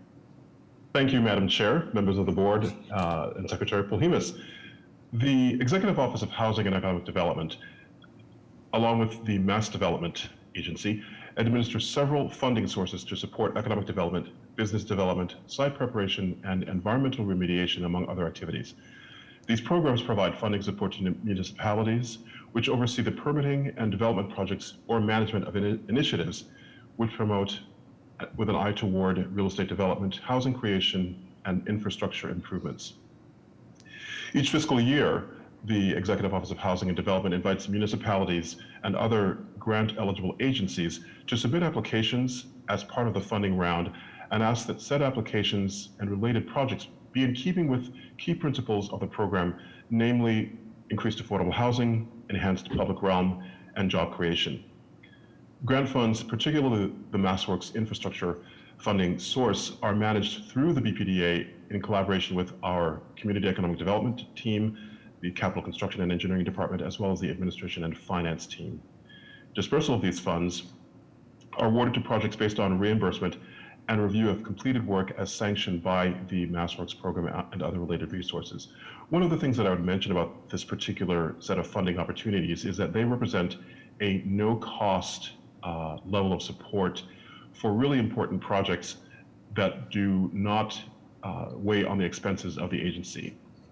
And so as a result of this agency's being involved with not only the vetting of projects, but also the implementation of these programs, we're able to support really important considerations like new housing creation, new job creation, et cetera, without having an adverse impact on our budget. As part of the process for reviewing potential applications for submission, BPDA staff work in collaboration with city agencies such as the Department of Neighborhood Development, the Office of Economic Development, and the Office of Intergovernmental Relations to identify those projects which reflect the program's principles. In addition to considering the MassWorks program principles, BPDA staff also take into consideration key aspects of development to prioritize those applications, such as readiness to proceed, feasibility of the projects, and also project need, looking at the consideration that but for these funding sources, the projects that are in consideration would not move forward. We've had a very successful track record of utilizing funding sources through the Executive Office of Development for projects like Coppersmith Village in East Boston, Jackson Square in Jamaica Plain, Harvard Commons in Mattapan, Olmsted Green in Mattapan, Parcel 10, known as the Tropical Foods Expansion in Roxbury, and the South Bay Expansion project in Dorchester. Similarly, business or economic development projects that have benefited from these resources with the BPDA and city partners support are Flextronics in the industrial park as well as Mass Robotics. The last 5 fiscal years, we have successfully applied for and received and managed approximately $32 million in funding sources writ large. Projects for consideration in this fiscal year funding round include the Mildred Haley project in Jamaica Plain, 135 Dudley in Roxbury, Nubian Ascends or Blair Lot in Roxbury, 1 Charlestown or Bunker Hill project in Charlestown, and Commonwealth Kitchen. With the board's approval, we will be able to move forward not only with the applications, but also with the management of any documents and or agreements. And I'm happy to answer any questions. Okay, thank you, Dana. Any questions or comments from the board? Hearing and seeing none, a motion is in order. So moved. Second. Roll call for a vote. Mr. Monahan? Aye. Dr. Landsmark? Aye. Mr. Miller? Aye. And the chair votes aye. Motion passes. Thank you, Dana. Thanks very much. Submit those applications. Yes. I know. Good stuff. Okay. Item number 29. Request authorization to enter into a grant agreement with the City of Boston. City of Boston Mayor's Office of Arts and Culture to meet the goals of Plan Nubian Square and the Roxbury District Cultural District in the amount not to exceed $50,000 and to take all related actions. Sonal. Good evening, Madam Chair, members of the board, Madam Secretary, as you outlined. I'm pleased to be here tonight to request authorization to enter into a grant agreement with the Mayor's Office of Arts and Culture to meet the plans that meet the goals of Plan Nubian Square and the Roxbury Cultural District. The mission of the district is to recognize and activate Roxbury's cultural assets, market community programming, and further economic development. To help meet these goals, the Mayor's Office of Arts and Culture has undertaken the Transformative Public Art Program to support a wide range of community activation programming in the area. Your vote today will authorize the BPDA to enter into a grant agreement with the Mayor's Office of Arts and Culture to fund this community activation. Happy to answer any questions you may have. Thank you. Thank you, Sonal. Any questions or comments from the board?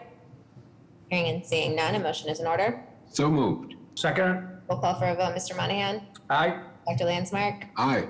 Mr. Miller? Aye.